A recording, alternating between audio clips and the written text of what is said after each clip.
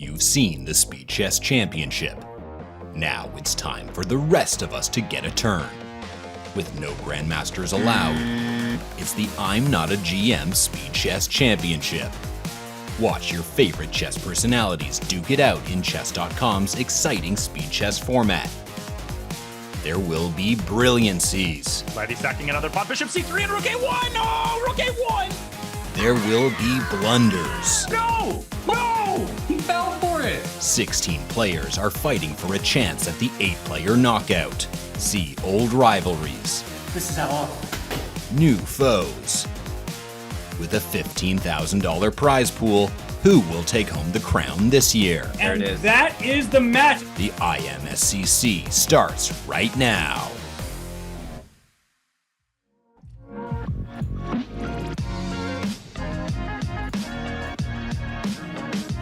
Welcome to the I'm Not a GM Speed Chess Championship. I'm Robert Hess. Alongside me, none other than my good friend James Canty III. James, you're someone with a lot of familiarity with this tournament, a finalist a year ago. Thanks for joining me in the chair, and did you decide to give everybody else a chance? I did. I had to give everybody a chance or they just would have been mad at Chess.com. I'm here with my mans Robert and the chat. We're having a great day, and it's another great event, and I do really like this event a lot as I made it to the finals with Eric Rosen, the soft-spoken, but he'll crush you anytime, any day. Eric Rosen, it was nice. And now we have another event, IMSCC. I'm happy to be here. How are you, Robert? What's up, dog? Hey.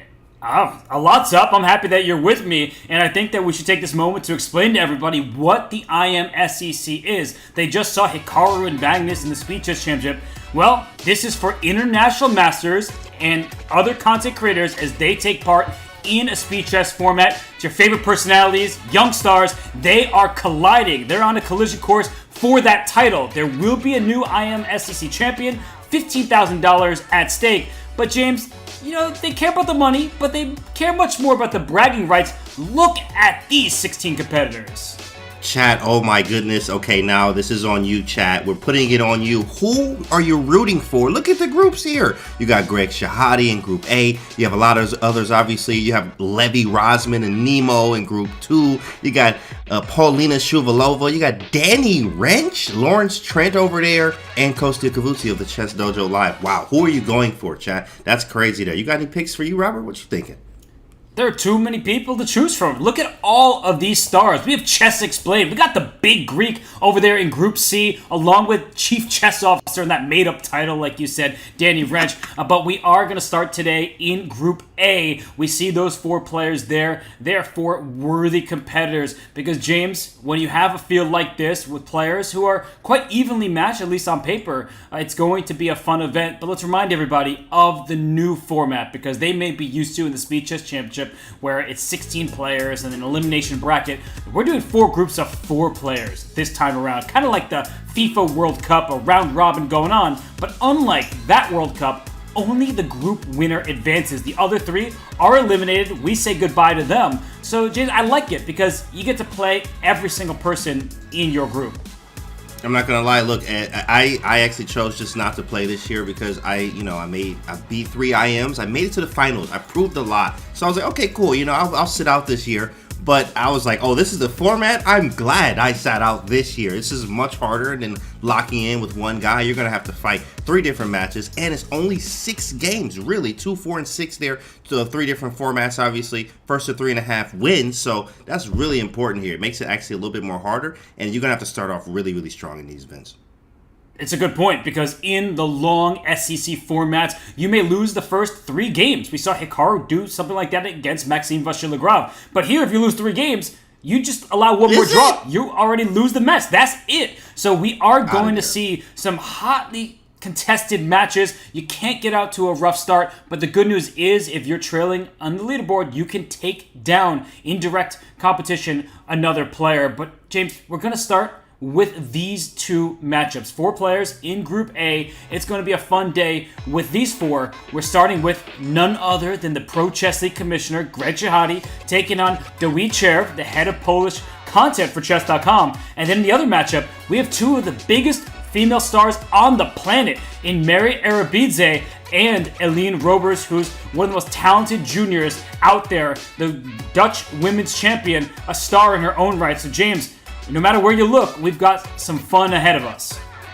Yeah, this is really strong. Obviously here, I can't wait to see. It's a different group. It's a different matchup. It's like, ooh, all these emotions here. Greg is going to be playing. And, of course, Greg is a veteran out here, been playing chess a long time here. And he's also the commissioner. You see U.S. Chess School, all this stuff. He's around great chess. Then you got Dawid, who just hit International Masters. So he's fresh. He's hungry. He wants to prove himself here. Big event for him. Then you got the all-lady class. Those are very, very, very strong ladies. I have actually played Mary personally online. And I was like, yeah, this is not any easy battle. It was back and forth games. She's really strong, right? And Eline being a young 17, the top, I think, in the country for Dutch or something like that. So she just has a lot of accolades, and it's good to see her play. She's going to be hungry too as well. So that's a heavyweight matchup, 2 of them today. So I'm excited. It's going to be good, Robert. It's going to be really good. It's going to be fantastic. And you said the word heavyweight. Here's a man who lifts some heavyweights. That's none other than Greg Shahade. You know he likes to hit the gym, do that CrossFit. He does, but he's also a great chess player. People forget about that because they're so focused on him being the commissioner of the PCL, the Pro Chess League, your favorite team event online. He won the U.S. Junior Open way back in 1996. Way to age him, Chess.com. We didn't put these graphics together. You did. But 1996 was the year he won the U.S. Junior Open. His best accomplishment of all, he's the brother of Jennifer Shahade. We all love Jen. She's such a great ambassador of the game. But, James, I think we should highlight this point most of all. It's his 4th IMSCC appearance. He's made the semis twice, but last year he lost in the very first round to Lawrence Trent. And I actually redeemed him, of course, because I had Lawrence Trent in my 3rd round right before I played Eric Rosen. I was able to take down Trent. He talks a lot of trash, and he can back it up here. And Greg is ready to now bring it back and obviously winning this match. This is a new format for him. And I think in the shorter time controls or the shorter matches, like you only get 2 games, yeah, definitely Greg has some favorites there, being a veteran. This is not his first time playing this, so he could have, a trick or 2 up his sleeve. And another thing that might favor Greg over some of the others is that he's retired as an over-the-board player. He does not whip out the chess set and play classical games, but somebody who does, and with great success these days, is International Master Mary Arabidze, because not only is she great in online and Title Tuesdays, she's the 2023 European Women's Chess Champion. That is not an easy title to win. She also is great in team formats with 2015 Women's World Team Chess Championship and a 3-time youth champion in the under 10, the under 12, and under 18. So no matter how old she is, she seems to rack up those successes, those titles. And James, today, she will try to make it through Group A, where it's going to be tough sledding. Yeah, she is very strong. Very strong. As you know, look at that. Determined, serious on the face. She's not playing around. No smiles. That's dangerous. Very, very dangerous player here today, Robert. I don't want to be playing her anytime today. So she's very strong, obviously, and it's going to be some good chess. So let's see what happens here. Yeah, she is super strong, as is her opponent in the first match. This is Mary Arabidze. She's taking on Eline Robers, and Eline is a fan favorite. She played in Vikings. She had some upset victories, and so Eline is a name that you should have circled. When you look at the top player rankings, you should look at Eline. But Mary's saying, I don't care how young you are. I don't care how promising you are. I am strong myself, as you said, James. So there's no fear from anybody in this competition, including the lowest rate on paper is Dawid Sheriff, but he's the head of Polish content for Chess.com. He's locked in. He knows how to create some content and some brilliancies. Look at him. Got the shirt on. He look like, like some type of Magnus swag there with just the endorsements on the white shirt here. I'm ready to go. Hair's all nice, right? The background, okay, Magnus's background be all clothes everywhere and stuff, but at the same time here, he's ready to go lock in. Look at that. Focus, Jedi. Focus, says Dawid. Yeah, he's ready to go. And we're going to see how he's going to, match up against his first matchup, which is Greg, who's, again, a seasoned veteran. This is going to be heated. And the games are about to begin. We see these 2 matchups. Greg, on the bottom left-hand side of your screen, taking on Dawid. And then the right-hand side, we have Eline Robers and Mary Arabidze. So we see that the match is off between, well, not both sides. Greg decided to finally move. So, James, I love the 2-board scene here. Very different openings from the players. Yeah, I see a Dutch there. You know, it's funny, actually, as I'm finishing my Chessable course, my Jawava London, I'm actually doing some Dutch work right now. And so far, so good from White, or working on the Dutch chapter. And so far, so good from White. I mean, she chose a Dutch. I was not expecting that. But, of course, I guess, yeah, she is Dutch, right? So, haha. I guess everybody, you know what I mean? I guess joke's on me, right? So, yeah, that's funny. And then we have the Sicilian here. Is that a Shreyas with a G3? Oh, yeah, that's like line. Yeah, that's like kind of bookish. So far, so good. Just following mainline stuff. Nothing crazy yet. Yeah. They're playing that topical theory on both boards. Why don't we first go to Greg against Daweed? Of course, we will be equally focused on these matchups. But if we dive into our board on the left-hand side, where Greg Shahade, he wants to get back to the semifinals. We know he's a two-time semifinalist in the IMSCC, has not been able to go further than that. He's playing a pretty classical setup here, James, where we have this knight on d5. That's always a good piece. And this pawn on d6. That is a backwards pawn, and that's usually Black's weak point in this opening line. Yeah, absolutely. It is a pawn that, you know, of course, even though d6 is weak, you see this in the Najdorf structures. One thing that I've noticed actually studying these structures is they say that, hey, you can't have both, meaning you can't attack the d6 pawn and also have the d5 square. So if you want to play knight d5, well, then you actually block, of course, the d6 pawn, so I can play around the pawn. If you try to bully the pawn at some point, well, I can defend the pawn, which it looks like Greg's going to choose that route, and I think that is more of the flexible route, keeping knight d5 options still open, and also, of course, we can't attack yet the weak d6 pawn. Yeah, it's a very interesting position where both sides have their struggles. D6 is a weakness, but Black is ready to pry open this A file and use that rook, develop it from its starting square. And you see, he's pausing right here because the tension, that's always a big question in chess, James. When do you release the tension? I would not take on b3 just yet. 100%, right? Keep the tension is what the grandmasters say, and of course, Robert Hess just said that. So, of course, you keep the tension here, 100%. We will keep the tension, but I think the annoying part is about what is the plan. You have to usually play f5, which I like this g3 bishop g2 move. Well, now it really deters the f5 push, so maybe I have to move the rook. But I mean, where do I move the rook? And then I want to keep it on the a file, so he goes queen c7, maybe with some rook d8 options there. I'm just not a fan of Black's position. I used to like these positions from Black, being in the Shreyas. I guess we do have the d4 square, but it just felt a little bit too, you know, maneuver-ish to be a Sicilian for me. And I was not a biggest fan of this. Sicilians, usually you have aggressiveness. You don't feel any type of that. No aggression here or no anything. I feel White just has the space, and it's easier or at least feels better to play as White here than Black. I'm with you. Although I like what Daweed is doing because he's playing quickly. He defended his pawn. He can take on b3 at some moment, but there's no increase of pressure for him unless this knight gets into d4. So your point is very well taken, James, that knight d5 is not a move that White ever plays lightly because that locks up the position. So instead, Greg decides to build in the center. Rook d2, rook d1. If you ever swap on b3, that's fine. The queen defends that pawn over there. This knight can actually slide back to c2 at the right moment to go after the b4 pawn. So I think that Black does have a lot of things to figure out, and it's all about control of the dark squares. Maybe a queen c5, a knight c6, things of that nature.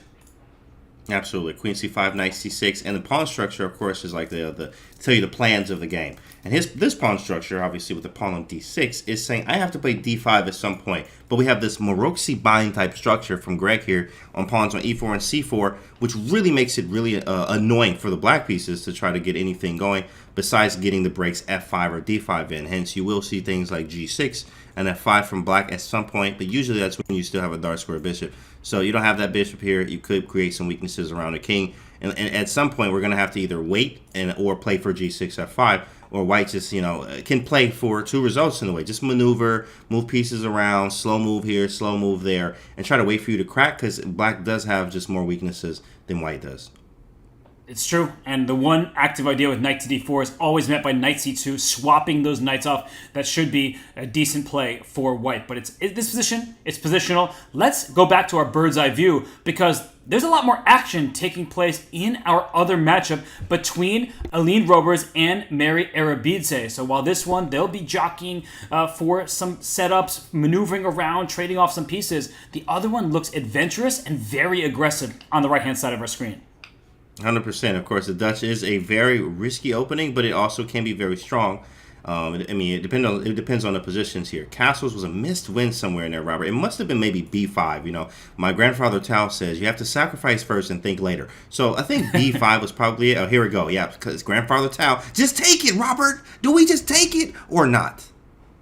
I would definitely go about taking that pawn, sacrificing on the right-hand side of the screen. James is looking at that a6 square. And now as we look in there, James, all eyes, all arrows towards that a6, b7 side of the board. You know that Mary, she wants to sacrifice and deliver a checkmate in the near future. Oh, 100%. Bishop takes a6 is coming there. This is ugly. Look at all the pieces. How many pieces do you start with, class? Raise your hand right with the black on the black side here. Okay, you got your pieces there. And 1, 2, 3, 4, 5, 6 pieces are right, basically all on the back rank there for the black pieces. That's really bad. That's really bad, Robert. We don't have any development. I'm castled. I got my pieces out. I'm aiming at white. I mean, I can move my rook back to b1 and f1 for 2 moves just to be ridiculous. And then, you know, do something on the queen side just to tell you how authoritative this game is for the white pieces.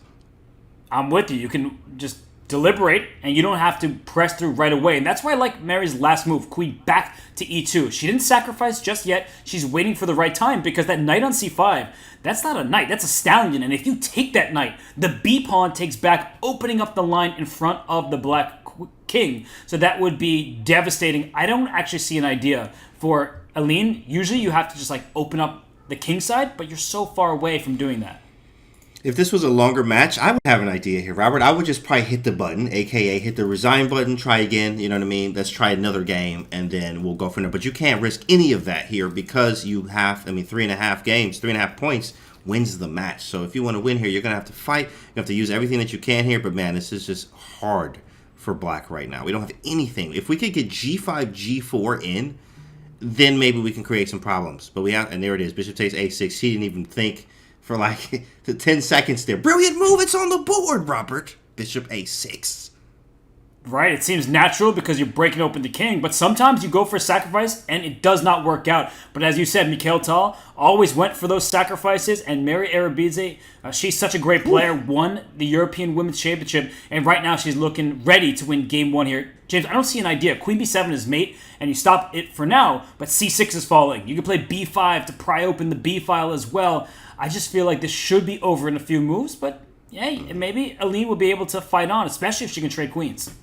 This is very ferocious. Ferocious attack here. Now you can't put anything on c7. Knight a6, hit the button immediately, right? So this is going to be really, really scary here. You have b5, b6 coming. This is a masterclass here. And it's okay. Sometimes the Dutch can go absolutely 100% wrong. And that's what happened in this game. But sometimes it can go really, really right. When you see the Leningrad Duchess from, of course, obviously, Karu Nakamura. You even see in the database, who was another one?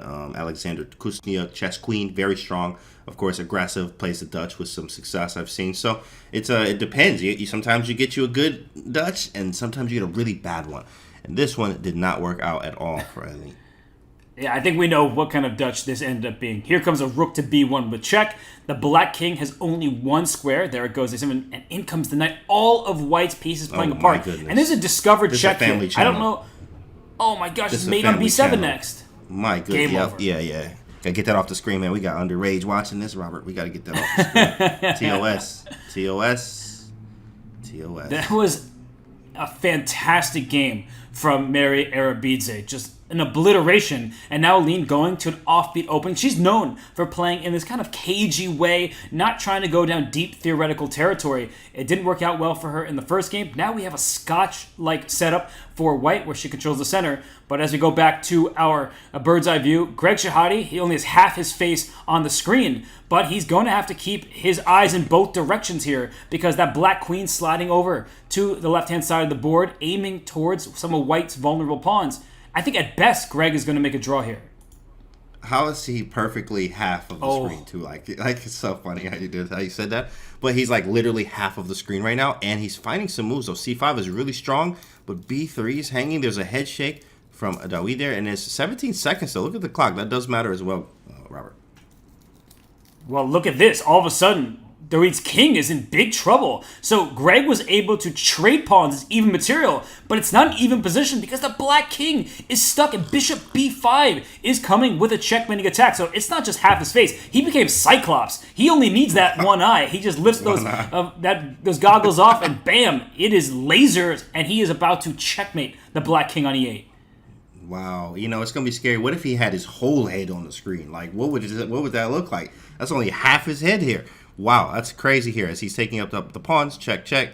Wait, and the eval bar dropped all the way down there, but now we get it back. Where is the win here? I mean, maybe just trade, check, and push. Maybe. Very possible. Don't have any time. Gotta move. Oh my gosh, and because Greg doesn't have time, it's the advantage. Go away. And suddenly, white is up a pawn on the left-hand side of our screen, and we brought the board up for you. That even though white's up material, the advantage isn't there, and it's likely because the B pawn is not any worse than the C pawn. I like to say it's not about the pawn quantity, it's about the quality, and the C pawn is closer to the black king, which means hard to promote. The B pawn, on the other hand, that's much harder to stop for white. Absolutely. This is this B pawn is the problem here. I think they both are going to end up. Maybe he takes a draw, but yeah, he's going to take a draw. He took a draw there. Makes a lot of sense. He's like, yeah, I'll take a draw. Okay, draw. Okay, yes, they very nice. Thank you. Oh, you see that? He went like this. He's like, okay, that's a good start for me. Drawing with black. I draw. Okay.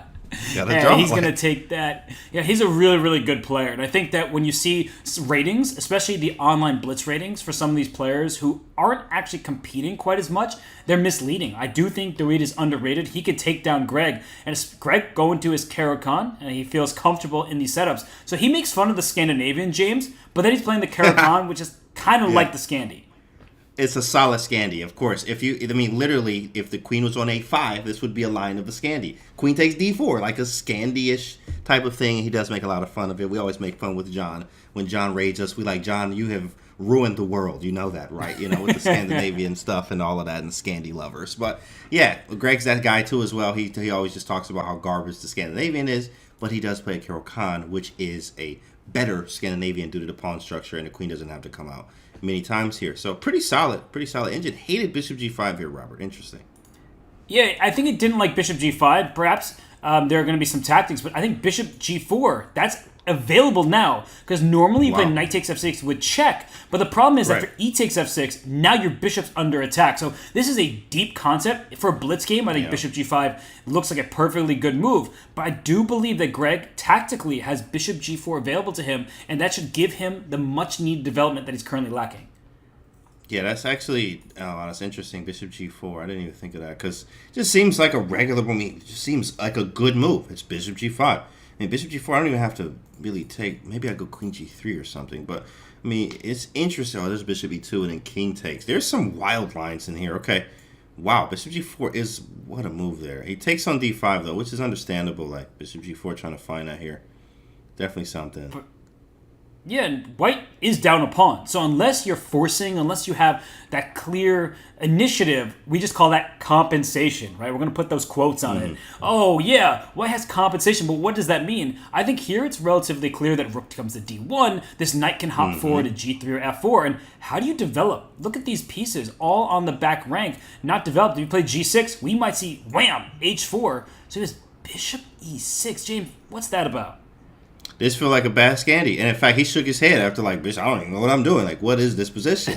He's like, he heard everything you said and just was like, "You're right, bro. This is garbage," and just shook his head and played bishop e6 here, as this just doesn't feel good. White has all of the activity, as you see. Rook can come to d1. Would love to castle queenside, but of course, hey, you know what? Castle kingside, just get out of the way. Obviously, get my pieces, get the rooks activated, and literally, good things happen when you develop pieces. So castle, bring a rook to d1, bring the other one to e1. Go knight d4 at some point, and just try to, maybe open up the shop. Now, of course, black is extremely solid because I do see bishop d5 and maybe moving the queen and playing e6. And if we can't stop all of this, then, I mean, black's just solid. And there's nothing we can do, so we have to push everything we can at Greg right now. I like that point, though. That bishop d5 is the idea. It explains bishop e6. It's given a question mark, and that means that white has something quick here, but bishop e6 makes perfect sense. And the eval bar, it's only 0.5 better for white. That's an unclear position. Like knight f4, I would think, is the most natural-looking move to me, but he plays rook to d1, and after queen c8, don't move that knight. Do not play knight f4, do not play knight d4, because bishop g4 is going to hurt you. And if you have to spend the tempo playing h3, James, then I think g6, bishop g7, and black is getting out of it. He is getting out of it. This bishop on g5 is really annoying. I do like the fact that sometimes making moves like this, and you're like, well, I'll just be kicked away. Like, why would I move it if he's going to kick me away? Well, it will actually create some weaknesses. So, yes, okay, he plays h3. We may see this g6, but we have to be careful with bishop g7, obviously, because bishop takes e7. So h6 may come into play somewhere, which makes more weaknesses around the black king here. And I think black is actually pretty solid, which he goes to g6. He is pretty solid here, but at the same time, white does have his trumps trying to create some weaknesses here. Black really solid, though.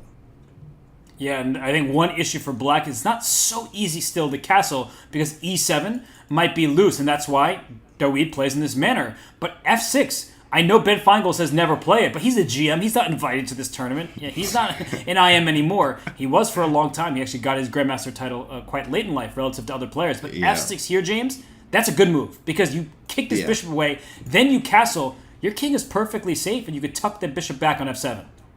Never play f6, but here, yeah, it's fine. It's just fine, Daddy. Just do it. It's f6, child. Like, what is that? f6 could be very nice, and then you move the bishop and then castles. And then we play f5 at the right moment to open up that bishop there. But b3 was a question mark. Man, that's crazy to think about when the engine, like, question mark something like that. b3, like, just question mark. Missed, like, man, why is the eval bar even on? Like, this just, every move, terrible. Nope, try again. Not today. Terrible move. Like, everything. And it's the nature of blitz, right? No matter how strong you are, mistakes happen. And the accuracy from these players is quite high. But it's just these little things that are being allowed. So, for example, after knight d5, I'd be playing knight d4. Let me go after this bishop. And maybe white gets to regain this pawn in the center. And the engine is claiming that if we get all these trades to happen, that black might be in a bit of trouble down the line. So I think that white should play knight d4, and we'll see these players continue to figure things out. But James, I think we should hop back to our bird's eye view just because while this one still has a lot of life remaining, our other matchup between Mary and Aline, that game, fewer pieces are on the board, and suddenly I think things are turning around a bit because Aline's position at the corner of my eye looked better, and now it's heading into an endgame where white may be up a pawn, but once again, it's about the pawn quality, not the quantity. Black's pawns are more advanced. I didn't even know. I mean, really, it just didn't feel like. Of course, if you were just looking at the position, I didn't feel this extra pawn, which says a lot. If you're up a pawn, sometimes you can feel it. Like, oh man, I got space, I got this, I got that. Now, of course, white has some checks. B7's coming, but man, the quality of these D and C pawns here against the 2-on-1. Plus, obviously, our pieces may feel a little bit more active as black here. I mean, just the king on f1, but also my king on f7. There is a queen b7 check coming. Yes, I'm down a pawn here, but even the engine says, yeah, everything's fine. It's equal, and of course, from practical standpoint, my pawns are a little bit closer, the C and D, to queening than yours are. So let's dive into that one just because we are later into that game. And here comes d3. So look at this. Mary gives up a pawn, and her point, and it was awarded a blunder, or sorry, I should say awarded. Usually you're awarded good things. It was questioned, but we understand that, right? Because after pawn takes pawn, then pawn to c3, and suddenly that c pawn is like a runaway train. Yep, and here it is, c3 played. And look at the time. Time is definitely something to pay attention to here. Is, of course, obviously, Mary has a little bit less time. They're around the same.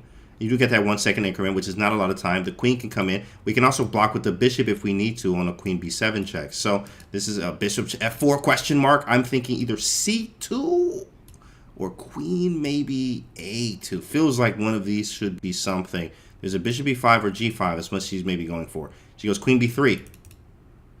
I like that move a lot because, James, it takes away, given an exclamation point, it takes away the b7 check that you were indicating. So no checks for white. And that bishop e5 idea, bishop g5 trying to exploit a pin piece, I think that the white king is too vulnerable. So, I love the way both these players are taking it to each other. Queen b3 says, so what? Here comes g4, and does g5 win the game? That's the big question. The engine doesn't seem to think so.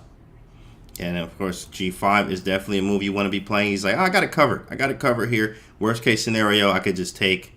I think she's calculating at bishop g5. Ooh, bishop g5 is equal right now, Robert. Equal what? Equal what? Your math is off, engine. What are you talking about?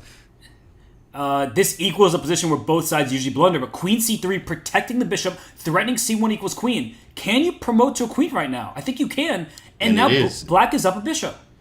Black is up a bishop, but of course we do have the pawns and the time is low. 3, 2. Oh man, she made that move with 3 seconds on the clock. G5, bishop e7. Gotta move. This is anybody's 4.5 seconds. I feel like it's hard for black to lose this because black's pieces are all defended. So I think queen takes a3 might have allowed an immediate draw, but it's hard to lose when all of your pieces are defended. Right. Yeah, of course. Check. King H. Oh, yeah. You want to draw? We'll take the draw here. Oh. 3. Oh. Whoa. Draw. What?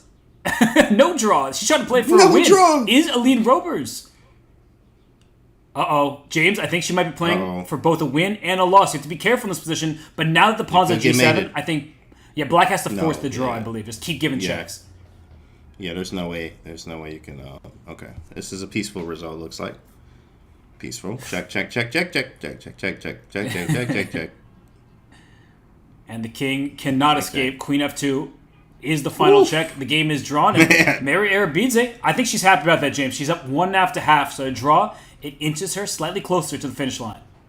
And that's what they say. Win with white, draw with black. And of course, Mary's like, hey, you know that game you played the first game in that little Dutchy Dutch, yeah, try that again, right? So let's see if we get another Dutch here. If she's going to stick to her guns, her meaning Aileen. If she's going to stick to her guns and play the Dutch again, we might see d4, or maybe we may see something different from her. But d4 was a Dutch, so that didn't end very well. Got a draw there. She feels good. Wipes her face there. It's like, all right, reset. And Aileen needs to get on the board with a win. Yeah, well, right now, a lead just by 1 point for Arabidze. The other game is in time trouble, and black had the advantage at first. Now suddenly white is better because Greg Shahade's king is dancing around, but this isn't a happy dance. This is just scurrying away from all the checks, and James, I would be so worried. Queen e5 check given a question mark, but I don't know. It looks dangerous for the black king. It does look dangerous, doesn't it? Yeah, especially after bishop b6. Very nice with his queen a8 check here. Hitting b7. He says, I don't care about none of that. Take the pawn, running for the hills. Track star. We out of here. Check. King f6. You could play queen d. I would have probably went king f6 to fight for more. Queen d7. Okay, check up. I mean, do we have another draw here, boys? Not today. I feel like the Eva bar is really misleading because white has this outside pass pawn, and that's often difficult to deal with, especially when your king is in the center. But I love what Greg just did. He brought his king to safety, and with the queens off the board, now I'm with you, James. This looks like a peaceful result in the making, unless one of these players loses on time, and that can't happen. Oh, man, that's what's up. To a draw. That's what's up. That's very, gentleman-like. Here, I'm trying to win. I don't care about none of that. I want to know. I'm forced to draw. Now, of course, because it's really... only one gets out of here. So, yeah, okay, peaceful draw. We got it. No bloodshed there. And it happens. So it's 1-1. First to 3.5 wins the thing. That's the second game. So I think they go to 3+1 now. It's about who's faster here, who's been playing more blitz, who has more experience here. But I think it's evenly matched. Yeah, it's 1-1 in this matchup, so they will start the 3+1. And the shorter time controls, normally that's what the players are accommodated to, or used to, I should say, in the Title Tuesdays. But when you just play 5-1, you have to adjust on the fly to the shorter time control. So Daweed, we saw him shake his hands out. He might be a little bit nervous, but he's playing well. Mm-hmm. And in the other matchup, there is a lead for Mary Arabidze, and I saw, James, they went back to the Dutch. So here we have probably a positional battle in the making, and Greg no longer playing e4 and getting a Sicilian. But I think the other game promises some serious spice because that knight is back on c5. Oh, absolutely. The knight's on c5. I am not a fan of the... when you play the Dutch, you're looking for that attack, right? You just think of Dutch and aggressive. And this is... It seems like it's the other way around. She's just not getting the positions where you would think that it came from a Dutch. This may look like it came from some type of, Gero Khan or Petrov, but, c-pawn isn't moved, and the knight, how did that happen in a Petrov with the double f-pawn? So it's definitely, weird, but it's just not fun to play from the black side. I mean, I'm attacking you. You're not attacking me. I'm attacking you, and we saw what happened in that first game between them. Yeah, why don't we dive into the game on the right-hand side of the screen, because we're talking about a potential attack. We see that knight, or should we call it a knife, on c5. Knife. James, doesn't this feel too easy for white. I just don't see how black plays. It's not so simple because you look at the pawns. Or you want to play g5, g4. Maybe that was a great move, by the way, bishop e6, because you couldn't play g5 with an f-pawn hanging a moment ago. What she did was the infamous water sip. You know, you see this in all formats, all games, all matches. When they sip whatever it is, water, tea, adult beverage, whatever it is that they drink, of course, is when they're feeling good. And she took the water sip there after, knight c5 happened. And you just feel like you're in control a little bit. She's going for the same setup as last time. Of course, there's no bishop on d3 this time. But she definitely knows, hey, I'm a little bit better here. I don't care about what you're doing over here. But I do like this approach from Eileen here today. That's actually now, in this game, she should have probably went for, obviously, g5, g4, h4. What she's going for, we have the opposite side castles. Whoever gets to the king first is going to win. So now she's trying to do that. Trying to get g4 in, open up the king side, and hope for some type of attack. Okay, so now black's pawns are rolling. White trying to do the same. So it's opposite flank kings, which means that we're going to see both players go all in for an attack. And I may have spoken too soon, James. I thought that white was having all the fun. But as we look at this position, isn't black's next move g4? And where's white's attack going to come from? Do you have to play b5, b6 ASAP? I was thinking the same thing because, now, yeah, there is... This is what she should have went for in the first game, and just white would just steamroll her because it never happened. You never got g4 in. You never got g5. Look at that. She plays f3 and never play f6, never play f3. Feingold is molding right now over this move. Aha. See, that's why you don't play it. That's why you don't play it, right? f3 is a very, very annoying move, and it's a hook in a way. g4 is coming. g4, rook g8. Okay, so there's a miss. Maybe g4 anyway. But yeah, this is double-edged. I definitely like b5, b6 immediately. You're just going to have to go b5, b6, sack, and hope for the best. That's all you can do. Queen b5 is a sign of something went wrong. Whoa, okay, so trying to trade queens out, there's no choice for black here. And is the claim that the pawn structure is better for white? And we say that because there are no double pawns. But when you have double pawns, you have open files. That e-file is available to a black rook, and maybe a doubling of the rooks. e3 is loose. If black plays b6 in the near future, the pawn on b4 was loose. And actually, b6 followed by bishop a6 here, James. There might already be a tactic. Sheesh, that is actually a pretty nice move. Yeah, she kind of missed that sequence there. Totally understandable in the time that they have as well here. But yeah, I like the bishop here, to be honest. But this is a position where the knights can thrive. But positions usually open up. So having two knights here aren't always the best to tango with. Where does that come from? Jeremy Silman, may he rest in peace. That was the book Reassess Your Chess actually talks about that. With two knights are not the greatest to have. Of course, obviously you can use them. You need to know what you're doing. But as the position opens up, as it is right now, look at e3 being weak. I have an open g file. The bishop's now a monster. It can take on g4. It can kind of do what it wants here. And things open up, and then the bishops start to prevail. This looks amazing for black. h3 is a threat. Rook g8 is a threat. And look at Mary just stealing this pawn on f6. I wouldn't be surprised if black could even get away with a piece sacrifice just going in for the kill. But bishop g5, that's the kind of tame move that strong players make. They don't just go directly in for checkmate if a piece is hanging and they're unsure. They wait it out. But James, where is the knockout coming from? I mean, you have to find accurate moves here. Otherwise, white can stay around.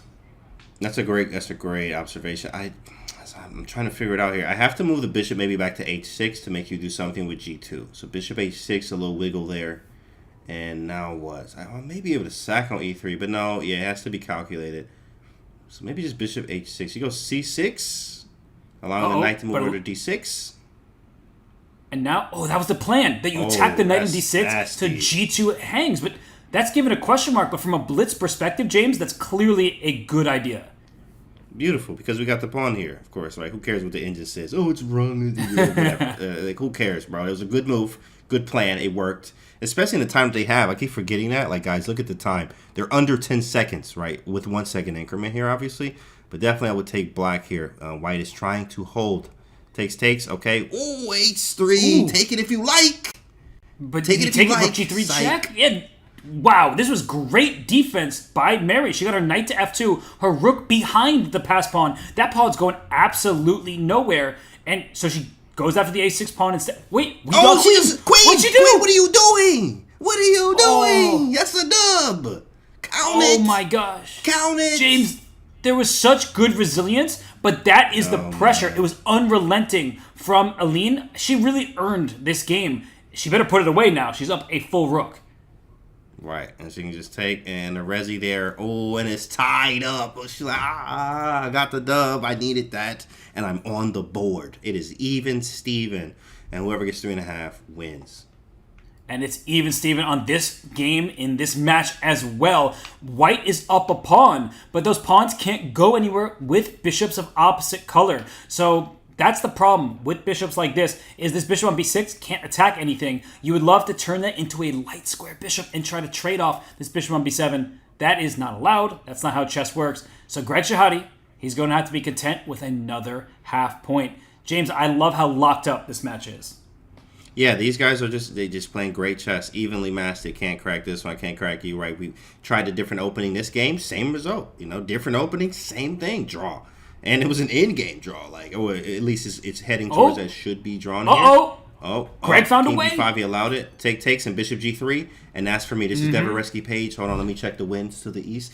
The Devereski page, 87. Okay, so this is a wrap here. This is over. Yeah, you promote the c pawn, the bishop takes you, and then you get the a pawn through. And Greg Shahade, just when we're saying a draw was likely, Dawid shakes his head. He can't believe it, but that was just tenacious play from Greg. And also in the time. So, of course, yes, it might be Devereski page 111 theoretically drawn. But if the time is very low, anything happens. And that's exactly what we saw there. We have a dragon over there. Oh, man. And then over here, what is this? What is this opening? What did they play in this game? Cam was gone there. What was that opening? Let me check right now, actually.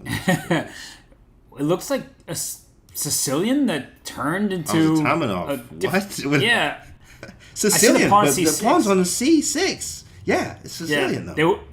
There was a swap of knights over there. It's the right-hand side of your screens. And on the left-hand side, Greg Shahade, once again, just showing one eye to the crowd, half of his face. He doesn't mind moving away from the optimal camera view. But Dawid in the bottom left, James, you can see it. He looks very concentrated, but he also still looks flummoxed from what happened a game ago.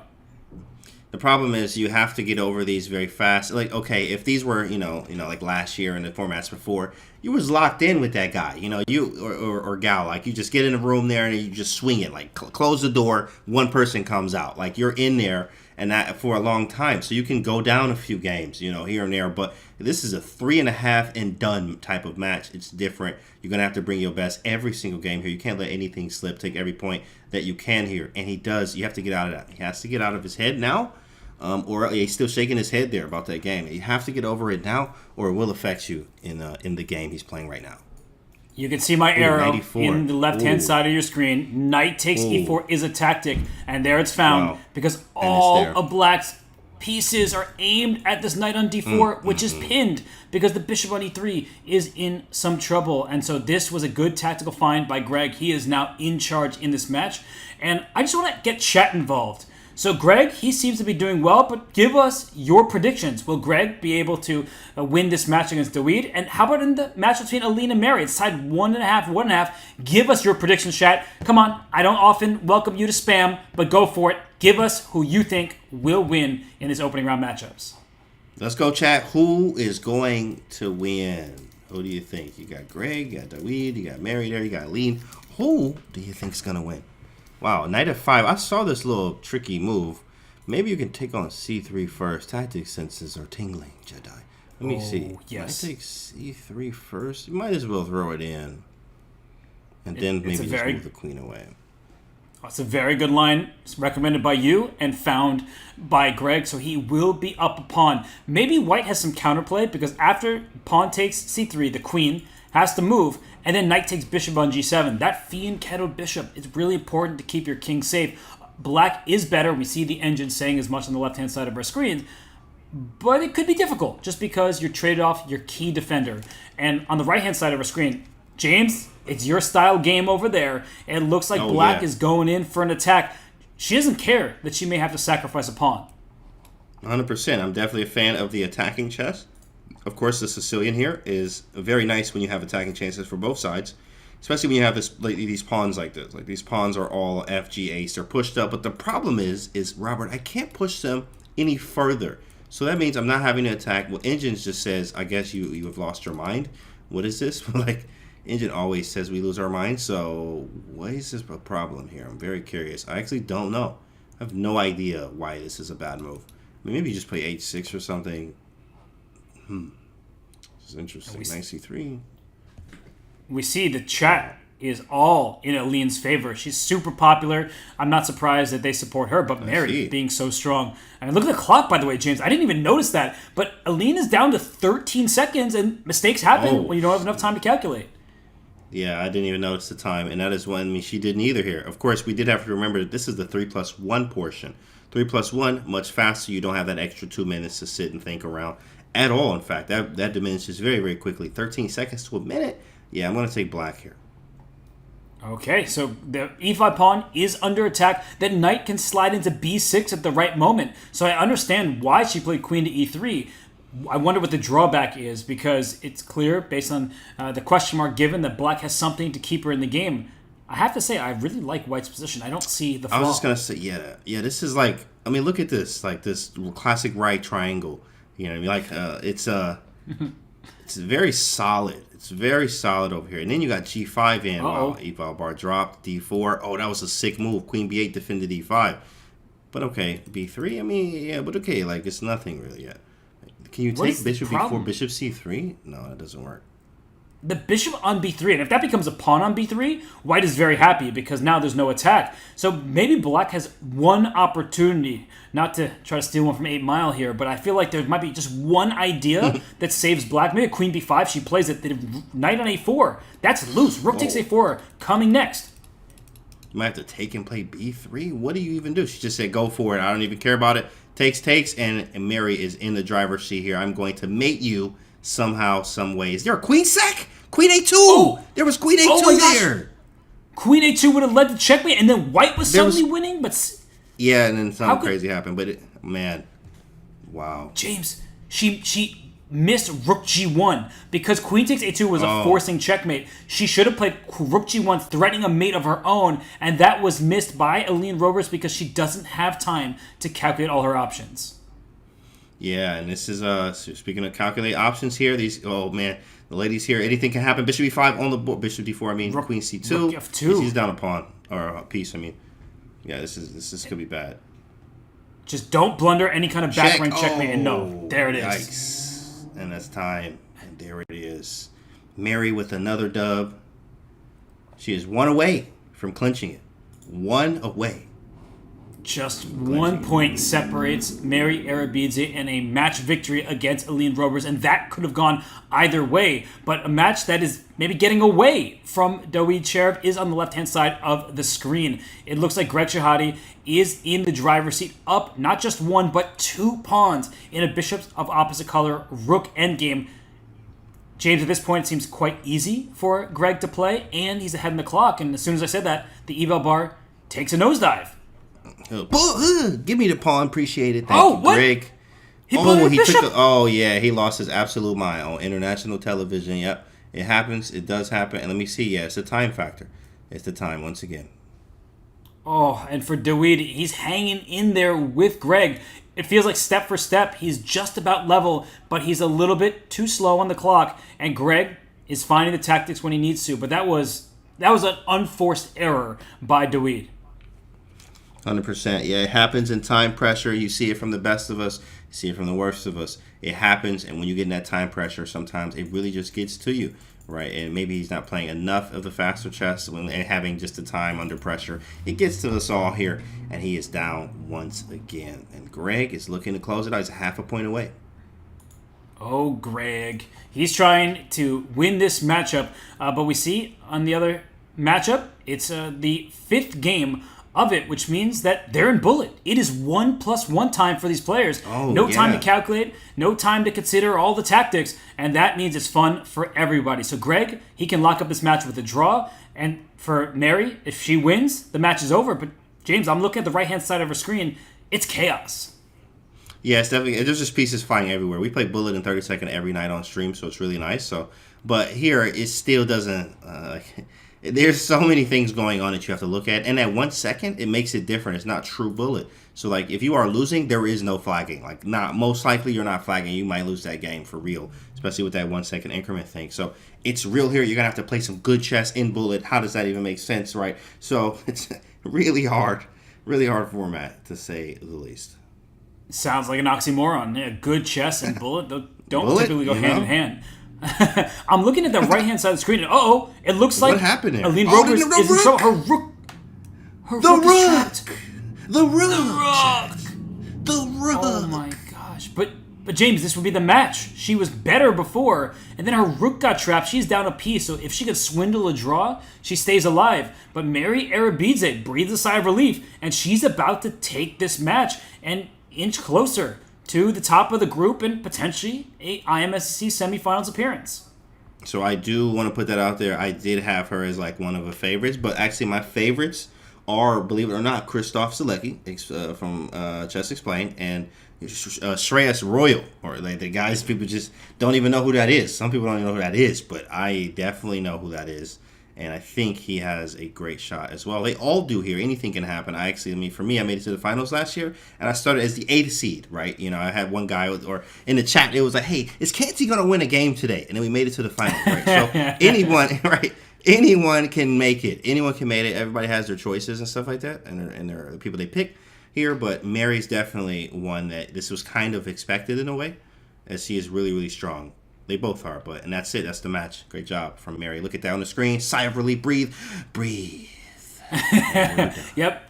Drink some water. Relax as long as you can, because Mary Arabidze defeats Aline Rovers by a score of 3.5, 1.5. She gets to watch the other contest for now, but the action will continue because in this group format, we have 4 players, and they all play one another in these 6-game, let's call it mini matches. But Greg Shahade was winning, but in a second game in a row, he blunders his c-pawn. Now, Dawid Cherv has a chance because Greg Shahade's lost in this game, James. Bishop d5 check is about to win on the spot. Oh, bishop. Wait, what? Trade queens? He didn't do it. Okay, trade queen. Rook d1.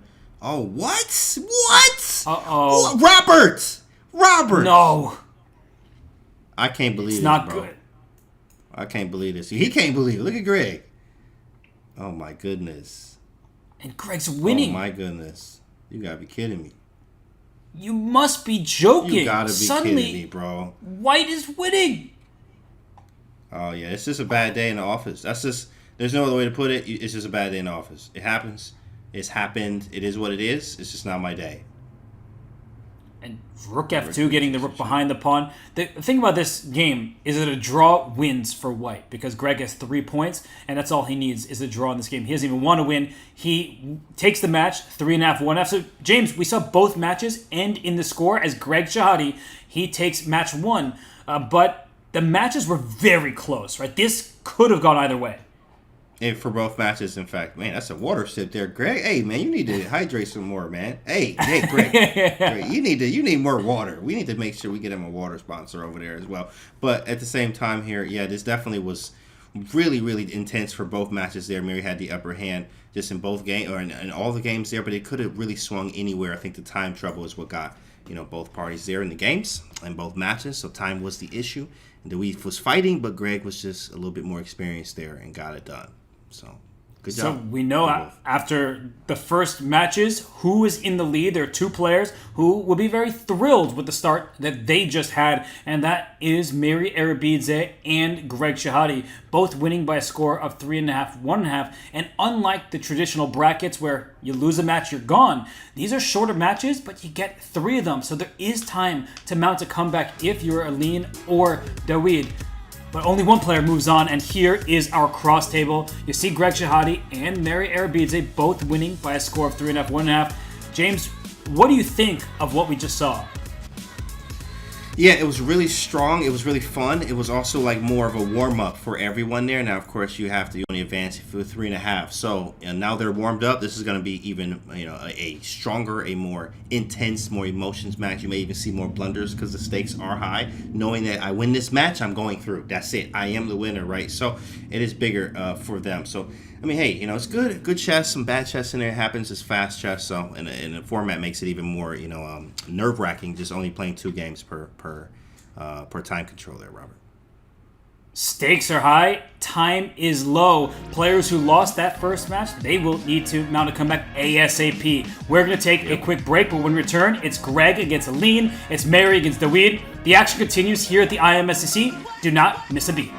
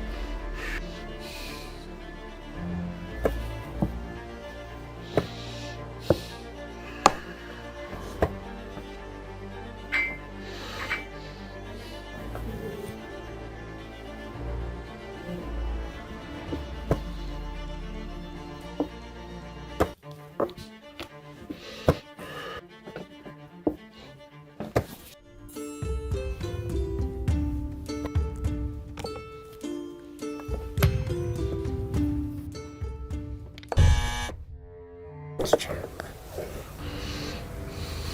Let's check.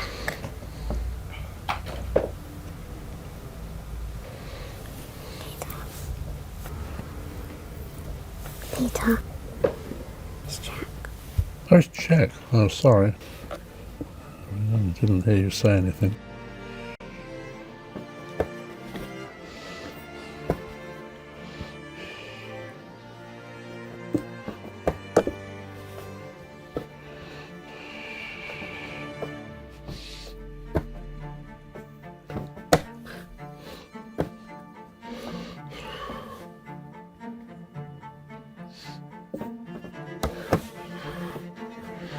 Yeah, thanks. I thought Badana played extremely well, very, very solidly. Didn't make mistakes and made good positional moves all the time. The last time I was wiped out by a woman was by Nona Geprindashvili in 1966. She beat me. She beat you. Two wins and one draw. Nice. Yeah, I'm retiring.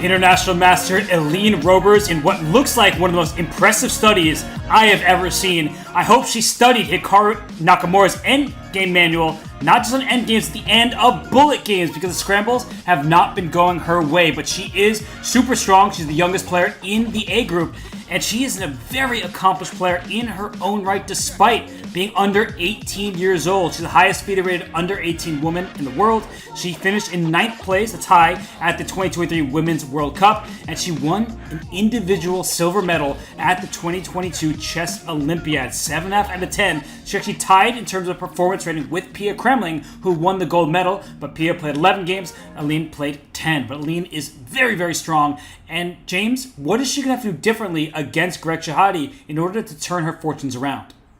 I think a lot is two things. One is going to be absolutely in the time scrambles. You're just going to have to be better. You got to try to be more accurate, try to be more sharp. It's easier said than done, but that's just something we're going to have to do. The second thing is actually, of course, understanding the plans in that Dutch there. She's probably maybe going to bring out some more Dutch too as well. Is to just go for the plan, right? That game where she lost really bad to Mary there was just a kingside onslaught where she never was able to get her attack in when they castled on opposite sides. So if she can keep that up, then she may have some good chances against Greg here.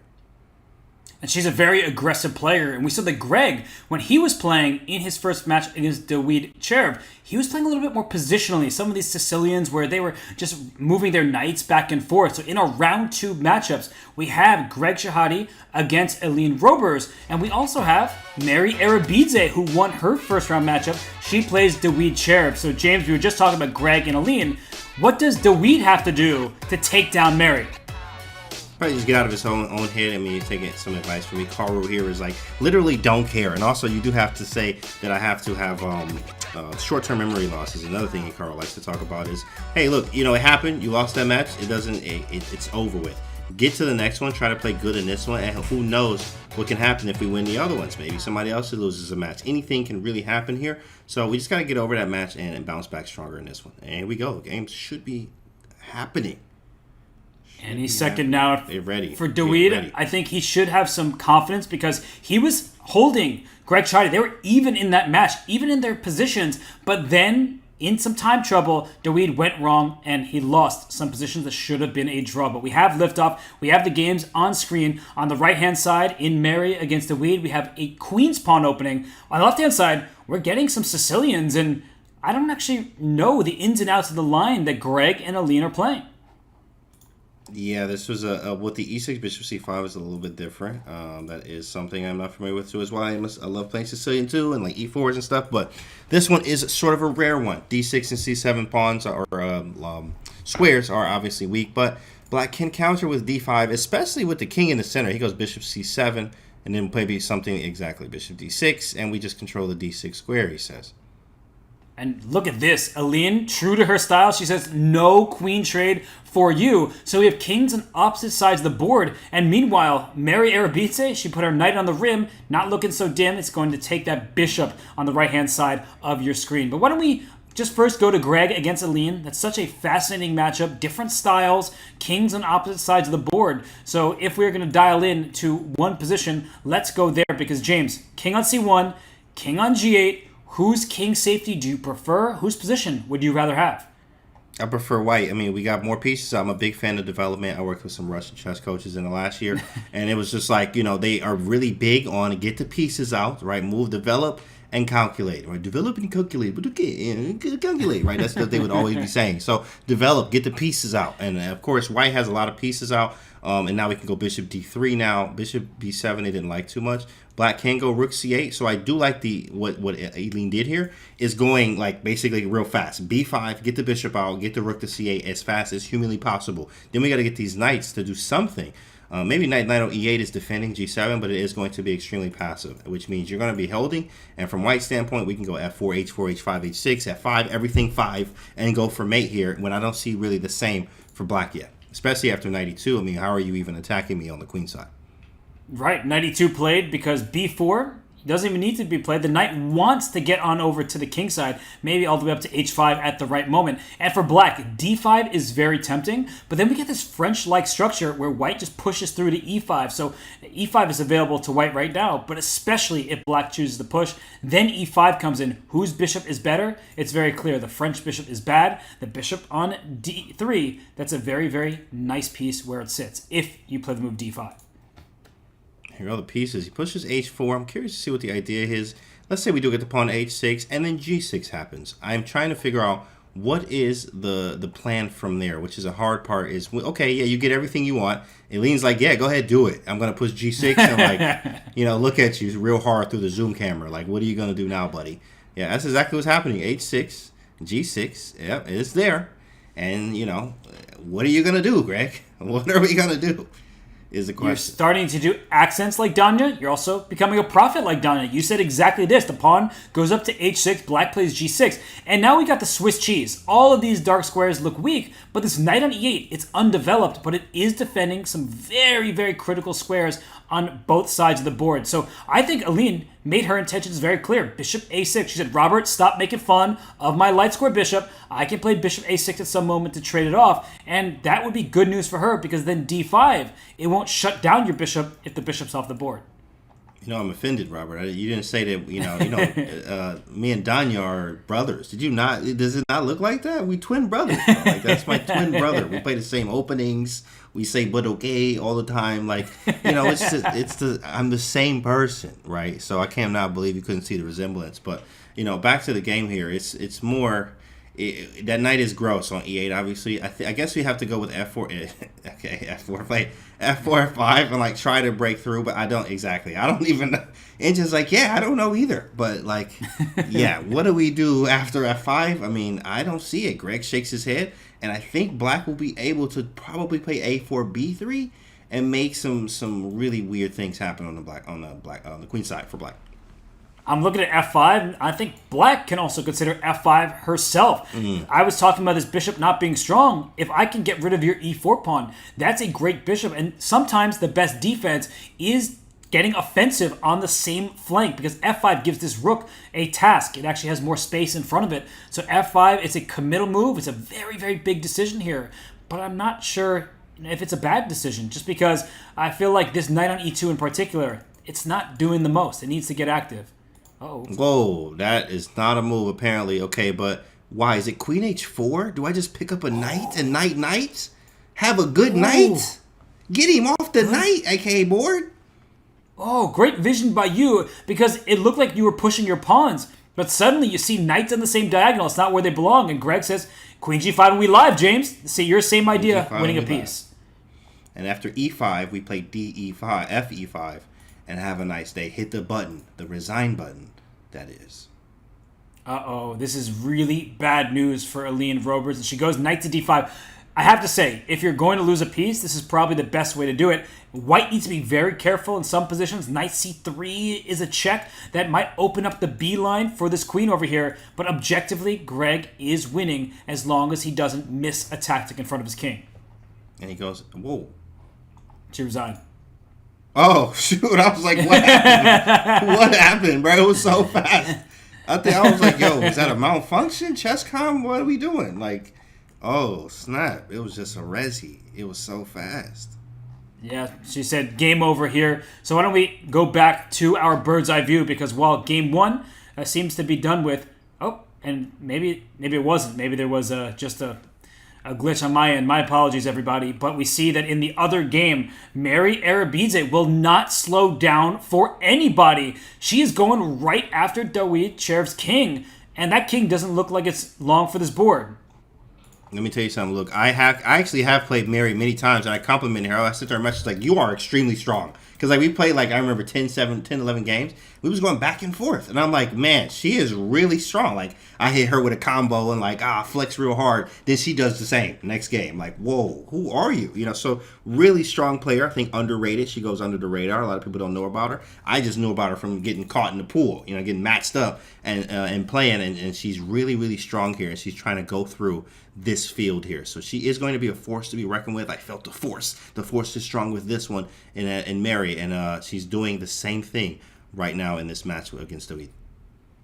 And now Aline Roberts has, in fact, resigned after Greg's brilliant sacrifice on g6, just ripping open the king side. So it is now official that Greg Shahade is up 1-0. But on the right-hand side of the screen, it's kind of a similar story, James. We saw Greg, he won a piece and then went for checkmate. Here, Mary's thinking, can I play a move like rook takes g6 check, go That's right exactly after Dawid's king? Yeah. Oh, you know we got to sack first, think later. We don't even know what's next, Robert. We just know that all of these pieces are on the king. We have to sack it. Of course, she didn't go. She went bishop c1, which is totally normal. But I definitely would have tried to make that sack work 1,000 times. Somehow, some way. Queen e8, that just doesn't hang anything, does it? Let me see. Queen e8, nothing hanging. We want to get d7 in, but it doesn't work. Doesn't work here, Robert. I mean, but Actually, wait, doesn't that work? Rook g6. Like oh, wait, no, queen takes g6 is check. Queen takes g6 is check. Oh, my goodness. And you hit the button instantly. Instant button hit. Okay. Oh, man. Because if that king were on a1, rook takes g6 would win for white. But because the king is in that diagonal, that would be one of the worst blunders. And I was thinking the same thing. Doesn't rook g6 just go for the tactics? I think what Mary is so strong at, James, is she is able to keep herself composed, and she doesn't just go all in. She knows the moments to pick to go for the attack. She doesn't just throw her pieces away for no reason. 100%. I think also she uses her time very well, and she. Oh wow. Okay. Well, bishop g4 was not the move, but I mean, okay. Still, I still prefer white, 100%. But here, a lot of things come with having this 1 second increment is really nice because she does think a lot. I remember playing her many times, and she uses her time. Like obviously, you should use your time, but. See, when you're playing with no increment, there's flagging possibilities, and you have to play quicker. Here, you can play quick, but you can play quick enough that, like, yeah, okay, I'm down on time like she is right now, but I do get that 1 second increment and try to nurture this position, or at least try to play the best moves. But you can't get so low on time, because she is getting into the 20s now, which, yeah, 1 second increment, but it is like, I'm in 20-second territory. You got to relax here, move a little bit faster. And it looks like black is trying to consolidate. Yeah, trading queens was a bad decision. I think that if you gave her a second chance, if she played that position 100 times, she would not do that because her king was safer. Now that we have queens off the board, black is suddenly up a pawn. That pass pawn is gone. And wait a second, rook takes d1. The f5 bishop. She's taking here. Aha. I guess but knight even g8. that, maybe knight g8. You get 2 for 1 or something? I don't know. Nice something. and you can even play gf5, pawn takes e5, and rook takes h3 if you're worried about anything. She goes for that. James, she's up a pawn. There's no risk in her position, and that's a healthy passer. His position. Dawid is the one with black. Suddenly, I'm talking about black with winning chances.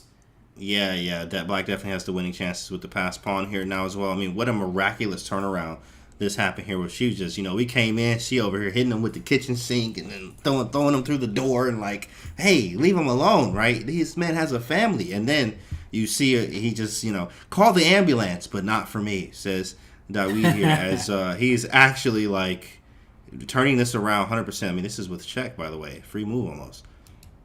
Yeah, f2, throw that pawn forward. And James, I think this goes to show how great this format can be when you have the group stage where Dawid, instead of being eliminated, instead of going to a loser's bracket, no, he could take down somebody who won her first match. And then for Mary, we're not saying it's over in this match. It's literally the first game. But if she does lose this match, then she plays Greg. So she has a chance to control her own destiny. That is really a cool element of this year's IMSCC. And I think rook c2, that looks like a good move. But the king d3, somehow she's fighting. I don't see how to put this game away just yet. Yeah, I am definitely trying to figure out how do I make progress. And that's the hard part right here. Maybe just move the king forward. Maybe some type of weird zugzwang. Maybe here. King e4 is coming. Great decision. Great call. Because that rook is overloaded. It's done because the rook. Oh. Yeah, there's like a weird. Do I take and king up? No, king there, check, king there, check. What is this? How do you win? Rook check, king. He goes the other way, bro. But now where is the win here? Oh, rook e1 check is the threat. That's sick. And there it is. Boom! There it is. On the board. He wins on You see those fist pumps? Whoa, James, Dawid is pumped up. Starts swinging at the air, punching the air all hard. Let's go. Hey, they don't really often say greed is good, but Creed is good. And he's taking some lessons from Apollo Creed, delivering those punches into the air. And I think Sylvester Stallone would also be proud. So Dawid Cherv gets his first dub of the day. Bad news for Mary Arabidze. But let's go to the game on the left-hand side of our screen here. Whoa. Aline Robers is just going right after Greg Shahade's king. And apparently the position is already winning for her. It's surprising to see this early in the game. But those light squares are pried open. What was this opening? Oh, was this that Scandinavian? Was it? No way. Greg, he played the Scandi. I think he did. And you Yeah. see this, okay, chat. Look, shout out to John Bartholomew. Also, not shout out to John Bartholomew. That's my boy. Shout out to JB. This is what you're causing. Look at this game. This is John Bartholomew's fault here every time, 100%. And I mean, as much as Greg talks about the Scandinavian and just being a garbage opening, I mean, you're seeing it firsthand right now. You're seeing it. He plays the Scandinavian, and what did he get from it? What did he get from it? This position. So, it's his choice. James, can we talk about how selfless he is? Just to prove the point that the Scandinavian is bad, he decided to lose a game of chess. So, Greg, on purpose. Applause to you. What I mean? Yeah, you're just a really kind soul for the chess community. But look at Aline. She doesn't probably face the Scandinavian that often, and she's ripping it to shreds. Queen takes e5, or knight takes e5 available. Bishop takes f7. That looks like a free pawn to me. Snack on that. The light squares are a permanent problem for the Black King. I think that Aline, she has her choice of pawns to grab. I would be taking the one on f7. I just think that's very, very free and bad news for Greg. Yeah, Greg is never playing this again. I mean, he's like, why did I play this? What did I do? Like, yeah, why did you? Of course, you just gave yourself a point here. Now you got to fight back. Okay, well, obviously you are up one. And then, if the game's not over yet, she should win this one. She's projected to win this one, is what we say, because things happen, obviously, with time. Time gets weird and etc. But at the same time here, Greg chose Scandinavian, and he's getting worked. And she is actually doing everything in her power to get this dub here to make it even. First to 3.5 wins this match, obviously. And that's a second pawn now that she can grab. Yikes. Like you close the light squares, but you give away all your pawns. And after queen takes e5, I don't even know if I can look at this position anymore. The queens have to come off, I would assume. But after the knight takes, oh no, knight g6 is a fork. You could play b5 and try to rip open those light squares again at any moment. I can't look at this, James. Yeah, I mean, of course, I guess we got the okay, from TOS, terms of service here. To certain things can be. This is more PG-13-ish, so this is fine. Here, this is pretty rough for Greg. Knight g6, just cleaning up shop. 2 bishops. Look at your knight on b8. What is that piece? Like, it's the same as if you pick it up and put it off the board. It would be doing the same thing. So the piece is really bad here. Terrible position for Greg here. Oh, and look at this. She doesn't even take the rook because it can't move. That's how bad it is for Greg Shahade. She just defends the pawn, does Aline Robers. There's no takes on c3 with a fork of the rooks, and rook e5. What if she doesn't take it again? What if she plays f4 here? That would be awesome. If she plays f4, it's just disrespectful. Like, they say respect your elders here, you know what I'm saying? Like, f4 is just straight up disrespectful. And oh my goodness, she don't care about nothing. Yeah, she's scary. She's very scary now. She's very scary. Be very afraid of Aline Robers. Be very afraid. And you know how we know Greg's afraid? Both eyes are on screen here. No longer is he the Cyclops. Right now, he's getting worked really badly. So Aline Robers said, you may have taken game 1, but this should be worth 3 points right now. That's how ahead she is. Wow. Man, look like, Greg got a few hairs on his head after that one. I can see that. That's crazy. It's growing. They're growing immediately. That's powerful. Aline is very powerful. He grew them just so he could scratch them and try to figure out what to do in the next game. What is going on? And the rook's trap too. Jeez. This is just... Hey, bro, hit the button, bro. Hit the button, Greg. Hit the button. Hit the button, my guy. Yeah. Okay, takes, rook d1, and just straight. We are obviously joking about Greg. We're good friends with Greg Shahade. And, we're great Greg loses that game here. Greg. So it is 1-1 in this match. Yeah, Greg was not happy about that one. And he chose a Scandinavian. What else can you say? Don't try that at home, chat. So all the Scandi fans out there, I'm sorry. You know what I mean? I'm sorry you had to see that, but that's what happens when you play Scandi a lot of times. So it is what it is. Cool. We back. He's into his element now, playing e4 and more stuff here. On the right-hand side of the screen, what is that opening? What on earth is this? Let me actually... Oh, it was a Sicilian. Another one? Same thing. Trading on c6. Okay.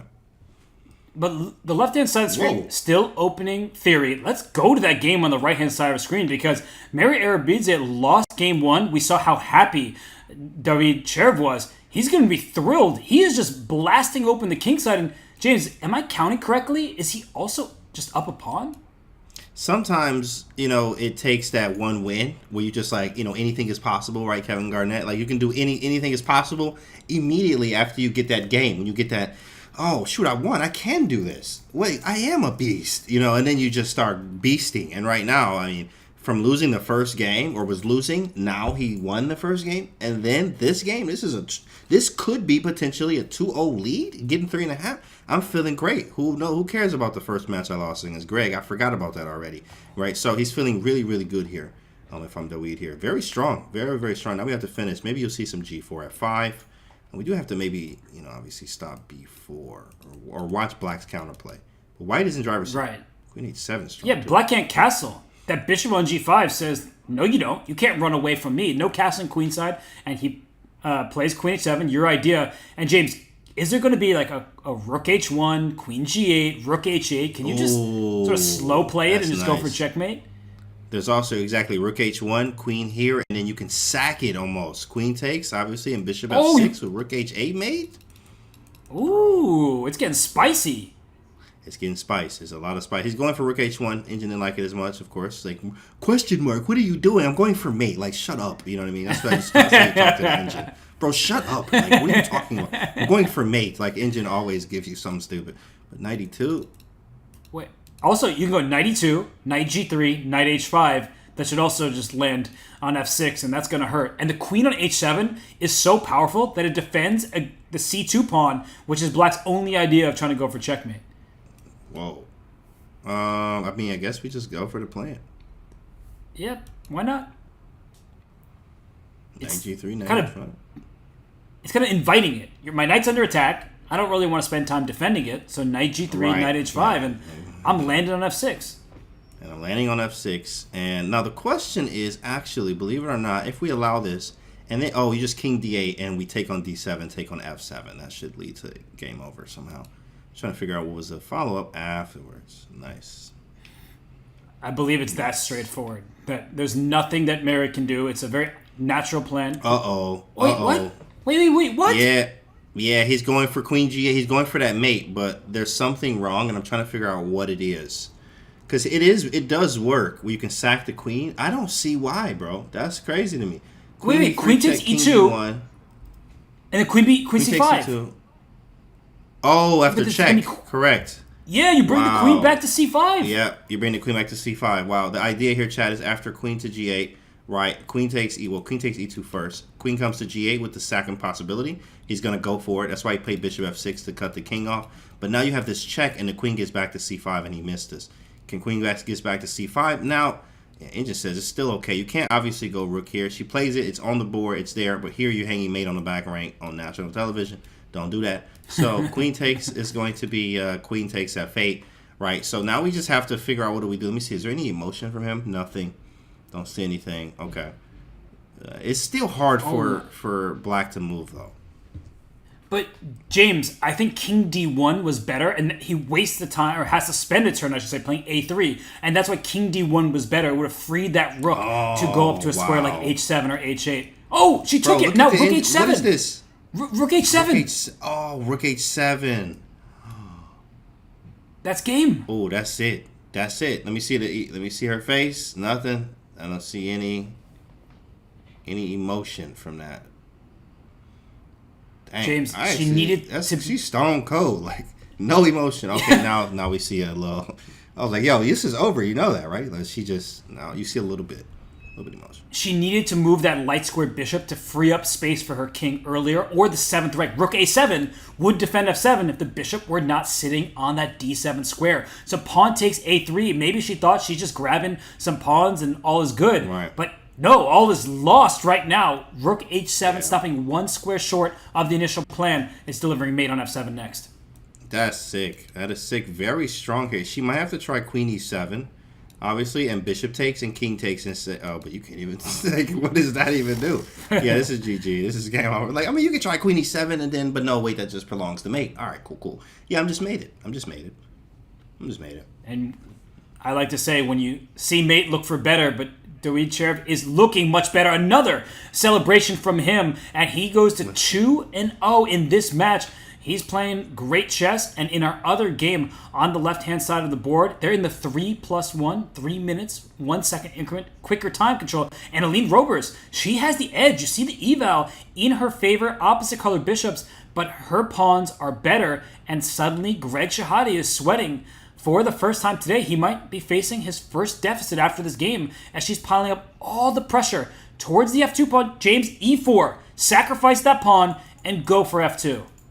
Ooh, e4 is really strong. That's the move I missed because I was like, okay, I go queen f3, and then what do you have, buddy? Yeah, and then well, she plays f5, which is that's a wicked move. I really like that because the queen has squares going up to f6. Now e4 is even stronger, where the queen is kind of like maybe not trapped, but I can't move many squares. So it's trapped. You're right. All the way down. Oh, yep, that's a wrap. Oh man, getting cooked. Rook e3, rook check. Whoa, wait, she took it. She moved too She had fast. so much time.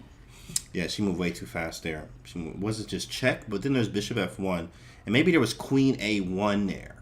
Or something like that. Yeah, queen a1. Rook takes b3, rook f1, king g2, rook g1, king h3, queen check, king g. Like there's a lot. There's a lot, obviously. But I mean, too fast, too furious. Happens. Both sides are making mistakes here. That's happened in a scramble. Black is up a pawn. Do not take that pawn, though, because bishop c4 would pin and win that rook. So as long as you don't blunder that, you're ahead. If you are black here, king to g7, I would get that king out of the diagonal. But she wants the f2 pawn right away.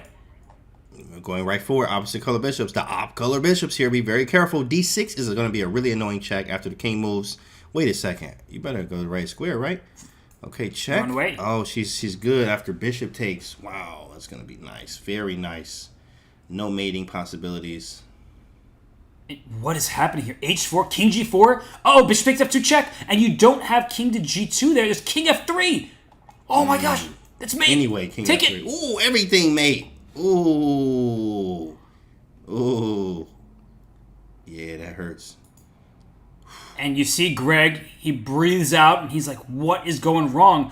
All we know is everything going right in the tactical sequence for Aline Robers. She now leads 2-1 in that matchup. James, right now, Daweed up 2-0, Aline up 2-1. We're seeing a reversal from those first matches.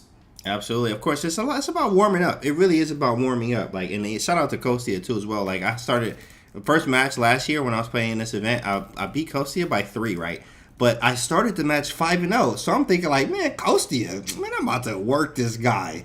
And 5-0, and then he almost 5-0'd me at some point in the match. So you have to be warmed up, in fact, right? You get that warm up. You do your thing. All right, cool. I'm done. I got my games in. Now let's play this game. And that's what's going on. You get those games. You get the jitters out. They're playing really strong. Everyone is now. And if these matches, if the people who are leading right now win, we'll have everybody tied with one match victory. That would be super cool heading into the final round of the group stage. But we see in these boards right now a peaceful start on the left-hand side of the screen, just protecting all the pieces. On the right-hand side, James, I see some really ugly pawns for Daweed Cherub. Those double isolated c-pawns, not looking good to my eyes. Yeah, it's not looking good. I do like the fact that he does have the bishop, which I guess can offset the fact that I do have this ugly structure in a way. Also, the fact that, you know, the tenaciousness or tenacity from Daweed here, just fighting, you know, okay, this position was bad. The first game he was actually losing, and now he's too old out of nowhere. So, yeah, position may be bad here. I've actually had worse, so I'm going to feel better about this one, at least, as Daweed. I can fight in this one, but we need to make some things work. I do like this knight on c3, though. It's really a disgusting piece. Like, that knight is really strong on c3. And I love that rook d5 move on the right-hand side. Please take me, says Daweed Cherub, because I'll fix his pawn structure. So both games are interesting thus far. I saw that comment there saying, Aline, she'll become a GM. We all hope so. She's just 17 years old. She'll be playing in the Women's Grand Swiss at the end of the month in Isle of Man. Has some great opportunities ahead of her. She was electric in the Women's World Cup. She won her first few matches, and she was dominant in them. And against Greg Shahade, who just played f6 and earned a question mark. So they're in their 4th game of the match, James. If Aline can take this game, she'll head into the bullet only needing a draw. But I have to say, Greg is probably the better bullet player between the two of them, so she does not want to let this lead slip. Yeah, definitely. Especially all you need is a draw. Shoot, if you win this game here, mean, you're trying to do as much as you can. You just don't want to go to the bullet portion and lose both games. Maybe you could split one.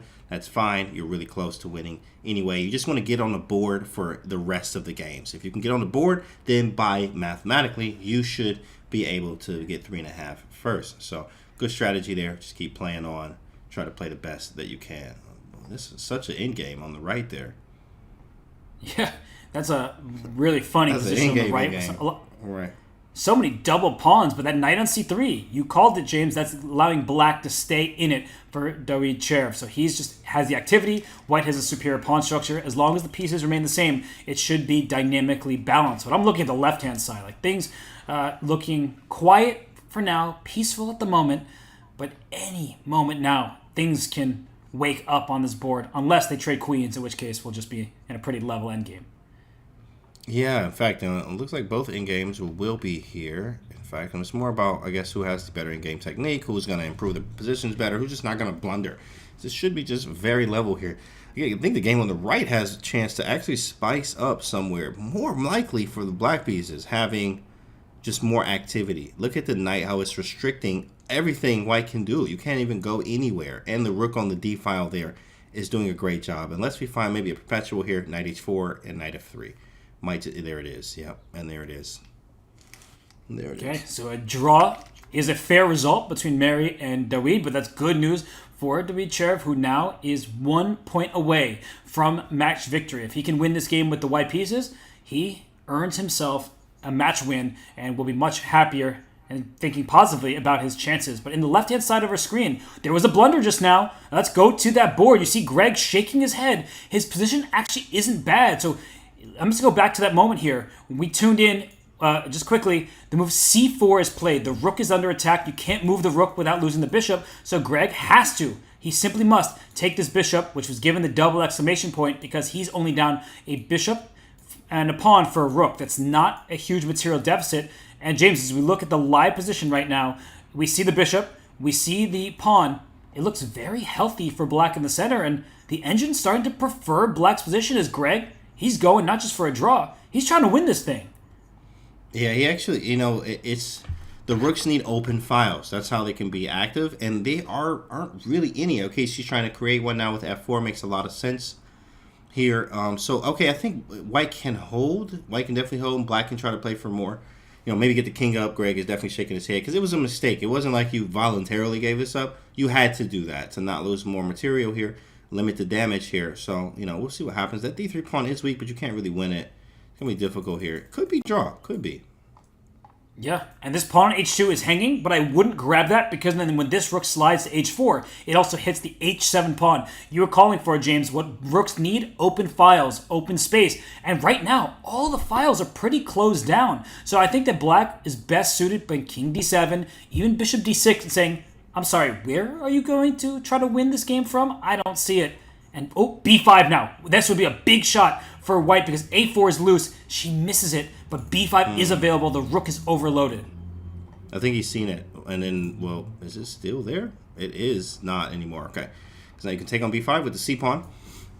So he gets out of there real fast with king d7. Trying to cut off the rook, I think, is what he wanted, but it was just in the wrong timing. Also, speaking of time, again, this is game 4. This is the last 3-minute game. Time is running really, really quickly for them.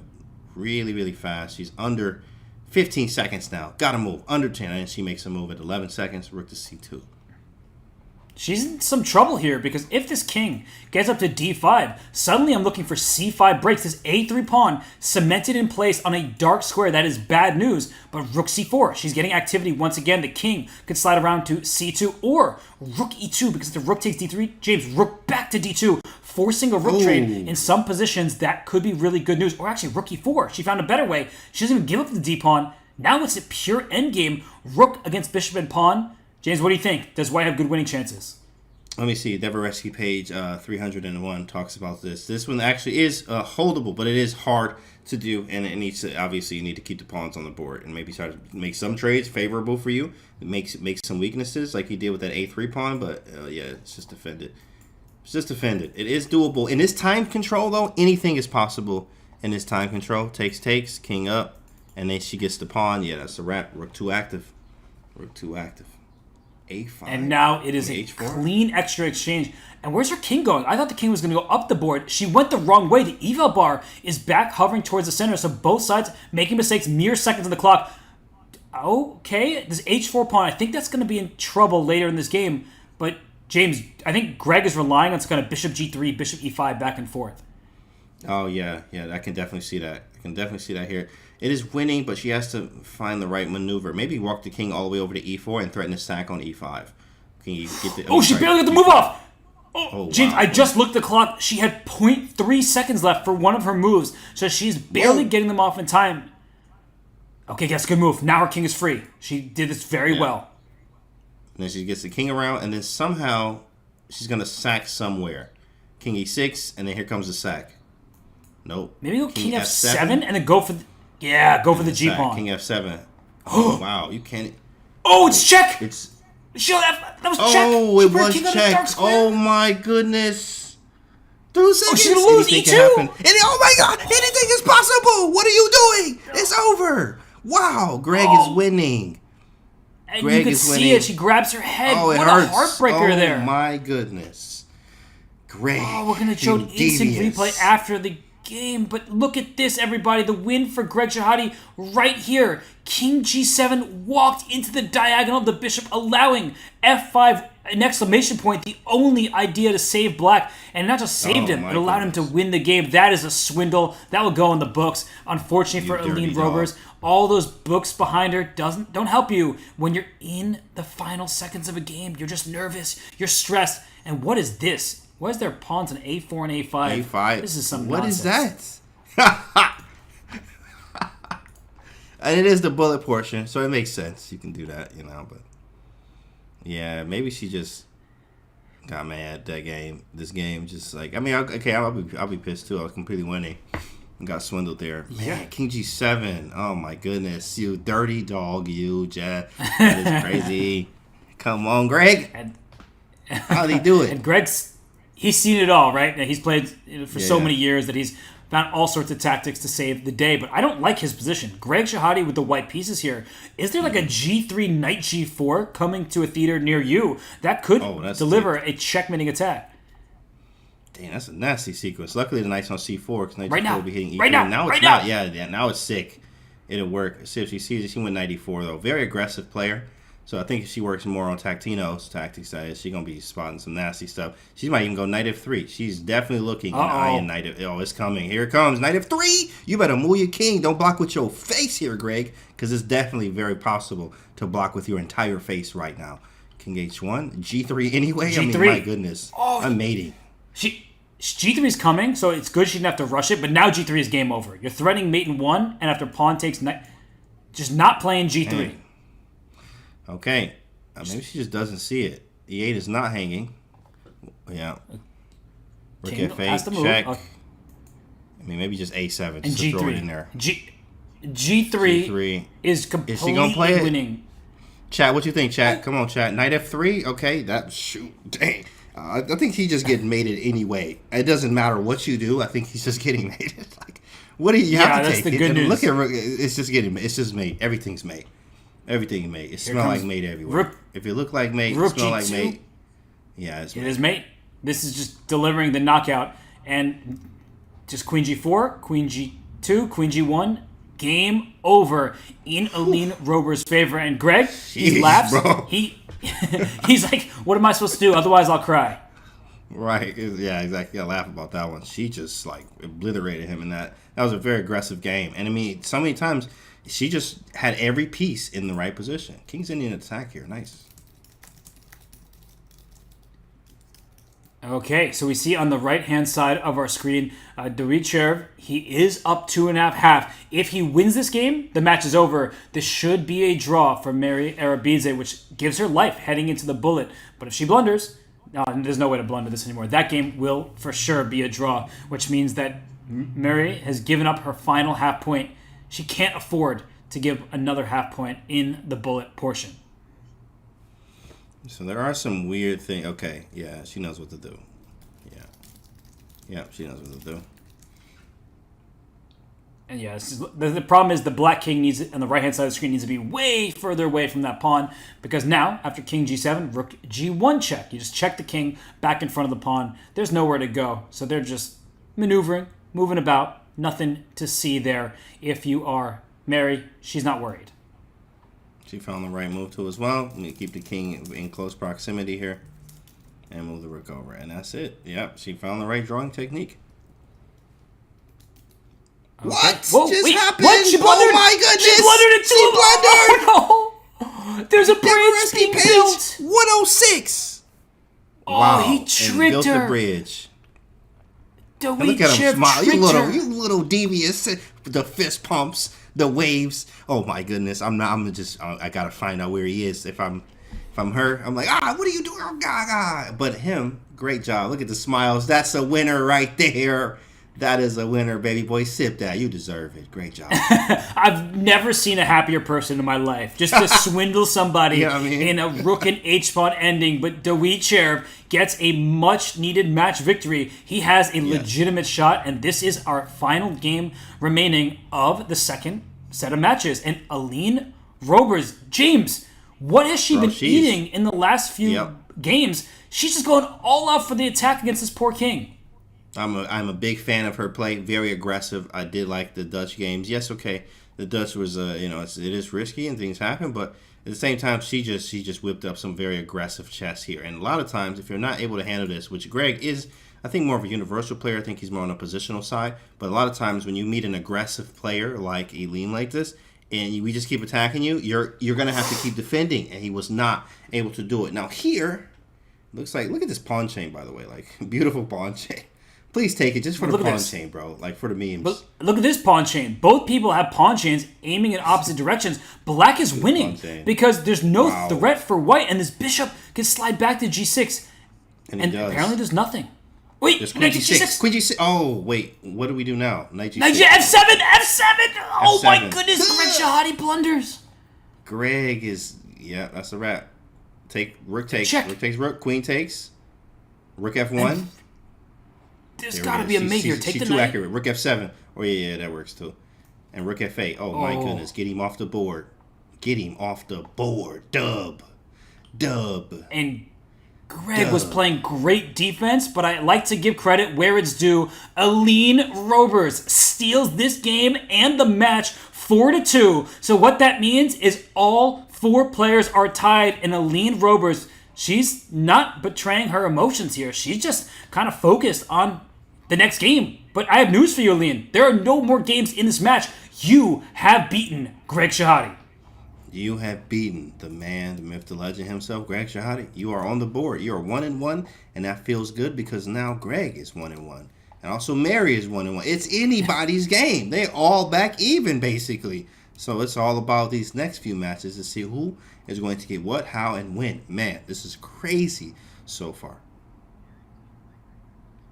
I know the win is now, and we've guaranteed that we are going to have a tiebreak because we have all four players with one match victory. I love this cross table here. You see some higher numbers on the left-hand side, and then you see some lower numbers there as well because the players, they're beating one another. Aline Roberts lost to Mary Arbidze, then she beats Greg Shahade. Dawid lost to Greg, then beat Mary. So they're all beating each other, and that leaves us with one round to go. James, pretty pumped, aren't you?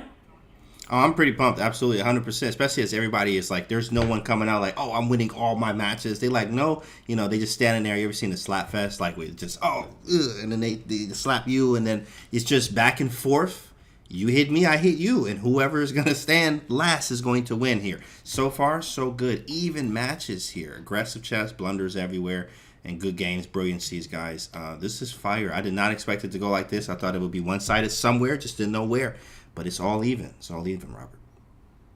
The where is nowhere, and that's where you should go. Don't go anywhere because James and I will be right back as Group A here at the IMSCC continues.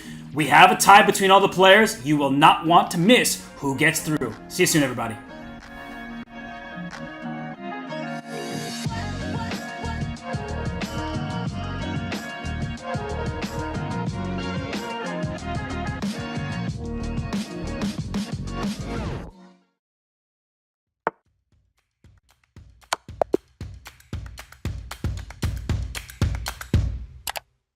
Just played an exciting game and want to see if you got a brilliancy? Or maybe where you could have improved? Chess.com's game review is just a click away. Game review is a fast, fun, and instructive guided review of your games. See your accuracy and your opponent's accuracy. Check out the eval graph for an instant overview and scroll down to see how many great moves, best moves, blunders, and yes, brilliancies you have played. Learn from Chess.com's coach who gives move explanations, opening statistics, and shows you the best lines of play. With retry mistakes, you can get another shot at finding missed opportunities. Try Game Review today on web, iOS, or Android. Chess again? No, this is spell chess. Do I dare read the instructions, or should I go in without reading them? I didn't read the rules. This man is just blundering. What? Basically, it's normal chess, but there are two spells, jump and freeze. The freeze is applied to a 3x3 area. Man, this game is hard. What? Freeze, here, knight, check. Boom! That's mate. Oh, that's incredible stuff. Oh. Freeze. Wait. A jump spell, which allows you to jump over a piece, and I'm setting up a win. Oh! Then black would just freeze me. Then I make a double threat. You don't have any freezes left. So if here... This is too hard. Wait, once I get the hang of this, we're gonna be winning so many games though. I can't block with any of those pieces, but I can use this, and then this. Freeze this, and then go here. Yay, I won! Let's go! He cannot take my bishop. He cannot take my bishop. It's a nice feeling when you start understanding the game and you win. Oh, they've resigned! I'm not even lying. I think I'm one of the greatest spell chess players to ever play spell chess. That was fun. I'm enjoying this.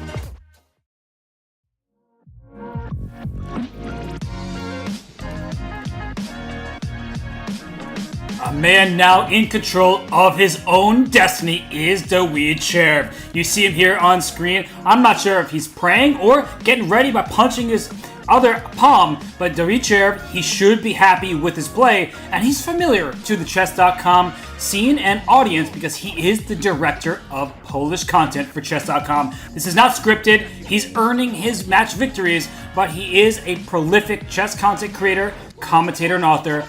40,000 plus followers on Twitch. If you're watching on Twitch, go give his channel a follow right now. And he is a recently minted IM. James, he got that IM title just a year ago. 2022, very inspiring. Of course, you can always do it as I'm doing the same here, man. You working. I like that. I like to see the work, and it's working right now. I remember playing him as an FM, and I'm like, I remember seeing it. I'm like, wait, is that an I? Did he just?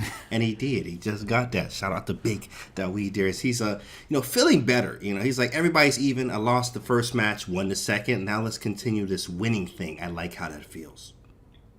There is no I in team, but there's an I in IM and an I in win. And Dawid just won that second match. And as we look at the standings for Group A, it looks like a lot of the same because we see that each player has a match victory.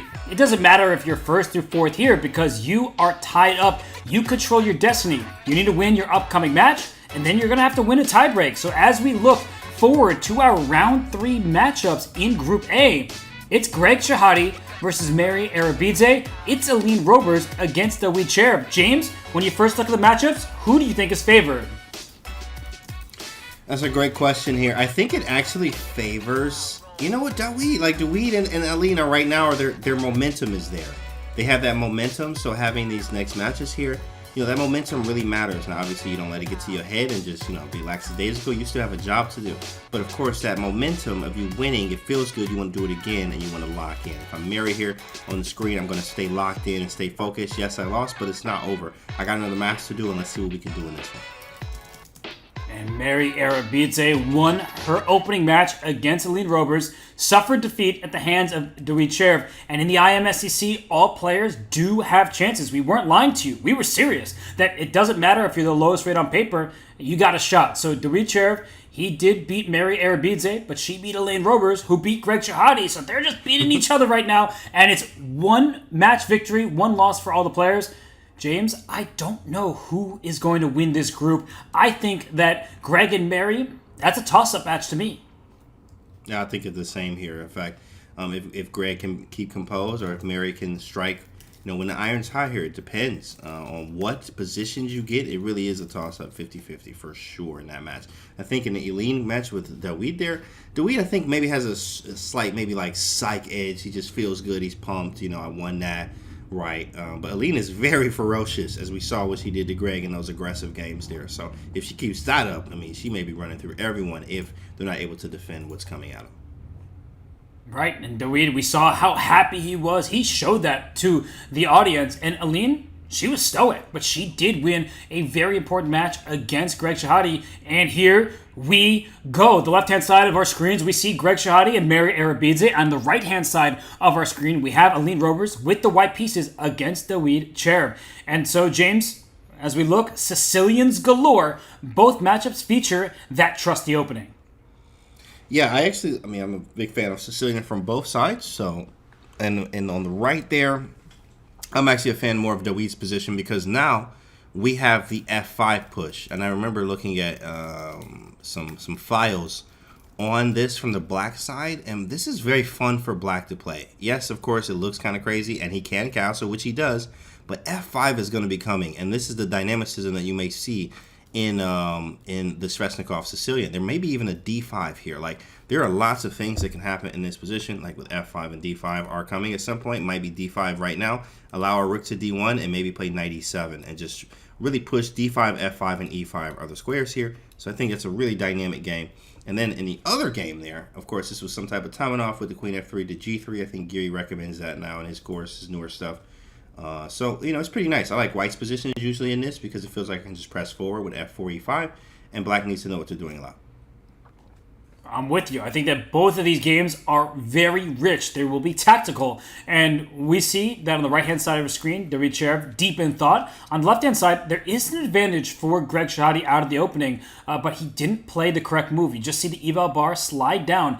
H4 was maybe a move too slow, and it takes away F4 because you've permanently handed the G4 square over to black if you do push the F pawn. So Greg, he's playing a little bit too cautiously. It's not helping him out according to the evaluation bar. And the right side, they're throwing caution to the wind.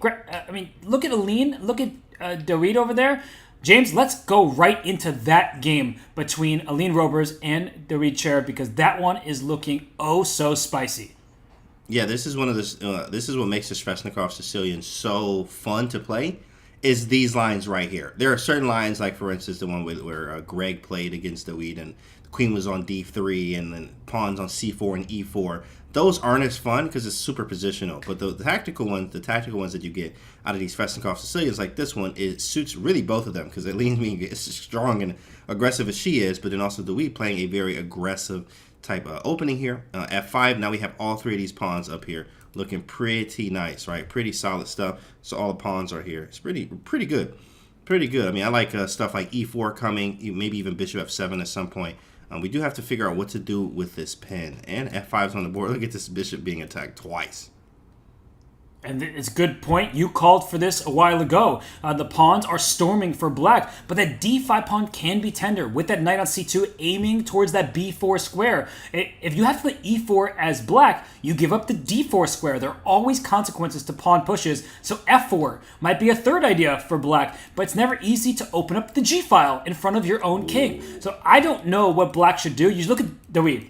He's a chess player through and through. He put his hands on his heads. He's trying to tune out the rest of the world. But James, I think we can both acknowledge it's a difficult position for both sides. Not exactly clear which pawn to move. 100%. It's hard to figure that out here. Maybe you just move the bishop back and just kind of figure out something else from there. Someone asked in the chat, why is Canty not playing? I was not playing because I played last year. Great question. I played last year and I made it to the finals. I won 3 matches back to back to back. So I really kind of proved a lot. So I just didn't care as much to play this year. Because I made it to the finals, so I felt really good about that. But at the same time, James, James, I don't want to cut you off. Why are you lying? You just wanted to commentate with me. That's the real reason. Just tell everybody the truth. That's exactly right. You're right, bro. You're right. That's exactly why. I just wanted to commentate with Robert Chess. Robert Chess. We might as well just call him that by now. Robert Chess, guys. Okay. Knight d5. This is a wicked game. What is going on right now, bro? He took the pawn, and I don't know what to actually make of this position. Engine says equal. Equal what? Like, what are you talking about? Rook f5. What the? I don't know what to make of this as well. I mean, there's all sorts of tactics. And the a8 rook is loose, and that queen on d. Wait, knight f6 check. You pointed this out. I thought but maybe it's a queen sack. I take with check though. What the heck is this? It's played. Okay, we're gonna have some fun here. Maybe rook takes f6, takes the bishop. And then queen h6. Exactly right. Queen h6. With a game. Wait, there might be rook e5 check at the end of that though. James, I mean, the white king is in some serious trouble. This is tough. I think black's winning. Eval Bar says the same. Because rook e5, an unstoppable threat. Man, this queen is you don't have any. Rook e5 check. After check. It's coming. You have to move the queen again. Queen f3. You have to.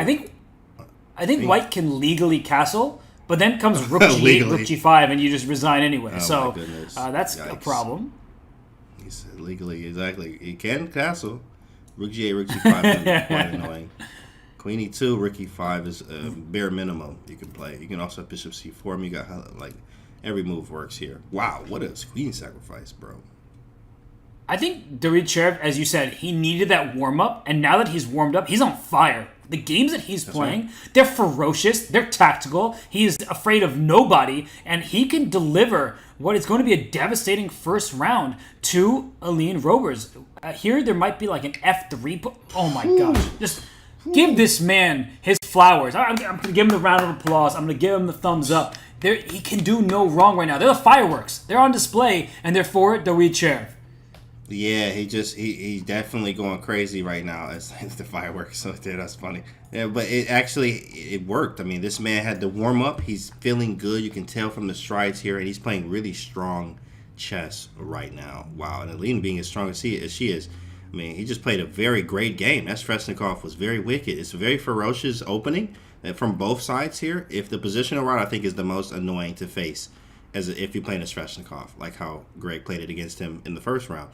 In the first match. So playing it in the way that they want is like Sveshnikov's, best day ever. That's what you want. You want this type of position in the Sveshnikov, not when you got, game 1 or 2 of first game with Greg versus David.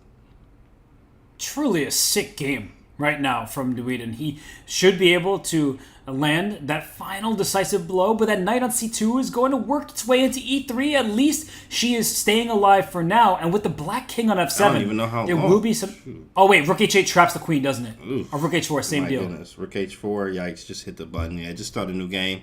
There it is. Man, look at I love his celebrations. Let's go. We going to the championship, bro. You got 2 more games, bro. Get back out there. All right, you right, coach. You right.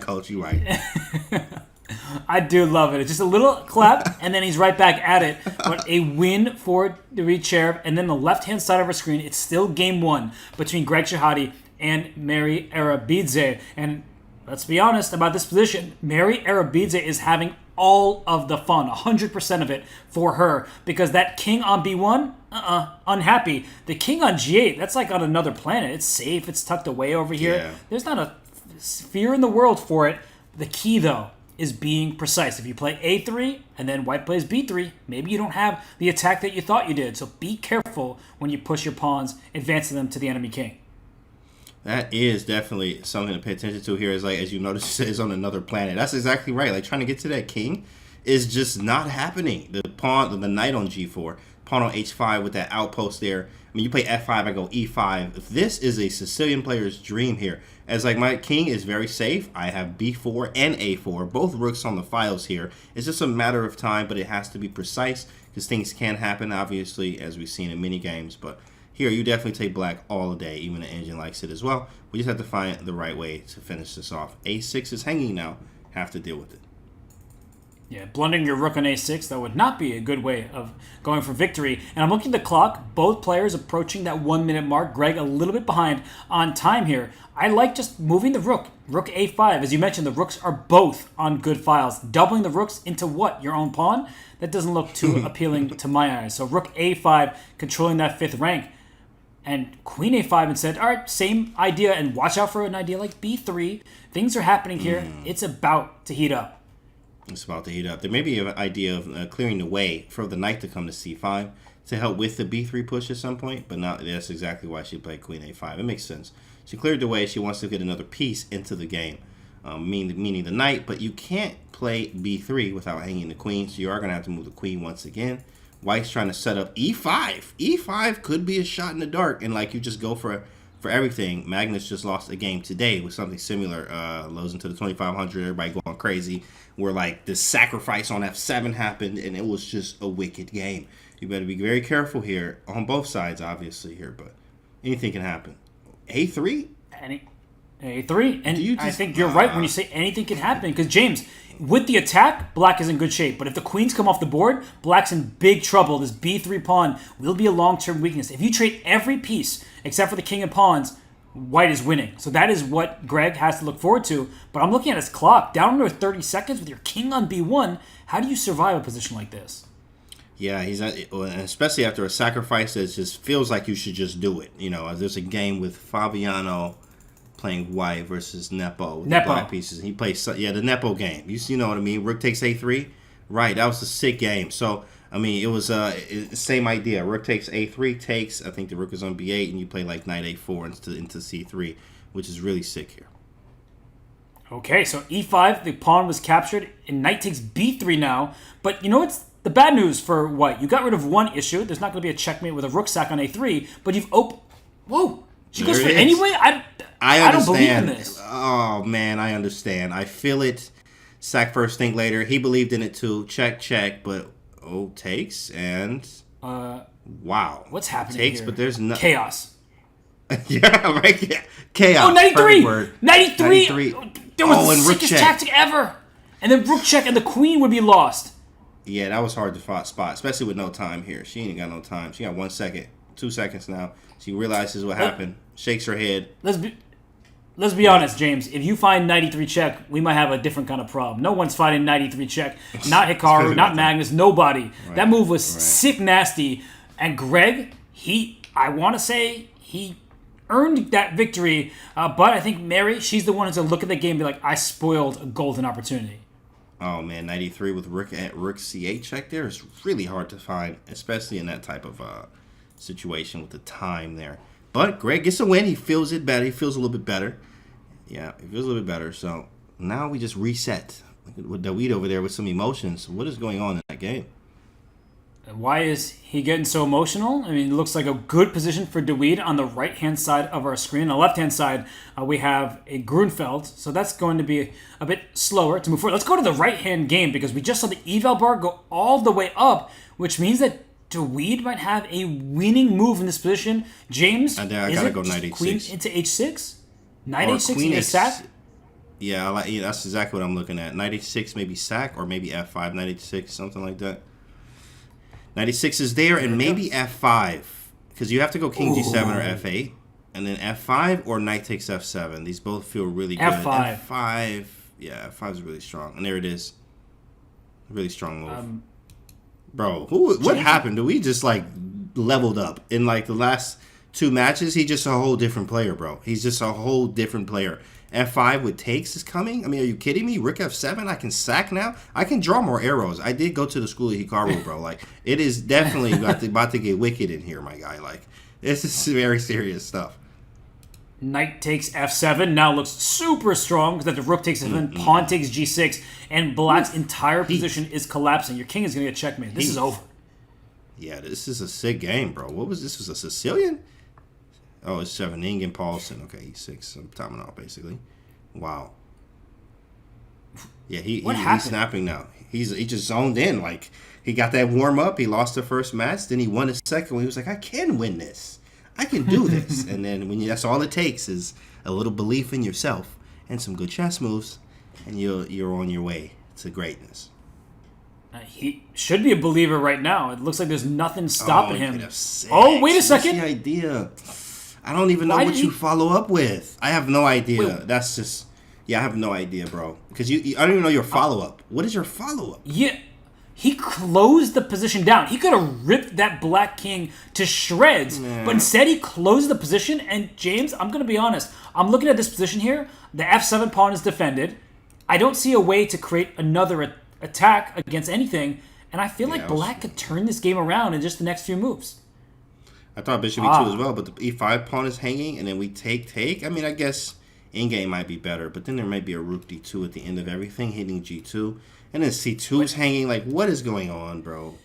Queen takes e5. That knight on h6, takes. It freezes. Rook e2, yeah. James, it freezes all of black's pieces, so maybe he actually is smarter than all of us put together, because there's no way to defend that f7 pawn, and you're just stuck in place, and now after the queen trade, take the knight on h5, take on e5, put your rook on g5, put your rook on g7. Can you actually stop any of this? Takes. Yeah, that's pretty sick. Rook takes e5. I was thinking he could go rook d2 here, but f7 does hang, and then after king g8, you go knight h6, which he goes for. It's logical, but of course, James, I mean, it makes sense because you don't want to sit around. James, I hate to interrupt you. Rook g5, rook f8, rook g8, check. Oh, man, don't do this. No, Robert, don't do it. Oh, my goodness. There are kids watching, Robert. Oh, man, you dirty dog. That's a nasty mate, chat. Rook g5, rook g8, knight f7. He's going for it. What's happening? Rook g8 and knight f7 smothered with some gravy. Oh, my goodness. This is about to be made, bro. Is she he can't believe it. He can't believe it. Rook g8, it's mate. Rook g8. Oh, he missed it. Oh, he missed it. But it's a resi, though. Resi. And I guess rook g8 is like, you play it anyway, but man. Show that, James. Show the fans. You gotta show the fans real quick, right? Oh, my goodness. Rook g8, guys. Rook takes. Oh, and knight f7 was going to be made there, guys. They did, TOS, right? They was like, oh, can't he about to show it, get it off the screen before we get in trouble over here. So they didn't want y'all to see it, but you can go back and see that, guys. Rook g8, knight f7, checkmate. So 2-0 in Dorit Cherev's favor. So for Aline Robers, not the start that she wanted out of this match. On the left-hand side of our screen, we're still only in the second game between Mary Arabidze and Greg Shahade. And James, when I look at a position like the one on the left-hand side of the screen, black is up a pawn, but white has the best pawn on the board. That pawn on d6 is a huge thorn in black's side. It's a passer. It's quite advanced, only 2 squares away from promotion. That is a very nice pawn there. It reminds you of some type of Grunfeld, in fact. Maybe what it was. But it is definitely, that D pawn is probably the most annoying pawn ever. In fact, yes, it's equal. But you're like, equal what? Like, what are you talking about? Look at the bishops. Look at the passed D pawn. Like, you're taking white all day. Because of this, it feels better. Black has 2 passed pawns, but they are way far away from doing anything at all. So, I do like white here. But that maybe we have like a sack on b4, play bishop c6 at some point. But we need to be correct. Whose move is it? It is on Mary. She plays king g2. A little just like, well, your move. Pass. What are you going to do? And h6 is the answer from Greg. He wants g5 to get this d6 pawn, but h4 was the obvious reply. And there could be some vulnerability for this black king. You can't move this bishop because then h6 will fall. So I would be worried if I'm Greg here, especially given that both players have 2.5 minutes. And James, I saw the corner of my eye, something weird is happening with Dawid and Aline, and Dawid seems upset. He does not hide his emotions at all. He'd be a very bad poker player. You're right. You're like, yeah, I got double A. Oh, I'm winning. I'm gonna bet. You know what? I'm folding. Like, I'm just gonna fold. You're not getting none of my money, bro. Like, I'm gonna get all yours. But yeah, 100%. He definitely shows his emotions. Bishop to D4 happened here. He doesn't like the move. Engine doesn't either here. Engine doesn't either. Maybe there's a knight A4 or something there. And okay, Greg responds with H5. Look at the weak pawns though, or weaknesses around the king. There may be even a G4 in there myself, but have to be careful. I liked your idea of rook takes b4, pawn takes, and bishop c6, which on the left-hand side of your screens. We're drawing it with arrows. That would help push this pass pawn forward. I think that was a great opportunity for Mary. And if I'm Greg here, I'm trying to figure out how to stop that at all costs. I do not want to see that pawn get to the 7th rank. Bishop e5 comes to mind. Let's try to swap off some pieces. I don't think Mary's afraid of that either, though, because the black king is weaker without the bishop sitting in front of it. Yeah, it's I do not want to trade bishops too much. Definitely dark square bishop for sure. Maybe I can go queen f6 and try to make some things happen. But the more trades that happen, I think my pawn gets weaker and those pawns get stronger. B and C there. It's just hard to like. That knight on b4 is such a nuisance. Like you can't really. I can't get to the 7th rank as I'm trying to. Bishop g5 happens though. Trying to provoke a weakness. If not, maybe I wiggle into e7. Okay, so both games here. Look at that on the right-hand side of our screen are b4, given an exclamation point from Aline. She's just gaining space against Dawid on the queen side. And on the left-hand side of our screen, we see that kind of the status quo continues between Mary and Greg. And it's only the second game of their match, so a draw is not the worst thing in the world for Mary.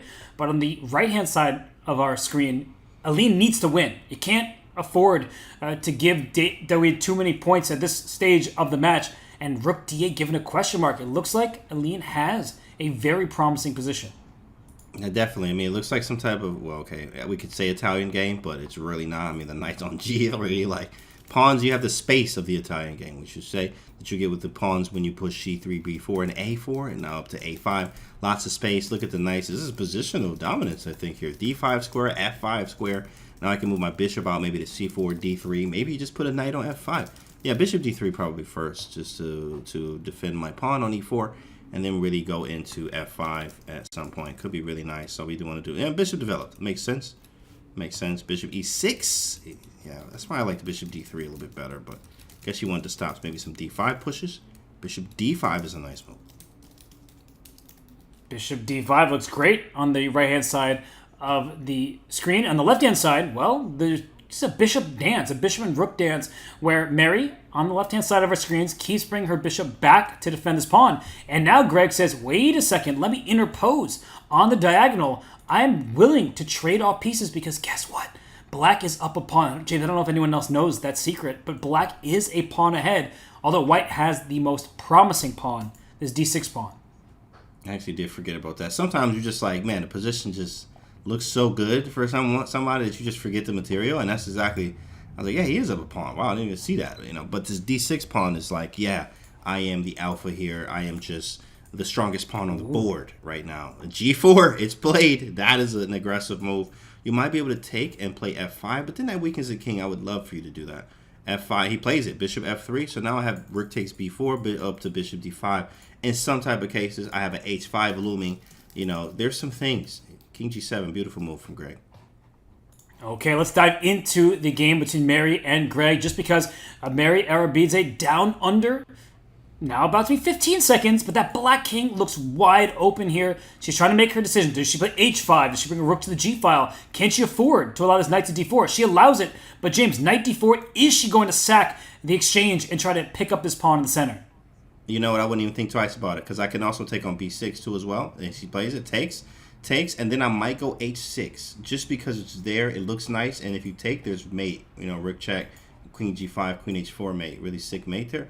So it's a very nasty move. I mean, I could just open up the game. No, I don't want to open up the game though. Bishop d5 with some threats of maybe bishop g8. But I mean, I don't really want to go there. She does it though. Yeah, this is a draw now. This is just like, hopefully I can draw this. Like, hope I can. 3 seconds. She gets that move off with 2.1 left. Queen b7 check, queen d5. So white isn't in danger of getting checkmated. The queen will likely land on d7 to force the queens off the board. So that's the good news for Mary here. She has to play queen d7. She doesn't. Queen g2 check. Oh no. That's got to be a wrap. That's got to be. He's got to be cooking. He's cooking now. Let him cook. Let him rook, chat. Let him rook. Let him rook. Check. King d3. Check. And yeah, it's getting made it somehow. It's got to be. Here come all the pieces. Queen b1, and then it's a ladder checkmate. Yikes. You don't see the ladder like this very often, but Greg Shahade takes game 2. James, unfortunate slip for Mary there. She needed to trade the queens, but when her king was unsafe, she failed to do so, and she suffered the consequences. And in the other game, James, let's dive into that one, because Dawid Cherv is in charge. Oh, until that move we got here, and he let his advantage go away. I think he's fine with a draw. He's like, yeah, I mean, I can push. I'm going to push here as much as I can. Some type of Dvoretzky theoretical game that he must have missed here. F3 doesn't work. Wow, that's a sick move. G3 was an excellent move.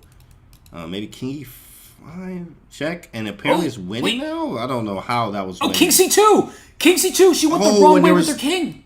Wow. She went for G6. No way to stop she missed for G6.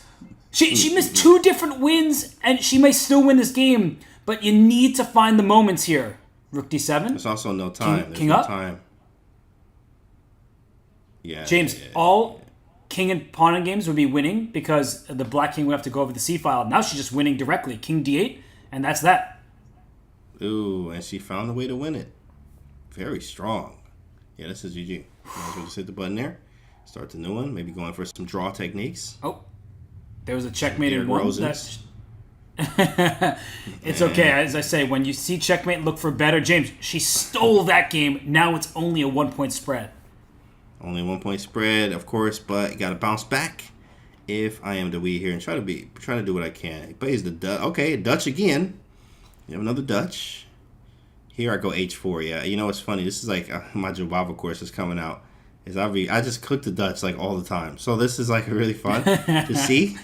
It's really fun, but this line he played it completely differently because I'm supposed to have I'm not supposed to give up the E4 pawn. So I'm not really the biggest fan of White's position right now, but it is very playable. She has a nice at least they're setup. Entertaining us, James, where Dawid and Aline, they're holding absolutely nothing back. They're playing fighting chess each and every game, and that's on the right-hand side of our screen. On the left-hand side, we have a more closed battle between Greg and Mary. So Greg has given Mary a bunch of space, namely this pawn on e4, but the position is closed. There's not open files, nothing to work with just yet, and after bishop takes, pawn takes, this e4 pawn may go from strength to weakness in the near future. So I think Greg is very happy about his match situation. Yeah, Greg definitely. I think he was doing better for so far from the matches we've seen. He's been doing better in the positional games more than the tactical ones. But then, of course, he was able to bounce back in the defensive tacticalness, which is not even a word, but today it's how it is. In the defense tacticalness, he was doing very good, like defending and finding tactics. But then when he's on the attack, it just wasn't working for him so much. But getting good positions weren't really a problem. So he is getting some good positions as long as he's playing good openings and etc. Do like the space he has here and also the option of taking on g4 at the right moment when we want to. Kind of playing on both sides of the board. Yeah, it's just a closed, lockdown position. If bishop takes g4, pawn takes g4, that does open a file for the black rook. And this tension, not really going anywhere. Of course, black can retreat, but you're doing just that. You're retreating. How are you going to play for a win from there? So Greg, happy with the solid approach. He's not risking anything at the moment, and I think he's doing just fine. No weaknesses to speak of. But this is very different from the other game, so I do think that we should zoom out for a second as Greg finally advances a pawn. We have to go to the other game. We simply must. That one is crazy. Yeah, come on, bro. It's king on f2. He playing an accelerated, decelerated, exchanged, delayed bomb cloud here, as you see. Look at the king on f3, guys. Look at the king on f3. This is ridiculous. But he's still a piece, James. So Dawid, his king is way up there, but he's up a minor piece, a knight. And I think that Aline's in huge trouble. Our position looked really good earlier. Now it's just lost. Yeah, I mean, it's just lost, bro. My king's on F3. Like, what? Just lost. Yeah, it's just, and it really is. Like, I mean, you're up to piece here. There are some tricks with, like, rook E3. You have to watch all the little tricks here. She's a trickster and very strong because there's a rook E3 with bishop C5 that could be scary with the rook coming over to E8. In some cases, rook H5, there is a rook E3. He played king takes, bishop C5 check. Not playable because of king back to F3. So we do check. Do we go queen F3? But then there's a check. Oh, 96. There's a 96. That's huge. King up to the middle of the board. I would put it in the middle of the board, Robert. I would do it. I promise you. I would put my king right here and go all crazy. I would look in the camera too on Zoom if I was like, put the king on E4 and just look in the camera and then play 96. That would be so sweet. But and then queen F5 would be a little absolutely 100% correct. That you found all the tactics, the tactinos. I know you've been working on them, and now white is up a rook. So good spot for rook E3 check. The only try for Aline, but even better spot with a knight blocking on the line with 96. The king is safe. There's not even a single check that makes sense for black. The queen and rook are defended. The second rook is about to join in resignation time. Look at Dewey. He can't believe it. Whew, my king was on E3. Look at him wiping his hate price. Knees weak, palms are sweaty, right? Like, you know, he's just very, very hype over that one. Wiping his hands real quick. Breathe. That was an intense game. And I think, is that 3 now? Yeah, he's half a point away. Wow, he's in the zone, locked in. Wow. Okay, so Dawid Sheriff only needs a draw. That's on the right-hand side of your screen. It's bullet chess. Draws are not very likely in that time control. And look at the left-hand side. Greg Shahade up 2-0. But I don't think he's going to keep that 2-point lead for long. It looks like his position is absolutely falling apart with G takes F2 check. There might be a rook takes B3 at any moment with C4 falling. Oof. I think just tactics everywhere, and they're all in Mary's favor. Absolutely, of course. Let me see her time because she has been really in a lot of time trouble. I think if we had to talk about one thing that she's just been having trouble with is her time. Here she's actually up time, which is really good. So that helps because, like, you know, she was just winning positions, fumbled, you know, losing or almost losing on time. So if she can stay up on time here and, you know, really close the gap, she should be able to win this game. But if time does get lower, Greg is definitely getting lower on time for sure. She should be able to close this out unless she gets really low on time. Look at these pawns. I mean, if you can't win with those pawns there, that would be really disappointing. And now it's opposite color bishops, but she has this protected pawn on F2. And if you take on G3, you're probably going to get checkmated. So that's why Greg puts his rook to H1, but it's not threatening anything. We're talking about the left-hand side of your screen, everybody. This rook on H1, open file, that's great. It's not going anywhere. And rook D8 was played. You could probably swap, but I would play rook D4. So that when the capture happens, I would take with the pawn and get another passer. Very nice. Very nice. Get another passer there. Rook D2. Okay, bishop D2. Look, cleverness. That's clever. Look at him shake his head all hard. Like, what is that? I guess because he won a bishop E1. She won a bishop E1. Bishop back to F1. Played. Apparently, it's just losing all the way. King takes G3, though. Oh, there's a check. Maybe a little check. Oh, behind the pawn. Ooh. And look at that. Oh, my goodness. Like, her time, every time, bro. This is the story of her today. Like, she just gets lower on time. And then it starts to fumble. Of course, it does happen, you know, to the best of us. When you get lower on time, it's harder to play. And now look at this position. Greg may be holding. He's getting close to holding this game. The good news for her is 2 separate passed pawns. And that A pawn is hard to stop. But King D5, C6. Is there Zugzwang? Rook G3. Rook G3. Oh, that was a check. Rook G3. That's a sick check. My goodness. Nah, not Spluman. You're not looking at that one. Especially now with 5 seconds on the clock here. Check. And is he winning? C7 is coming at some point. There it is. How do you stop it? Uh-oh. What are you supposed to do, Robert? Why is it not over? It's over. Why was it not over? I don't know why it wasn't. Yeah, that's crazy. And you see Greg Shahade shake his head. He cannot believe he not just survived, but won, and he is a half point away from advancing, as is Dawid Sheriff. And it looks like Aline Rovers. She just won a queen. He blundered his queen, James. Bro, Dawid just blundered his queen. Do we have time to go back to that? Let me see real quick. Oh, he just played queen. Chat. Look at this. This is too locked in. He put the queen on the square. It wasn't like a capture type of thing. It was more like, here's my queen. Sorry for the inconvenience. Like, he just gave me the queen for free here as Dawid just kind of tilted there. I don't know what that was, but he just gave up a queen. Very uncharacteristic. All he needs is a half point. And now, if Aline wins, we have extra time in their match, whereas Greg Shahade up 3-0. So it's very likely that Greg will be one of the players duking it out to move on to the semifinals in the IMSCC. The group stage is all play all. Greg took down Dawid, lost to Aline, now is about to beat Mary Arabidze unless she can go on a winning streak. But let's focus here, where Dawid Cherif only needs a draw. And the good news, James, if you're an Aline Roberts fan, is it seems like she doesn't know how to play for a draw. She's always playing fighting chess. I love her chess, bro. I ain't gonna lie. Yeah, I love her chess. We definitely gonna have to, do some training sessions together and just talk about tactics only. And that's the best chess ever. So, yeah, because she's really strong, obviously very ferocious. Love that style of play here. She doesn't know how to draw. So she's like, hey, one way or the other, we're gonna get the job done here. She needs a dub. And all Dawid needs is a draw. Wait, isn't it just Queen F7? Oh. What happened? Takes on B4. He might. What? Yeah, you know what? I think it might be a case of, results oriented. I know I need a draw. And, I actually had that for my first IM norm. I was half a point away and then lost the last game. All I needed was a draw. But I was playing great until then. Knowing that you just need that, sometimes you play a little bit differently, psych-wise. So you just can't think about that result. You have to play the board. He seems to be okay now. It looks like he's recovered. He's doing very well, but the thing about a position like this, that black has the light square bishop, white has an extra pawn, is you see ghosts. You see how black can win, but d5 right now will be a pretty sick move because all Dawid needs is a draw. So if he can trade off some pieces, d5, you take with the queen, 97, look at this fine. Dawid, when he is in form, when he's not scaring himself, when he's not letting his emotions get the best of him, he might be playing the best chess of the four today. Right. I like it. I agree with that 100%. After bishop takes d5, I think there's a rook d1 with the idea of rook takes d5. So she goes bishop h3. Says, I don't want to deal with any of that. Rook d1 anyway. Rook e8. That's kind of annoying. I'm not going to lie. That's a very annoying move. Queen d4. And apparently it's already winning. Queen f5? Queen f3. What? How do you stop queen f3? Queen c3?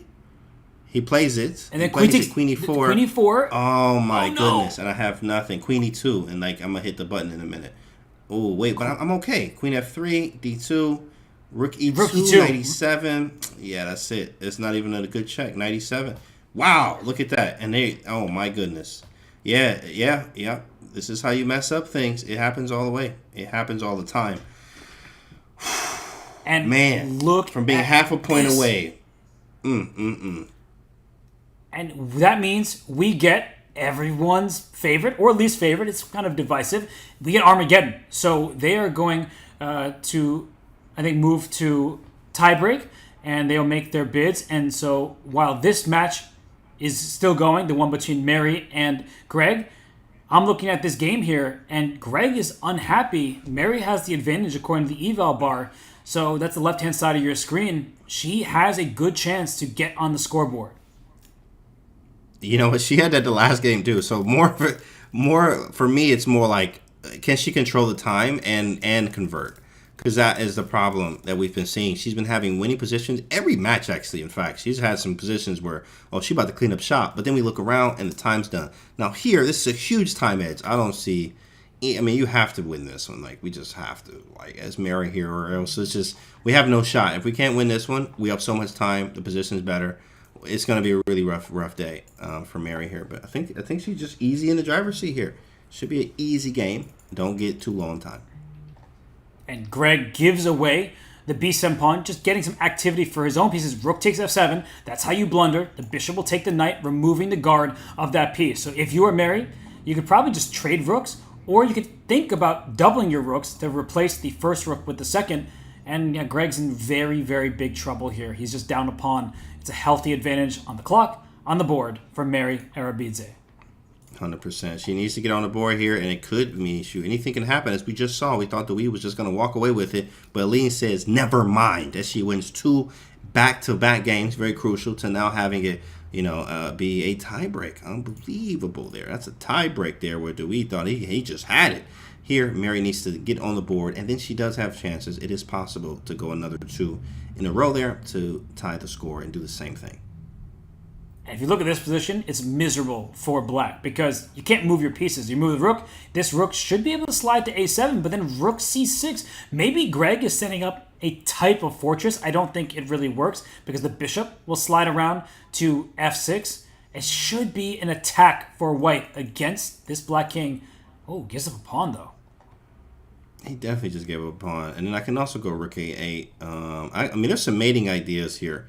Yeah, okay, rook f7. Yeah, you might be getting mated, bro. It might be an h4. Rook g7 works. Like, everything works here. Rook g7, king g4 is mating. Like, somehow there. There is apparently a checkmate in 4 moves. And king g4 wasn't it? But, bishop h8 and rook to f6 is mate. That's the real bishop h8, bro. Come on, dog. That's the puzzle rush number 61, like in survival. Something stupid, like bishop h8, bro. Who plays that? That's so funny. Well, she did not see the checkmate, but she's also up several pawns. The knight g2, it doesn't force a draw. King can go back to h3. Yeah, what if h3? You play h3 yourself and mate rook yourself. c2. Like, that'd be gross. Yeah, there are mating possibilities. Oh, rook c2! No, h3, knight g2 is mate. You gotta be kidding me. I'm out. Robert, you on your own, bro. I can't believe this. Oh my goodness, James. From Mary, she cannot afford a draw that allows Greg to win the match. And if you play h3, it's mate. If you play king h3, knight g4 threatens that same checkmate.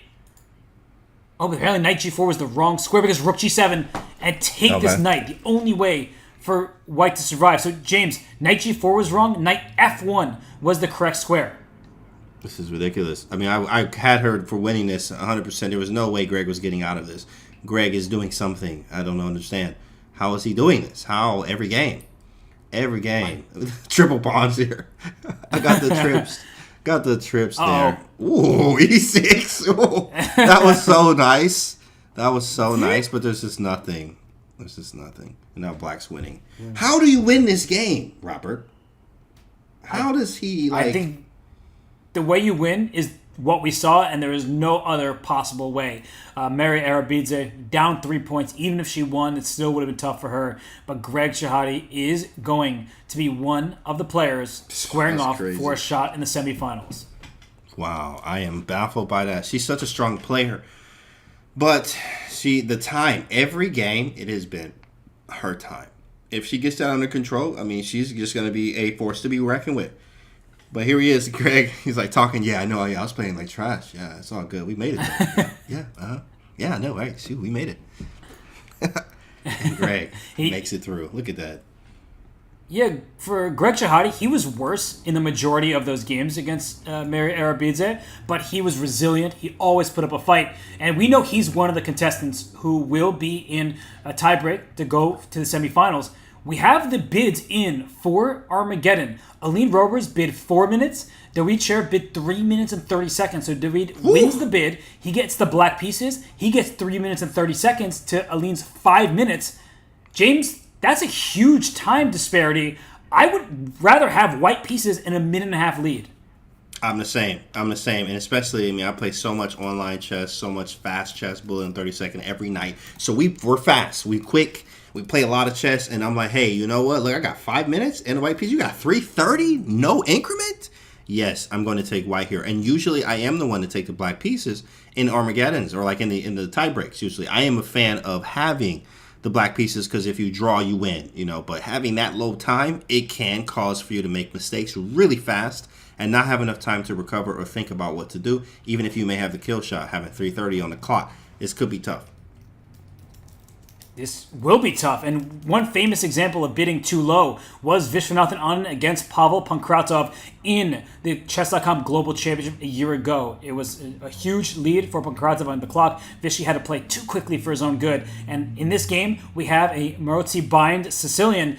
James, when you have a huge lead on the clock, do you think it's smart to keep the position closed like Aline is doing? That's a great question. I think yes, to keep it close or play something that you know in and out, but also I do like this closed type of position that we have here because it's just solid. You're gonna have to maneuver things. It's gonna take a long time. But the problem with that is that if it's too solid and then you start trading pieces, black will get exactly what they want, which is a position that could be draw-like. And when that happens, I mean, it could be a problem, like because black wins if we draw.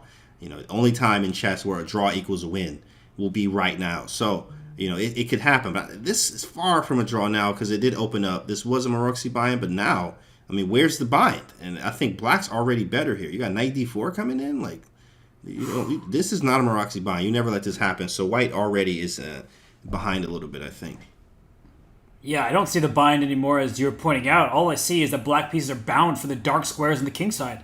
Queen h4, knight to f4. Sheesh. There are going to be problems for white on that flank, but actually, the eval bar swung back in Aline's favor, and that's what happens when you're David Sheriff. You don't have enough time to sit and think for, say, 30 seconds on a given move. You feel rushed, and you can't find the optimal play, and white is healthily back in this game. Yeah, he's playing. I mean, I like this for black all day. I'm a Sicilian player myself, but I also love the accelerated dragon for a long time.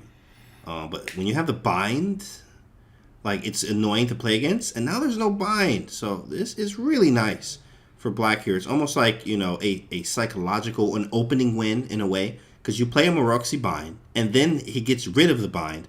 So now black really has no problems here, and a draw is fine for us. So it's black to move. What do we play? Bishop d3 is a question mark move, by the way. I don't think it deserves a question mark, especially because David is thinking here, and he goes rook f7. That bishop wants to plant on e4, then knight on d4. It's annoying, but it doesn't attack anything. Was there rook takes f3, actually? Now that I think about it, there are tactics on that square. Sheesh, there was a rook f3. Dang, that was sick. Yeah, rook f3 takes knight f3. Bro, yeah, he just missed it. I mean, it's understandable. Like, a lot of emotions here, a lot of pressure for both of them. And, but whoa, rook f3 was a nasty move. Unspotted by both. Queen h5. Yeah, I don't like this for white. I mean, maybe I'll go b4. I'm trying to create some stuff. Feels like black is just on me, though. What a tough position to figure out. Both sides have their chances here. And for David, all he needs is a draw. Let's remind everybody, a draw wins for black. That will do the trick. Yeah, a draw wins, guys. A draw wins. This is the Armageddon part, where the draw is a win, and a win is a win. Usually you'll take the black pieces, but when his time gets lower, in rapid all day, you'll take the black pieces on the lower time. Here in blitz, it's a little bit harder to do so because you don't have any increment. So he has 2 minutes flat. When he gets down to 1 minute, he's going to have 1 minute. No increment. That's going to be tough. That's going to be really tough. And David took back the bishop on d4 instead of taking the rook on c1, given a question mark. Understandable choice by him nonetheless. And look at this, James. Opposite colored bishops. Usually we say in endgames there are drawish tendencies, but with queens on the board, it gives attacking chances. Look at those dark squares. The bishop lands on g3. You have to be careful that a queen doesn't get to h2, but with white blockading the king side, I don't see how the queen gets in. Yeah, I don't see how the queen gets in. I was just trying to figure that out. Yeah, bishop g3 looks great, feels great, but then you realize, oh, I can't get in there, like, anywhere. And you can't even back up the bishop to try to go bishop f4, queen h4, queen g3. Like, it just doesn't work. I can always snap on f4 too as well. My rook feels misplaced on c3, so maybe a rook at d3 or even back to c1. We got to figure out what to do here. We got to move, though. We have to move. I think maybe just moving the rook away should be good. Kind of clamped, or cramped, that is. King h1, f4 is the idea. She goes rook e3. Okay, trying to fix the rook like you suggested, and b6, trying to stop any pawn pushes on the queen side. f4, you called it, James. You're really calling so many of the tactical ideas. That is a move that at least confuses your opponent, and David down under a minute and a half. It also hits the bishop, was my whole idea. You want to get rid of this bishop. You also want to hit at the e5 pawn that controls the knight. So it's a really strong move. f4 was not a move before, Joe. I see you in the chat. Because there was a knight e2 check. That's why she had to move the rook. Rook e3 is more accurate first. So now you can play, obviously f4. Let me see. Bishop h4, bishop f3. Trade them boys off. What a kind of like move. white. That's good. Yeah, that's good. That's a beautiful move, because if she took on e5 right away, after a swap of rooks in f1, the white king would have been exposed. She brought her bishop back to f3, up to g4, and rook e4. She is playing this so calmly that the pawn f4 is defended by the knight. Rook takes d4 becomes a threat, and David down to about a minute on the clock. I love how Aline Roberts is handling this. She definitely handled this like an absolute boss, 100%. Bishop g3 is a question mark move. I think I just have queen e3, though. Oh, I guess you have queen h4. How do I respond to that is the question. Yeah, I'm taking on d4. She just sacks it anyway. I don't care about none of that. Give me the knight. Knight. Takes king, or bishop e6. Bishop e6. And knight e7 is mate. 97 is main one. Oh my goodness, watch where you look. Okay, there it is. He saw it. He's like, yeah, you're not about to hit me with the PR puzzle rush on national. So Let me see. Whoa. Trade. Okay, she just takes. Trade him. Up shop. He's down under a minute. And he's really going to be kicking himself if he loses this because he was like so close. He was a half a point away. Going from half a point away to going into an Armageddon to losing that, it really is devastating. And you have to fix your psyche there before you go into any other matches. It's going to be tough. James, let's not forget that he blundered his queen in one move. That queen a2 check that we tuned into. And she just grabbed the queen, took the game, and she was down 3-1. And yet she clawed back. Oh. Yeah. Yeah, that's the threat. And 30 seconds for David here. He's looking at his position. He knows it's pretty hopeless. So Aline Robers, she will almost certainly be moving on to face off against Greg Shahade. Queen e7. You can swap the queens off. You're up 2. G3. Give me the piece, bro. Hit the button. Hit the button, Robert. Hit the button. This one's a wrap. Gosh. This one's a wrap. Yikes. Yeah, man. She played an excellent chess here, and I think he just crumbled here. I think a lot of it was the pressure of me. I know I'm half a point away, and not that you relax, but it is in your head. I worked with a coach that was like, stop worrying about the result. You have to worry about the work that produces the result. You still have a job to do. So, when you have this, it wasn't over, and she had that. It was 1-3. And then she came back here, and she's looking to win. Queen E7! Oh my gosh! You're kicking him while he's down. That's a dagger because you can't stop the pawn. Chill, girl. You gotta chill. You can't be doing that over here. Oh my goodness. Queen E7. Disgusting. Are you kidding me? Aline Robers. And that's the first time she has smiled, and she should be proud of herself because that was a nasty final touch to win the game and to move on to face Greg Shahade for the Group A winner. And the winner goes to the semis. James, that was so sick. I think it deserves like 8 instant replays. Oh, yeah, 100%. Yeah, very aggressive. I love her chess. It's just aggressive. It's like, hey, that's a long lost set. I knew we were alike somehow. And that is definitely the way she definitely just carried it through from being down 2 points to start it out. That was crazy. Great job from Aline. She's going on to face Greg now. And we have to give our condolences to David Chair because it's unfortunate that he lost in the manner that he did. He was up 3-1 after the blitz portions, but Bullet got away from him. Armageddon wasn't better. Aline Robers, she proved her might, losing the first match to Mary Arabidze and then winning 2 in a row over Greg Shahade and David Chair. So we get a rematch of Aline against Greg, but before we do, James, let's show that instant replay, that final knockout, Queen E7. Whoo, sheesh. Queen E7, send him to heaven. I mean, that's crazy. Queen E7, nasty move here, bro. Just stopping all the checks. I don't care what you do or how you do it. Go ahead, take the queen if you like, and he does, right? Of course, if you take the queen, then pawn takes with, obviously, the queening happening, and we have rook check coming down with queen as well. You have a few checks. I mean, you can check me here. Queen D1 check. Doesn't really matter. I can go king G2, even H2. Doesn't really matter. I go king to G2, and what do? Oh, you hit the button. That's what you do there. You resign because this is going to be queen, and I do have the check coming too as well to back up the queen. Nice game from Aline. Sick finish there for Aline Robers. She, as we said, gets to play Greg Shahade. It's a rematch of the first match of the day, the second match where she beat Greg after a tough start. So, with that in mind, we are going to head to a break, but when we return, it's the tie breaks. It's Aline, it's Greg. You will not want to miss the action here in the IMSCC.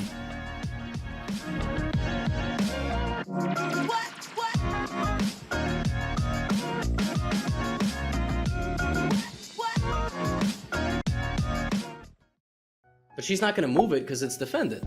Oh, she did it! You predicted, Levy? I just said don't go there! We need a compilation. Chess.com social media crew, look through the PogChamps games. Oh, baby! Let's and go! Find how many times I called the move before it happened. Okay, Levy, you asked for it. Here we go. It's almost a Jarvis stalemate. knows what he's doing. He's gonna try to force it. Andrea, there's a stalemate coming. Pawn here, take, king g4. He pushes and it's a stalemate. Oh my goodness. Well, you clearly, I'm sure you taught Frank about stalemate. Oh. No! Okay, just don't push. I blame you for all of this. This is your manifestation. Oh my goodness! Bishop takes, pawn takes, queen takes, loses the bishop. And if that happens, I will be heartbroken because you could have just...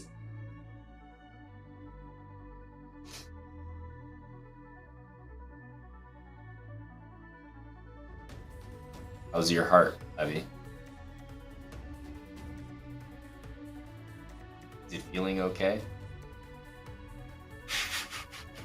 Your heart? How is it? You can't even script this stuff, my man. Defend the bishop again! I just forgot! Okay. Okay. His position is hard to lose as long as it stays how it is. Yeah, for sure. Unless he starts going totally crazy with something like pawn to g. What is your ability today? You literally said that in real time.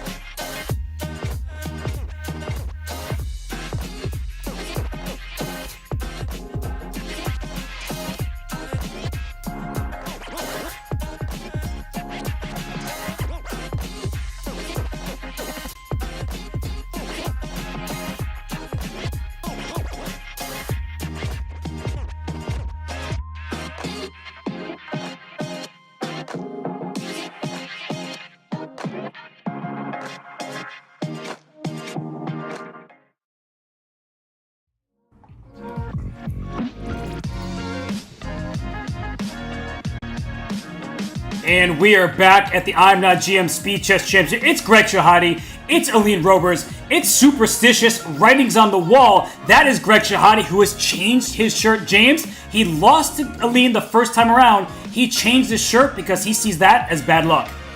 I'm not gonna lie, you know what? I had a hoodie, one of my hoodies from the merch store that I lost like 2 or 3 games in a tournament in. And it's a very nice hoodie. It's like so nice. A lot of people have it. So I gave it to my mom. Like, Mom, I hate this hoodie because I've lost in it in a tournament. So I understand that he changed the shirt. I feel like a new person. Let me take the shirt off. You know, let me just get fresh and get ready here. Thumbs up, he says. He's ready to go. Aline Robers is ready. Look at the death stare there. She's just ready to go. Calm, collected, but very aggressive on that board. She is indeed, and there are only 4 games that are going to be played between these two. Bullet chess, 1 minute for the game with 1 second added per move. It makes flagging a little bit less likely, as the first to 2.5 points that wins, the colors will alternate. Greg will get white in the first game, and if they're still tied 2-2 after 4 games, we get Armageddon. Aline just won her Armageddon match. It seems she doesn't mind getting into those bidding wars, but James, it's now about bullet chess once again. For Aline Robers, she's thrilled. She just outlasted David Cherv despite facing a deficit. For Greg, he smoothly made his way through to this tiebreak match against Mary Arabidze. He was a bit too strong. Yeah, he was played very good. They both did. They made it this far. That's why they're fighting each other, because they were just the best in the group. So now it's off to them, and I mean, it could be anybody's game. If Aline plays how she's been playing, it's going to be hard for Greg, but Greg needs to step it up, obviously, there, and not allow himself to get those positions he was getting against Aline earlier. I think he had the hardest time against her, in fact, and that aggression and just super sharp and loving tactics, just like a Jedi would as a Jedi could. Like myself here, I understand how she plays here, and Greg needs to be ready for everything that she's about to throw at him. Okay, so we had this position earlier. The bishop came out to c5. It was an obscure variation. But know what Greg has the benefit of? He had a break. He could prepare for her openings. And we're getting this position once again. And this was interesting. Castling on both sides. So we have aggressive play here. James, do you like that Aline is retreating her knight and repeating this line? Bro, she like blitzing it out too as well. I mean, they just going crazy. They blitzing everything out. Like, oh, because it's like, I forgot it's bullet. I was like, why are they moving so fast? Sometimes I forget that it's just bullet chess, and they're instantly moving. I'm not a fan of keeping the same choice because Greg had a great game. Very easy. A very easy game. And looks like he's getting the same once again. Now he stops to think, first to think here. Just go f4. I don't know why he didn't go f4 there. Maybe he didn't like it for some reason. But now he has a little queen dance. Queen h4. Oh, he went to d2. Okay. Yeah, the queen backs up. The d-file is loaded with tons of firepower for both sides. But knight d6, you don't see a knight on d6 very often in front of a pawn. But that knight could hop into c4. There it goes. So, James, that king for white, it's about to be opened up a bit. It will be. And this is more like, okay, it's not a knight orf because there's no d6, e5. But usually I get some knight orf vibes from this, where like you get the knight to c4, you take with the b pawn, you move the bishop, you play rook b8, and you actually just go, you hunt the king here. And white, on the other hand, you're going to have to go g4, g5 really fast. g4, g5, and we live. As fast as humanly possible. Here comes a rook b8, and bishop takes e4. That probably could have been a better way to do it, is rook b8 to set up bishop takes e4. But this one, okay, cool. Bishop c6, queen d4, trying to get the queens off. Queen b7. Wow, she's like, trade him. I don't care. She don't mind the queenless position, and there's a threat on b2, and b3 is played. So black's worst pawn, the overextend c pawn, is gone, but that bishop on a8, James, it's buried in the corner, and she strikes with d5 just for that reason. 100% get the bishop out of the corner there.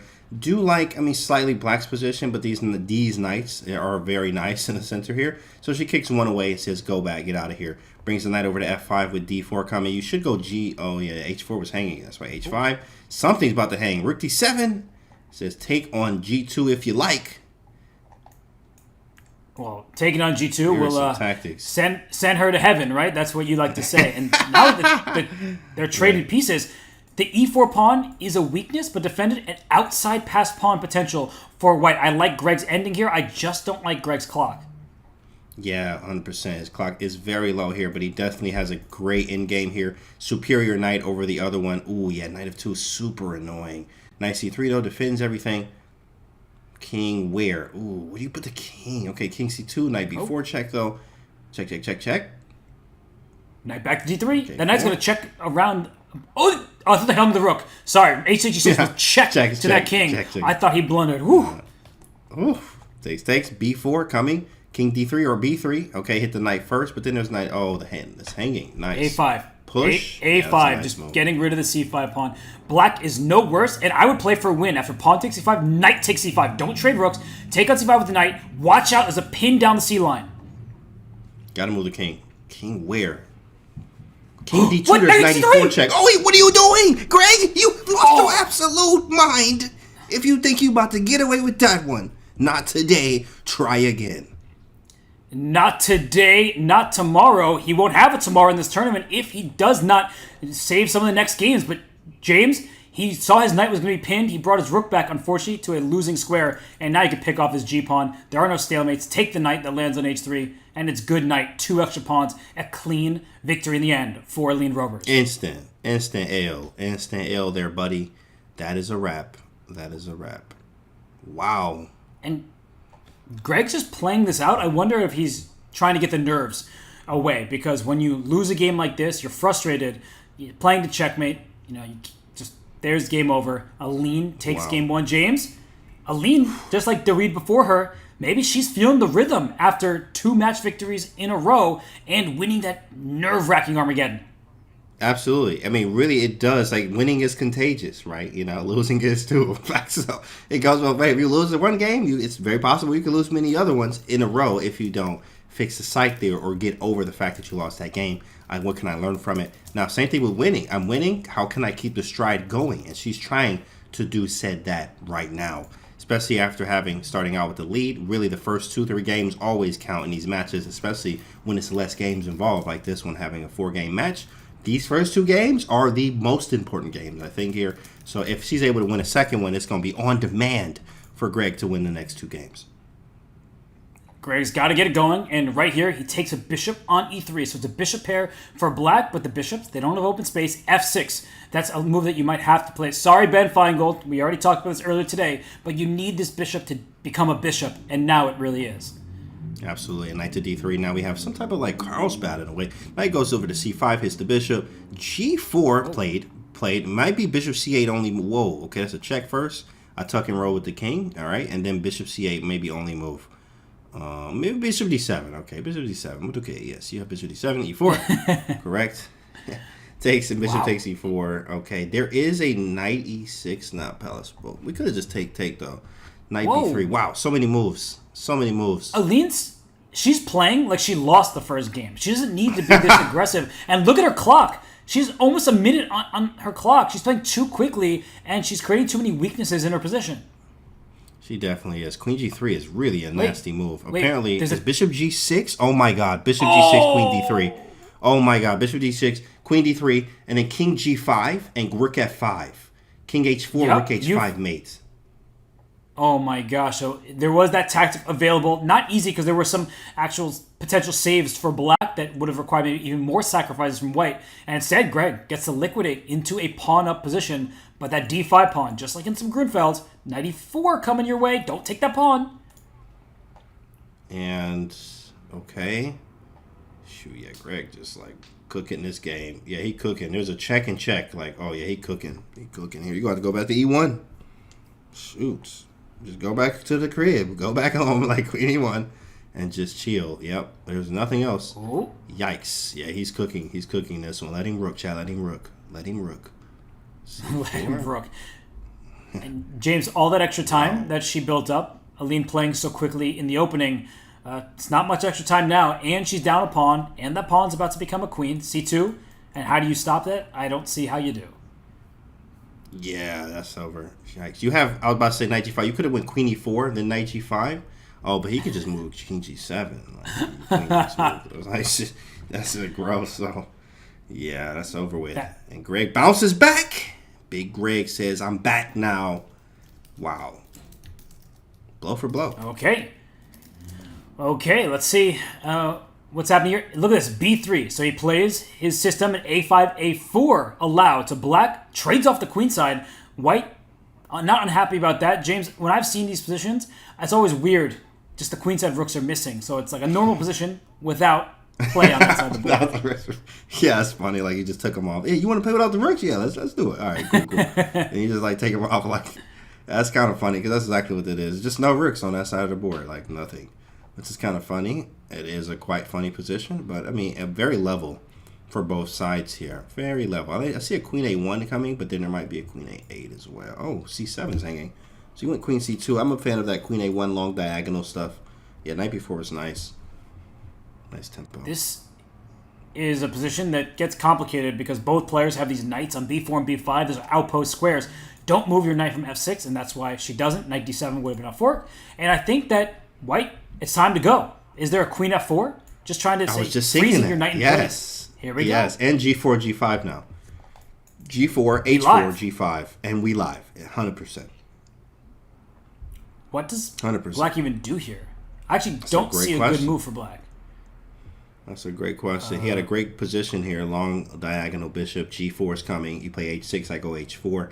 I go g5. You might have to bring the rook back to f8. But then that is still g5 takes. There's some issues with knight d7 coming at some point. Here comes the pawn. G4. You can't play rook d7. And you can't play queen. You don't have any access to f7. That's it.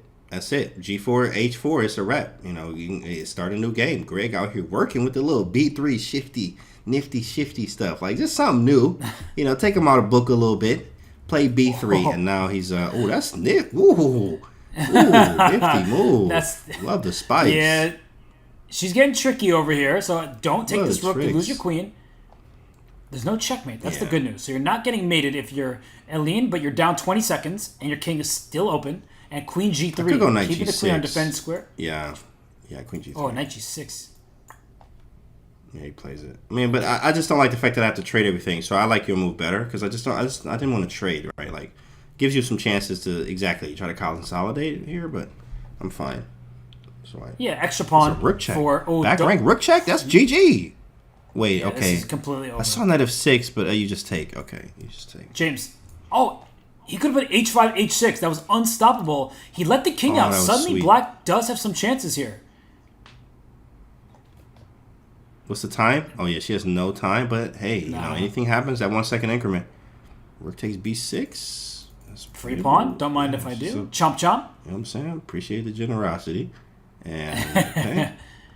And we see h6. F3 first. Oh, h6. Yeah, it's just GG. Takes. I'm up a clean one. You can hit the button. Yep. There it is. Wow. So Greg Shahade wins 2 games in a row. Now Aline Roberts needs to win on demand. She gets the white piece F4. She played the bird. She is straight up, you know what? She played Dutch, she played bird, which is understandable. Like, it's just the Dutch in reverse. She knows these positions very well. And now it's up a tempo. So, you know, let's see what she does with it. That's quite funny, though, that she chose the bird here. I mean, you can do anything. You can do whatever you like in bullet. It's true. And she's going for a kingside pawn storm. It's kind of like a close Sicilian here. The bishop on g7, pawn on b4, aim towards the white kingside. And that's why white can't go all in for an attack. Queen h4 will drop the c3 pawn. And James, I played the close Sicilian as white my entire childhood. I got terrible positions. It just doesn't feel very good because black is the one attacking. White has no attack that I can see. Yeah, I actually lost to John Bartholomew, actually. JB wasn't a Scandinavian, but it was definitely I played e4. He played c5 that game. Think about it. So where does the Scandi come from? I don't even know. But he did. It was a close Sicilian, lost that game, but then I won one, which was nice. You get some good positions. You get some really bad ones too as well. So it does happen. But this bird here, h5 coming, I mean, I don't know how I feel about this. It just doesn't feel like that aggressive. Yeah, I think black's defended everything well. There's just one bit of good news for Aline is that it's not like black has a clear plan either. Like both sides, they're just trying to come up with something. h5, as you point out, that's on the docket. The f5 pawn could be loose. h6 would trap the bishop if you allow the pawn all the way forward. And why would you give away that pawn if you're Greg? Ooh, and c4 hanging now, too. Oh, he hung his rook! He hung his rook on a1! Oh, my goodness. Rook takes a1. Boom! Let's see the reaction. There it is. He's like, what am I doing? Oh, my goodness. Let me smack my head here. I have lost my absolute mind. And he did, 100%. He just hung the whole rook, guys, on national television here. That is a wrap. Wow, you can't do that. You just cannot do that. She is back in the game, and it is anybody's game. This is, oh, shoot. Yeah, that'll be. So then what's the tiebreak after this? What's the tiebreak now? Armageddon with bidding. You know, if they tie the tiebreak, then we get to Armageddon. But look at this. Greg, he's not resigning. He has a connected pass pawn. It's protected on b3. Suddenly he has some chances here because the white king isn't perfectly safe. 2 passers here. Uh-oh. You have to convert this if you're Aline. You know what's funny? He has been a magician all day. So I don't put it past him to be able to find something here. Now, that was against everybody. He did that with David and Mary, now that I think about it. So, you know, if he's able to do it here, it's just no stopping Greg. If he can win this game, you just can't stop him today. He's just unstoppable. But Aline has been the one to beat him. Too smart. Yeah, she's too smart. She gave away some of her extra material. That's an important lesson for those of you at home. You give away some of your extra material just to liquidate, to simplify the position. And speaking of simplify, this is simply awful for black. Queen takes f8 is checkmate in 1 threatened because that bishop is pinned and the king has no defense. Yeah, he's just getting mated. 3 seconds, 2 seconds, 1 second. Gotta move. Doesn't move. Flags. Over. 2 and 2. Over. Claps, applause there. Tie breaks. And we have ourselves an Armageddon. James, we do have Armageddon. Aline, she barely reacts. Greg, he's clearly frustrated with how that went. But the rules for Armageddon is that black wins with the draw. That's the important point to keep in your mind. The players, they're about to bid for their choice of color. So we saw earlier, Aline bid 4 minutes, David bid 3.5. David chose black and had 3.5 minutes to Aline's 5. So the opponent who quote-unquote loses the bid, you get 5 minutes on your clock with the white pieces in a must-win scenario. There is no increment anymore. No longer 1+1. No longer increment, no time added per move. Flagging will happen. So James, now that we have Armageddon once again, how low do you think Greg will go? I will go 350. 350 will be my low. I need a little extra 20 seconds there. 350 will be my lowest bid. I can't go lower than that. I just can't. It doesn't feel like I'm playing with fire there. 350. Well, Greg, you know he likes bidding, he plays poker, he likes all sorts of funky formats, but I'm with you. I don't think you can bid too low of an amount because then you can't get into the flow of the game. So as we await for Aline and Greg to make their bids, chat, what do you think? Let us know what you would bid. Give us a number. I want to know what the most common number will be. I bet you some people will say, oh, I would bid 1 second. No, you wouldn't do that. Be honest with us. Let's have a good time with it. But I think I'm with you, James. I would go to about 340, 345. That's the absolute lowest just because you need time on the clock. And hey, James, guess what? The bids are in. It would appear Greg Shahade, if this is correct, he bid 4 minutes, 20 seconds. Aline Robers bid 4 minutes. So Aline, she'll get the black pieces with 4 minutes on her clock. You were pretty close there with how you would have approached it. Wow, and she gets black pieces here. Okay, she wins the bid. She gets black. Bullet game. Is it still bullet? I'm assuming it's still bullet, right? No, it's 5 to 4. So 5 minutes for white, 4 minutes for black. 5 to 4. Right. Okay, so we have okay, so she has black. So all she needs is a draw. Man, this is crazy. Just to switch from bullet to go right into 4 minutes? That's a lot here. I think Aline, though, has the best. I think Aline has the best chance, chat. What do you think? Is Aline going to win? Or is Greg going to win? What do you think, chat? This is it. This is all or nothing. We're being updated, actually, that Greg, he did make your bid spot on. So I'm sorry, everybody. I misspoke. I provided faulty information. He bid 350, not the 420 I initially said. So he bid your bid. He gets the black pieces. Aline will once again get white with 5 minutes. He bid 350 on the dot. So, yeah, Greg, well, he got black. Okay, so it does change a little bit. Aline, I still have her as it feels like she's just in a good momentum right now. But Greg having black and draw odds, I think it's 50-50. Flip a coin, bro. I think it's 50-50 now.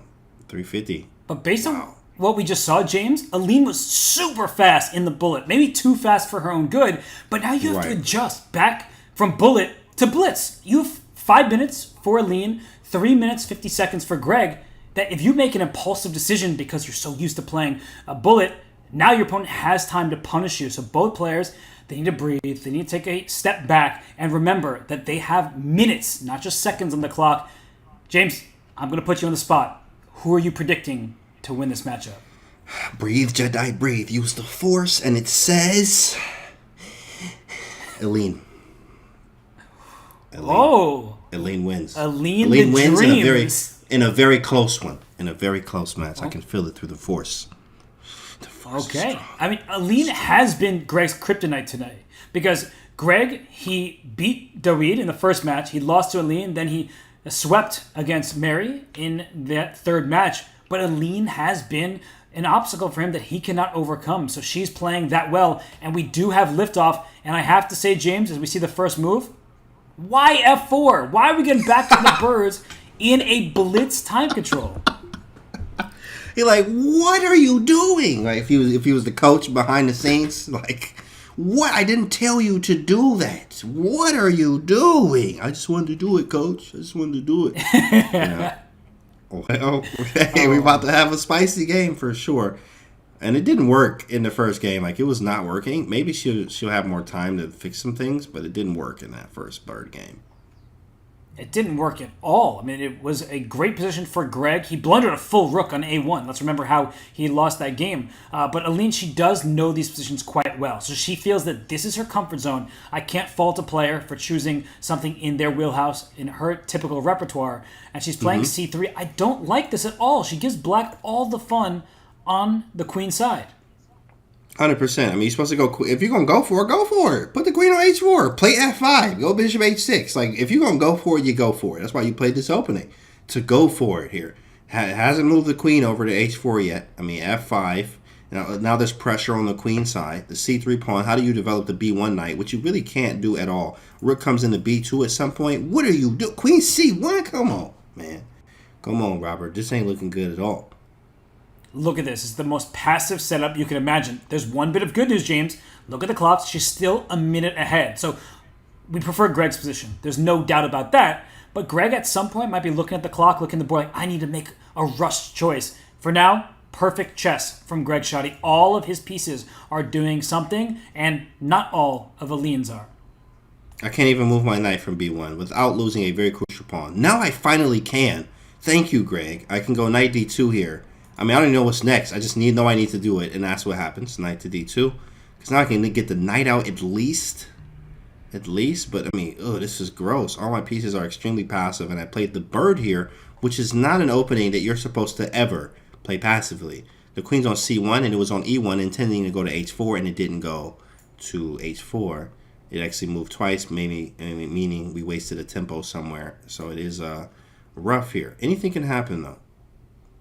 Anything can happen, and all Black needs, all Greg Shahade needs is a draw in this game, and he moves on. So that's the good news for him, but it's not a clear-cut position. Black is better, but there's no way to force a drawing sequence, nothing of that nature. And by the way, knight takes b3 I don't think is a threat, because after a takes b3, you open this rook up towards the queen, towards the bishop behind the knight on a5. So if she plays knight d2, please take me, she says.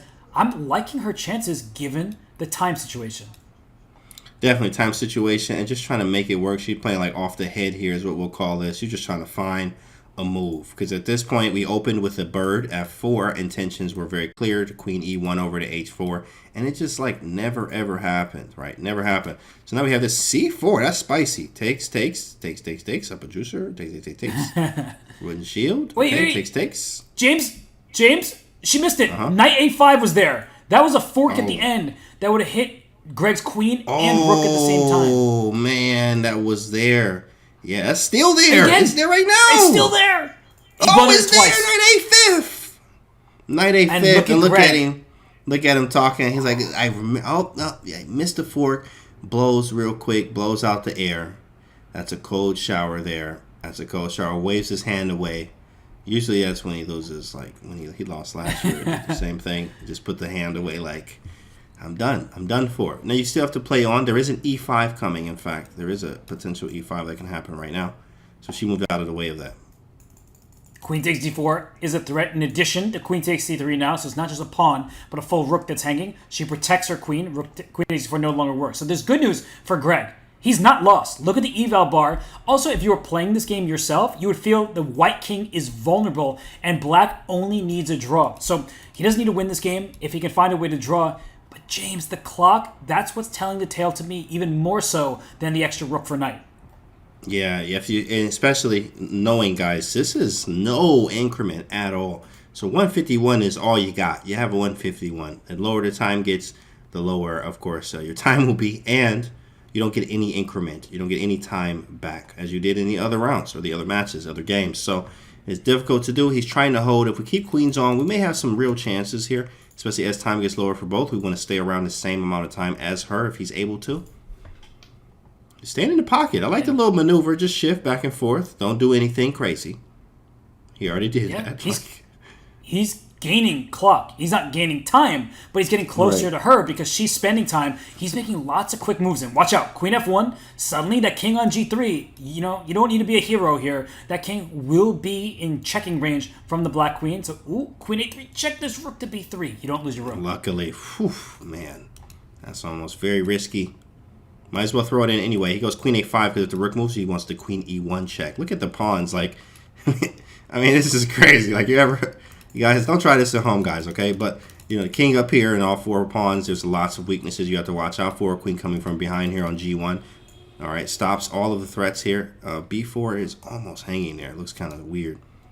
Is d4, there d5? Yeah, I'm looking at the same thing, James. d5 for black. At some point, will be very scary because there's pins on the c-file. Queen to d4. Time getting a little bit closer to each other. Yeah, queen d3. Watch out for that check. That would win the rook. Aline's in some trouble here. King yeah, g2 definitely. Because I mean, like, c4. maybe knight c4. Knight c4 with 93. Played. 93 is coming. Oh, but king h2 is apparently just... I mean, this is a ridiculous move to find. She found king h1. She had the right idea, but wrong square, which is like, why? Who knows, engine? Like, who knows? But okay, check king h7, king g7. Queen c3 is queen takes e4 check, so that won't work out in white's favor. You're dropping another very important pawn. So rook c3, just queen h3 check. It's losing. Oh, queen h3! Oh my goodness!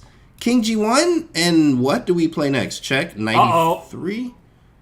She completely misses. James, we have to let everybody know, remind them, all black needs is a draw. So Aline has to play for a win, but here we go. Just back and forth.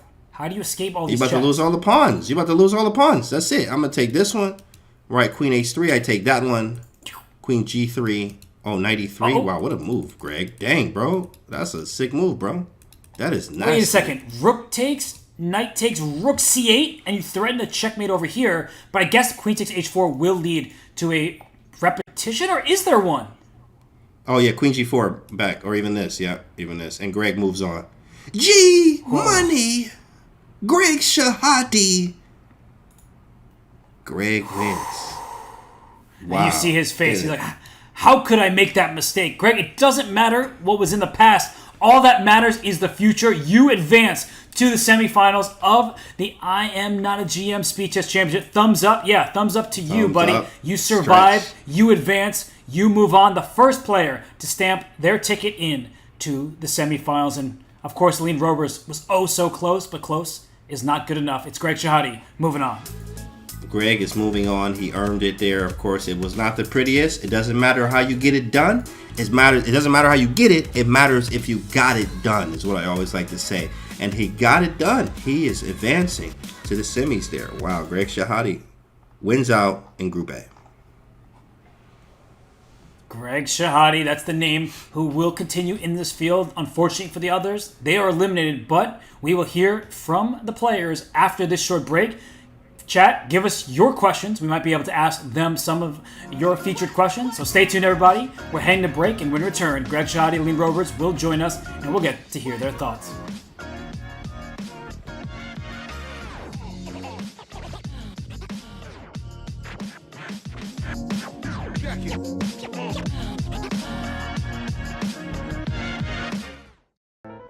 Okay, if I lose a game before I go to sleep, I have to play until I win. And once I win a game, then I will play another. Why isn't my chess rating going up?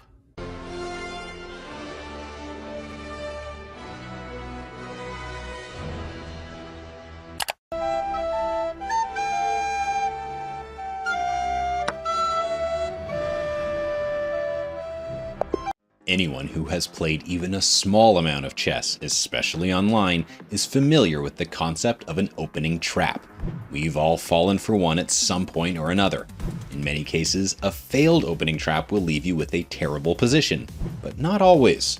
We've compiled 10 opening traps that are not only guaranteed to work, but if your opponent doesn't fall for them exactly, you'll still have a decent position. Number 2, Legal's Mate. This opening trap, if your opponent cooperates, can lead to one of the most beautiful and famous checkmates in chess. Named after Sire de Legal, it dates back all the way to the 18th century. It occurs in an Italian game, and in this position we play knight c3. Black might play bishop g4, pinning the knight to white's queen, and we can play h3, forcing black to make a decision about the light-squared bishop. If they retreat with bishop h5, this allows the brilliant knight takes e5, where a free queen is offered. If black takes the bait and grabs the queen, can you spot the famous mate in 2? That's right. Bishop takes f7, king e7, which is forced, knight d5 mate. So, if our opponent does not take the queen bait, is this a dubious position? Not at all. Black's best response is knight takes e5, allowing white to win the light-squared bishop with queen takes h5, and after black takes the bishop on c4, white can win the piece right back with a queen check on b5, picking up the knight on the following turn no matter what black's response is. White is up a pawn with control of the center, a great place to be out of the opening.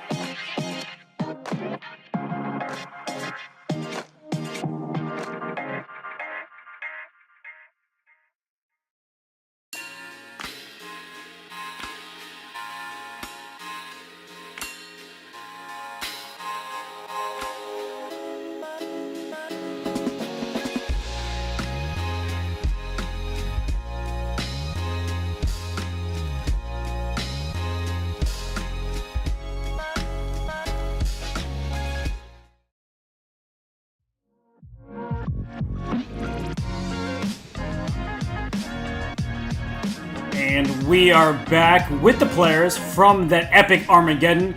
Aline, apologies that the match didn't go your way. Greg, congratulations. And Greg, we'll start with you. How are you feeling? Because during that game, we saw you throw your hands in the air after you blundered that exchange.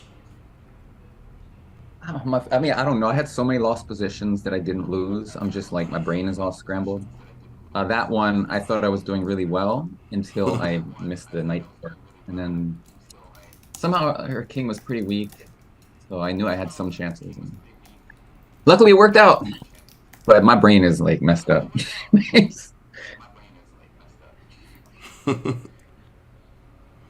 Aline, you have played great chess, very aggressive chess. We like to see that, especially me. I'm an aggressive player myself. So, who are some of your favorite players or influences to your chess style? Very nice to see some of the combos today. Even Queen E7 was a very nasty find. So, he was very happy to see these type of chess. So, tell us a little bit about some influences on your chess style. Well, I didn't necessarily study that many aggressive players, just looking at the top players and doing many tactics. But I like Michael Tal. Oh, that's my grandfather. It makes sense. I knew he was somehow related. That makes a lot of sense now. Okay, perfect. And I mean, Aline, you did have so many fantastic combinations, and as you said, no surprise that Tal is an influence. But you're also very popular on the Queenside Twitter account. I feel like or X, I don't know what to call it these days. Anytime I go on that platform, I see them chatting about you, celebrating your successes. What does that mean to you as you're blossoming in your chess career? Yeah, well, I think it's really nice to have the support and, well, fans of people I don't even know. It's really nice to see that. Greg, what kind of preparation did it take? I know, me and you, we gym heads. We in the gym, going to the gym after this. Yeah. So, of course, gym time, Did you do some gym today? Did you get right? Did you get your mind right in the gym before this? Or, did you do some intense gym preparation? Obviously, I know you like CrossFit and stuff like that. So did you do a lot of that preparing for the matches? Well, I'm actually in Spain, and it's some kind of federal holiday here in Barcelona, so all the gyms were closed. So I was going to work out, but I couldn't. Well, I could work out, not in the gym. But I was just like, you know what? This is a sign. I'm just going to relax my brain and just, get ready for the match. I tried a new plan of not preparing very much because I find it very stressful to prepare. So I don't know if you saw, I would just play a lot of different openings and just kind of go with my feel. Yeah, nice. That makes a lot of sense. And speaking of openings, we do have some featured chat questions. And our first one from Gelolo is for Aline. And they want to know, as chat was rooting for your bird openings, but why did you choose the bird opening for the Armageddon? Well, I play the Dutch with black. So if I play the bird with white, I just have a Dutch, but with the tempo up, so it seems like a pretty good position.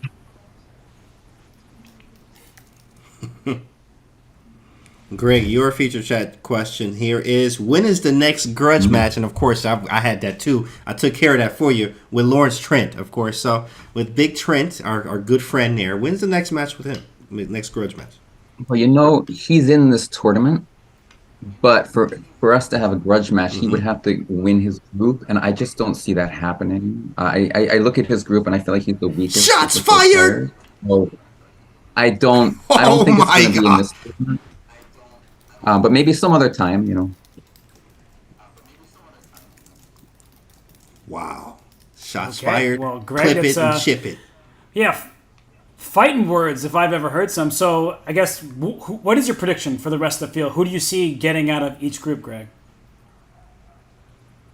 I didn't look at it too closely, but I do think Levy is in one of the groups, and of course he's very strong. He almost won this tournament before, so he probably has good chances. And of course Danny Rensch, no doubt.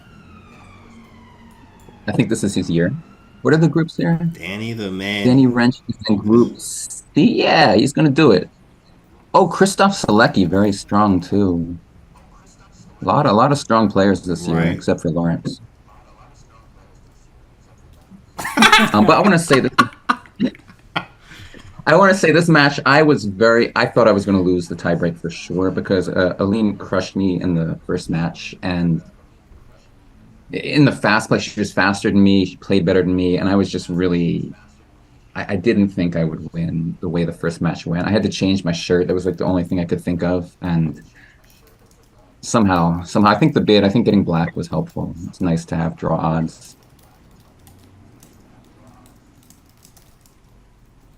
100% nice to have those draw odds. Eileen, who do you think is going to make it out in the next groups there? Who do you think, or who's your pick, basically, maybe to win the whole thing or make it out of each group? I haven't really looked at the groups too closely, but yeah, I think Levy will do well. He's a good Blitz player, and in the other groups, I don't really know that many players. I haven't played them in Blitz, so. That makes sense, Aline. And before we let you go, we'll see Greg soon. So I just want to ask, with the Grand Swiss coming up, are you in preparatory mode, and what are you doing to get ready for that big event? Well, I'm catching up on school actually because I just got back from the Club Cup in Albania.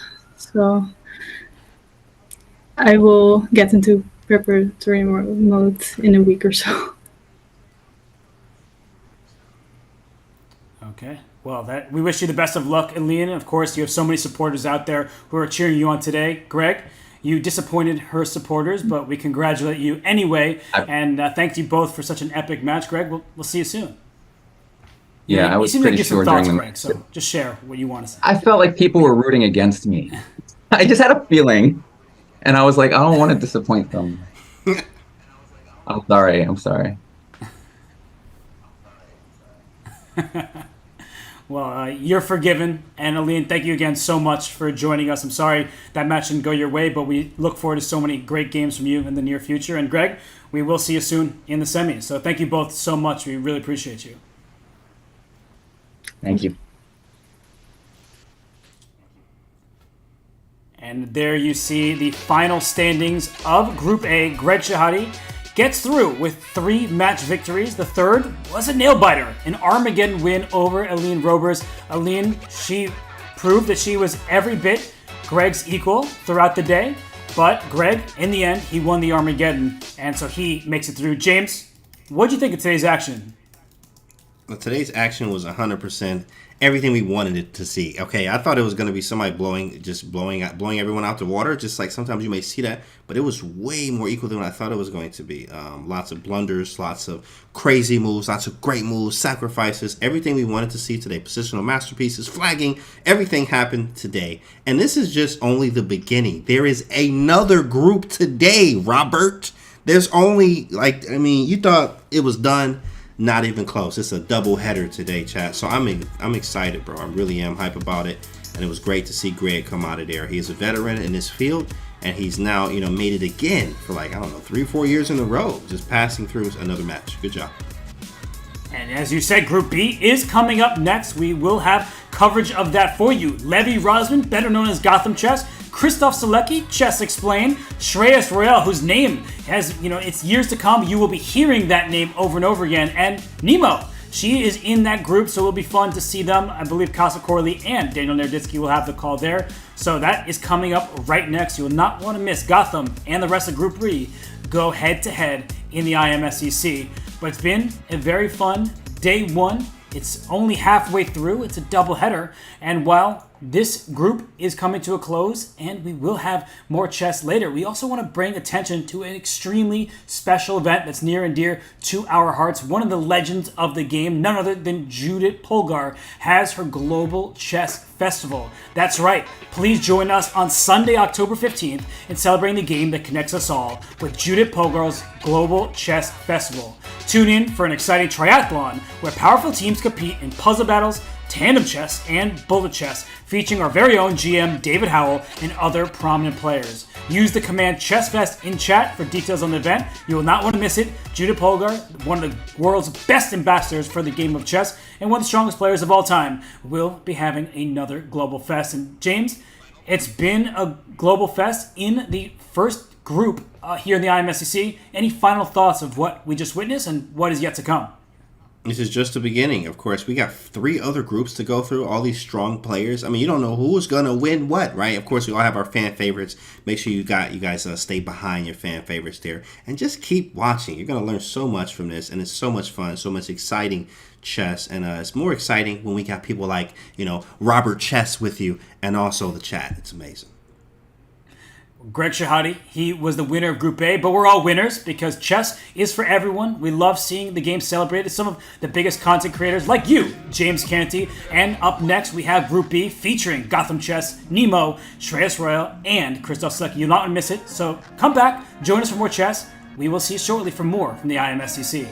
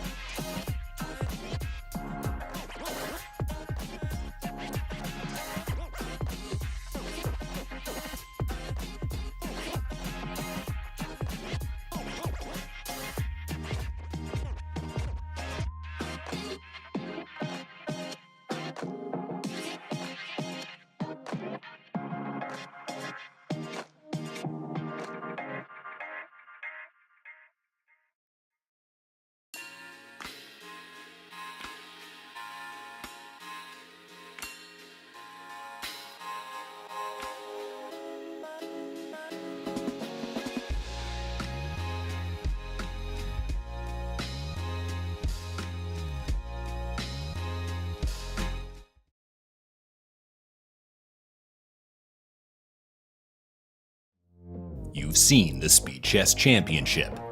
Now it's time for the rest of us to get a turn. With no grandmasters allowed, it's the I'm Not a GM Speed Chess Championship. Watch your favorite chess personalities duke it out in Chess.com's exciting speed chess format. There will be brilliancies. Levy stacking another pot, bishop c3 and rook a1! No! Rook a1! There will be blunders. No! No! He fell for it! 16 players are fighting for a chance at the 8-player knockout. See old rivalries. This is how on. New foes. With a $15,000 prize pool, who will take home the crown this year? And that is the match. The IMSCC starts right now.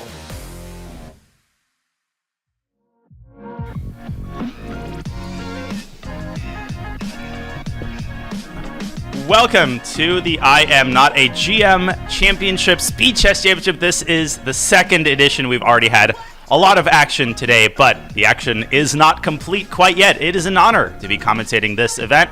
I'm Grandmaster Daniel Naroditsky. Alongside me today, the one and only I Am Casa Corley. I am Casa Corley, commentating the I Am Not a GM Speed Chess Championship. How do you feel? I feel pretty good to be here with you, Danya. It's an exciting event to follow, and we get some of our favorite players and commentators in the mix, so love to see it. So many legends this year, and it's a new format, so folks who are watching, bear with us. There's a couple of new things to explain, but first of all, let's take a look at the group standings. There are 4 groups, as you can see. Each of them features 4 international masters who accumulate points as the tournament progresses. Greg Shahade already staking his claim in Group A. There's a name at the top column of Group B, Levy. Casa, I'm having a hard time reading it. I just called you Levy. Take that as a compliment. Yeah, no, this kind of reminds me of the World Cup. So essentially what you have is you have a group stage. There are 4 players in each group, and they play each other in a round-robin style. And so the dynamic is that there's going to be one player out of each group that makes it to the semis. We already have Greg having advanced in a very, very intriguing matchup earlier in the day. And we have basically now other players vying for spots. So that's what it's going to come down to. Very well explained, Casa. It's easier than it seems. As you said, 4 groups. There's one player from each group who qualifies to the next stage. There's the tournament format card, and the bottom 3 are eliminated. And we're about to get to the actual specifics of each match. So each match consists of 6 games. It's not the same way that the regular SCC works. There's no 90 minutes of 5+1. It's 2 games of each time control, same time controls as the SCC. And the first player to accumulate 3.5 points advances. If the match is tied 3-3, then Armageddon will be played. So Casa, pretty cut and dry. It's a little bit less. Yeah, so basically there's no timer basically like you see in the traditional format, and you theoretically can have a scenario where one side basically sweeps someone else in the first 4 games, right? Because it's the first to 3.5, so there's a possibility in some matches that you might not even get a 1+1 segment, but essentially each player is going to play everyone else in their group first to 3.5, and then after that match is played, they're going to play another person in the group. So it's going to be very frenetic pace today. And frenetic pace during our show, because we will have 2 matches going on simultaneously today. One of them will feature Levy Rosman, the internet's chess teacher, against Nemo Zhu. And the second one will feature Christof Sielecki, also known as Chess Explained. That's probably how most people know him, the author of so many amazing opening courses, so many YouTube videos. He will be facing the Australian phenom, international master Shreyas Royal. I'm afraid to say how old he is, Casa, because I don't remember. Is he 12? Is he 13? They keep getting younger and younger these days. But we'll have these 2 matches going on at the same time, folks, and we will be looking at both of them as they unfold. What an exciting day ahead of us, Casa. Yeah, it's going to be really fun because, again, we have these great personalities in front of us. Everyone knows who Levy is. Everyone knows who Nemo is. And Christof Sielecki has been one of the great chess teachers on the internet as well, frankly. He's come up with a lot of courses explaining various openings, and so I expect him to be very, very well prepared in different aspects, and he's playing a extremely talented junior in Shreyas Royal, so... That's going to be battle of the generations, but you said it. Levy Rozman is the most famous name in the entire field. He holds the largest chess YouTube channel with over 4 million subscribers and close to 2 billion total views. He is also, of course, a commentator and a content creator, but mainly in the context of this tournament, he is an excellent blitz player. He has achieved over 2,800 blitz rating. He recently defeated Ali Reza Firouzjan. By recently, I mean 2 days ago. At the Title Tuesday tournament. So Levy Rozman is nothing to sneeze at when it comes to the Blitz Arena, Casa. Yeah, no doubt about it. And, he, again, did beat Firouzja a few days ago, so he has been putting in some decent practice leading up to this event. And I'm really curious, how often is he going to make that face you see on screen during these matches? Because I think that will probably be a bad sign if he makes that too often. I don't know if that face means my opponent blundered a rook or I blundered a rook. I guess we're going to find out today, but Levy definitely has his work cut out for him. So once again, folks, we'll have often both games from both matches up at the same time, and what we will be doing is kind of zooming into each match in turn when things get excited on one of the boards. So be prepared for a day of frenetic blitz action. We'll do our best to bring you all of the exciting moments from both matches, Casa, but definitely plenty of entertainment today to go around. Yeah, no question about it. So, do you have a favorite in these first initial matchups so far? Because I'm really not sure how it's going to play out, particularly in Sielecki and Royals matchup. I honestly have no idea. So I think it's actually a bit closer than we think. Yeah, Levy is the very heavy favorite. Nemo's a great blitz player, but Levy's the heavy favorite in that match. And I think between Sielecki and Royal, it's going to be very close. I think that's going to be one of the most tightly contested matches in this entire tournament, as we see Levy and Nemo on camera there waving their hellos to their millions of fans who will be watching every move they make. That is Mr. Sielecki, very recognizable face, and well, we can't really see his face right now, but we're about to. And that's Christof Sielecki. Yeah, okay. And folks getting set up, getting ready for the action. We got our folks all sitting down in their seats, and we're going to tune in quite shortly to the first moves. Indeed. Christof Sielecki there taking care of business before the games begin.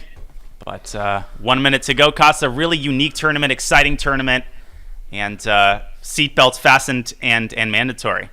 The other thing, too, is like, how much does the strategy change in this one? Because essentially you have a situation where you need to win these mini matches. But do you?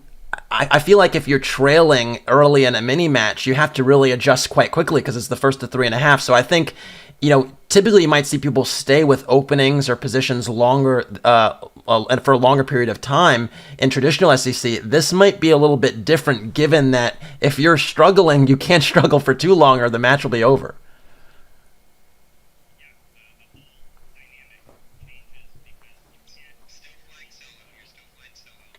Yeah, no question about it. So yeah, that is where we're at right now, and I do think who do we have? We have Sielecki on screen. I think trying to work something out with an iPad. What's going on? We're figuring out. He's got like 6 devices. He's got like his control room. Yeah, that might be his camera setup. Making sure the fair play stuff is taken care of reasonably. But yeah, Royal looks focused and ready to go. He looks like he's been in many a matchup online and just looks locked in right now. So very exciting stuff. And we're doing our final fair play checks of the games. Will begin momentarily. But Levy's mentioned this on interviews that these tournaments produce a kind of anxiety in the players that is not comparable to the way that you feel, let's say, before an over-the-board tournament, where you're pretty calm, you're focused. It's a different dynamic, and I can attest to this, Casa. Last time I had this feeling was before the Bullet Chess Championship. You're sitting there at your computer, and you're a mess. I mean, your butterflies in your stomach.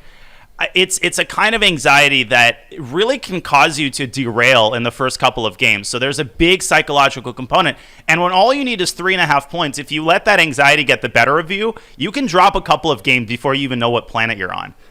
Yeah, and again, the tilt is real. We've actually spoken about this in previous editions. We've commentated together, Danya. And yeah, the tilt is so real. So you really have to be able to adjust course and deal with adversity in a really kind of fluid way, which is super hard to do, especially when there are tons of you watching. Absolutely. We welcome the many tens of thousands of you across the platforms to the I Am Not a GM Speed Chess Championship. The gong is about to sound, and the first 2 games of 5+1 have begun. We've got Sielecki against Royal on the right, and of course, Levy on the blue board against Nemo on the left. D4 on the left, E4 on the right. What more can we ask? Yeah, I like that we're going to get some diversity right off the bat. All right, we have a Trompowski from Levy, and we have Moscow variation. Bishop B5 check from Sielecki. I think that makes sense, playing that against the young junior. Take him a little bit of out of book quicker. And Nemo is still thinking after Bishop G5, so we'll figure out how she wants to go. Is she wary to face these double pawns or not? Yeah, she plays E6, which is, I don't want to double my pawns. And both players who have the white pieces right now, Levy and Christof, they are known for their opening preparation. They are the authors of many dangerous opening courses. I would say Christof has a more positional bent to his recommendations and his repertoire, whereas Levy likes those cagey tactical positions. But the kind of Trompowski that he's playing, it resembles a London system. The only big difference is the placement of that dark squared bishop. So Levy just kind of quietly settling into the match, trying to get a structure that he's more comfortable with, and Nemo burning a lot of clock in the early going. Yeah, I am a little wary of this early H6 move from Nemo, which is totally fine in these structures, but it does create an early hook opportunity. I wouldn't be surprised if Levy actually doesn't rush to castle. I think you could and see he's actually aiming for F4, knight F3 dynamics. With this H6 move on the board, there are hook possibilities, and so I think that's what you have to really look out for. He's going to plant that pony on E5 and initiate an attack, and I think the style here that we talked about before is coming to the fore. Levy's an attacking player, and he's going to try and put Nemo under pressure early and often. And a trivia question for the newer players in chat: what is the pawn structure that Levy attained with the move F4 called? And you might recognize it with colors reversed in a different opening, but it is the same structure. It's an easy structure to play, and you've got this big bind on the E5 square that's not allowing Nemo to liberate her light squared bishop, which is currently stuck behind her pawns. Levy has a great position right off the bat here. He seems comfortable. He might delay castling Casa. He might also castle kingside and still plan a knight on E5.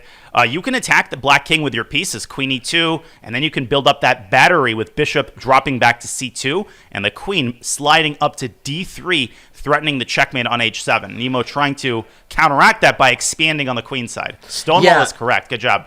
Don't overestimate basically the eval bar here, because I think Nemo is doing exactly what she should be doing, which is ultimately trying to undermine the queenside structure that White has with an eventual b4. And so you see Nemo's basically preparing a5 and b4. It's so important to hit at that chain on the queen side, because ultimately that's where her counterplay lies. And so a lot of times when you're figuring out what to do, it's playing on the side that you're better. And White clearly has established a grip and dominance on the king side and in the center. And so Nemo has to get something going on the queen side in the interim. But it seems like her engine is not getting started, because you're not playing b4 anytime soon. Levy has the bind on that square. The black knight can get to c4. Nemo developing her bishop first, covering the c6 square. There would have been a fork if she had gone knight c4 immediately. And here I really like the move bishop c2, threatening queen d3. And to make matters worse, Casa, g6 is going to be met with knight takes g6. This might already be close to winning for Levy after queen d3. Nemo ignoring the brewing storm on the king side. She's going to have to go rook e8 and make a run for the center with her king. Ugh. Yeah, it's not the Tour de France that you're hoping to make on foot. You know, like you typically want the bike, and here, you know, this is why we're seeing the X-clam, because queen h7 is mate. G6 really doesn't help matters in the slightest because of knight takes g6. And already here, there's trouble in paradise. And so she's going to initiate that king walk with rook e8, but the question is, how realistic is it for this king to kind of dart down the yellow brick road, or the dark squares in this case, and be secure? Tough to say. What white wouldn't give for a bishop on c5 right now. A dark squared bishop would be so good. And you can see Levy, he's taking his time, because queen h7, a lot of newer players, they get very excited at the prospect of giving those checks. But if you play queen h7 and queen h8, all you will have done is drive the black king where it wants to go anyway, and then you're going to lose a bunch of tempi having to evacuate your queen. So I actually like the restraint from Levy. He doesn't need to rush it. He's better positionally, and then he can casually go back to d3 with his queen. He can involve his rooks, and he's just sitting on the position, which is what you want to do in a blitz game. By the way, black is also in trouble on the other board. I've been keeping an eye on Sielecki against Royal. Christof is up a clean, healthy pawn, and holds a 2-minute time advantage. So black having a hard time getting out of the gates on both of the boards. Yeah, and it's funny here, because I do believe the worst is over for Nemo, at least for now. I think black will have this opportunity now to shift gears if she recognizes it and play for this b4 break, now that white has just sort of played a few extra prophylactic moves, and hopefully she does get an a5 b4. That's what it's going to come down to.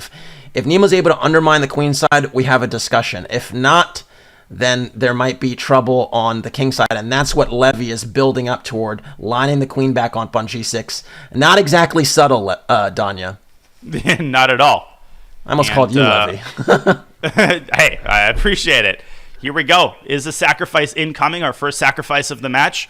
Levy has left himself with plenty of time to calculate the ramifications of knight takes f7 and queen takes g6. You can sense the wheels turning in his head. He doesn't go for it. Knight f7, queen g6, and f5 was winning pretty much on the spot, but he's taking the slow burn approach in this game.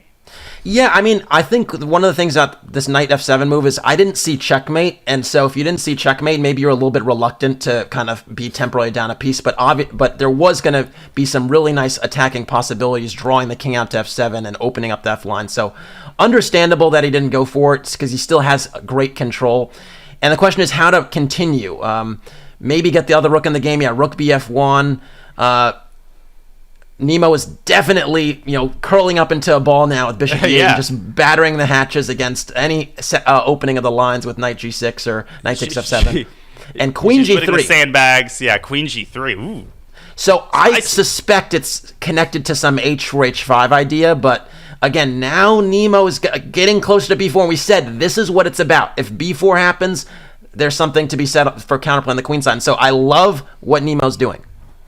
Yeah, she's boarded up the windows and shuttered up the curtains, and she's put the sandbags against the garage, and then you wake up the next day and the skies are blue, and your house is still standing, and that's what can happen in these games where one side is constantly pressuring.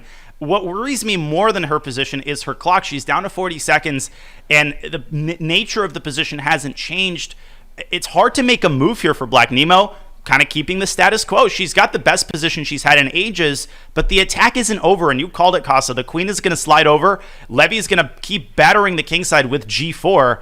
Will Nemo have enough gas left in the tank to deal with the ramifications of this position? I don't think so. I'm very concerned about this king on h7. There just seem to be some nascent tactics along this diagonal. You can see queen e2, queen takes h5 looming, and I think that's why rook e3 is played, subtly entertaining queen e2 at some point. Also, now that f6 is played, e6 is a massive target. Although it must be said, Nemo is down to 16 seconds, defending well, but the time is going to be a factor. And this bishop is clocking overtime, defending the two massive weaknesses in Black's position. And in the other game, Shreyas has just blundered a bishop. If we could go back to our bird's eye view really quickly, Christof is about to take the first game. Shreyas was worse for most of the game. He came all the way back, and as you can see, he just overlooked the move queen to d5, which pins the bishop and the queen. He got himself into time pressure, and he was unable to deal with the complications. Christof is going to eat up that bishop with his queen. The knight is protecting it, and he's got some technical work to do, but I think he should be able to convert that position. Yeah, he's probably going to reposition the knight to d2 or f3. He's always played knight d2.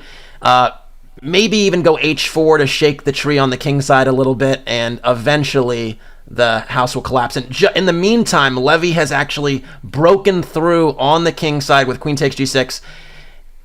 The clock was certainly a factor, and I think that's the adjustment that Nemo's going to have to make in this next game. And it's already off. They're back in Caro-Kann land. Levy has been a well-known Caro-Kann player for some time, and he's played the c5 line against the advance. It's the Kenken-Arkle line. And queen g4, I love this variation as well. Hitting g7, bishop f8 is interesting.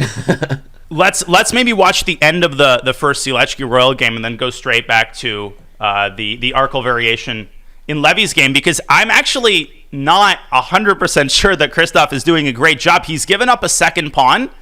Shreyas is sending his a-pawn down the board. White has to be a little bit precise here not to allow some sort of perpetual check. In some cases, a queen trade could actually make the situation harder to convert because you might run out of pawns. Yeah, knights are notoriously poor with guarding rook pawns. So the rook pawns are the A or the H pawns. So that's why queen trade would basically make the knight tethered to the A pawn. So got to be a little bit trickier. Queen d8 is a flashy move. Note that queen takes e4 cannot be made because of queen g8 check. And I don't think that was strictly necessary because I think you could have gone for some queen d5 stuff. But this is, I think this is harder now and a harder conversion after queen d4. And now knight e3, the knight heads over to d5, trying to set up some sort of mating pattern. Queen f8, queen takes a3. I think he's just going to pick off the pawn, and the rest is going to be really, really simple. So let's see. If Christof finds queen f8, queen takes a3, I think we can safely leave him to do the rest. Yeah. Okay, this one's over. Let's go back to the Levy game. At this point, that's more interesting. This is over. Queen e7. That's going to end in a couple of moves. All right, so I actually want to just take us back just for a moment, if I can, just early on in this game, because basically this line of the advance Caro is very, very interesting with c5. And the point is you give up a pawn temporarily, but you typically get it back quickly, either c5 or e5. It's quite hard to hold on to that pawn. Anyway, the thing that's unique about this bishop takes c5 move so quickly is it does allow queen g4, and there's pressure on g7 right away, and black has to make a decision. Play g6 and create some type of weakness on the king side, punt on the pawn and play it like a French, almost like a Winnower style, or bring the bishop back all the way to f8, which is what our guy Levy did here. And now we have a very interesting position on our hands where the bishop is back on f8, and, you know, it would seem like black lost some time, but the structure in the center is quite stable, and that's why black can get away with this. And the Caro-Kann, of course, is Levy's main recommendation in his black repertoire opening series, so he knows this opening backwards and forwards, and obviously, in a match this important, again, it's not necessarily about playing objectively sound openings, although I've played this OTB, it's a good opening. It's about playing structures and positions where you know where the pieces belong. You can play fast, you feel right at home. And I like what Levy's gotten out of the opening. He's got the bishop pair, he's got his center, and Nemo could try to batter away at that center with c2, c4. I think that should be White's main strategy here, while Black's king is kind of stuck in the center. Yeah, if you get in c2, c4, one of the huge benefits of it is you actually might clear the e4 square for your knight, which could be at an opportune moment. Really, if this king ever castles, you could see the knights combining on g5 and potentially delivering mate on h7. And so, in that case, the Caro-Kann would become, you ready for this? The Caro-Can't. But we'll see if that comes to the fore. And that's why Levy is going to delay castling pretty much as long as possible, because he needs to figure out what Nemo's going to do with her pieces to determine how he's going to orient his king.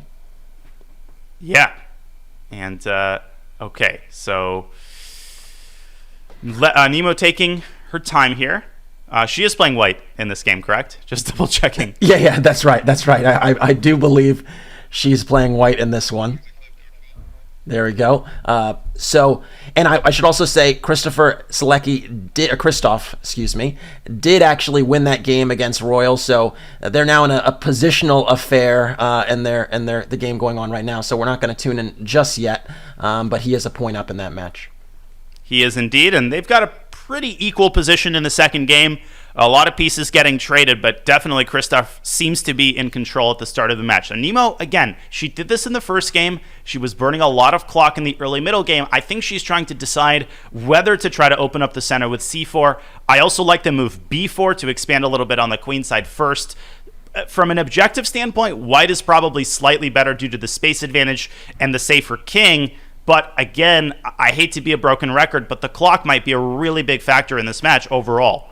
Yeah, she just took a long think to play rook fb1, and basically I don't love the rook here because it's quite passive, but the idea is clear. She's thinking that if I play c4 under the right circumstance, the b line will open up for the rook on b1, and then there's some initiative. But the thing is Levy would do well to not help his opponent here make that happen, and he's not going to take on c4.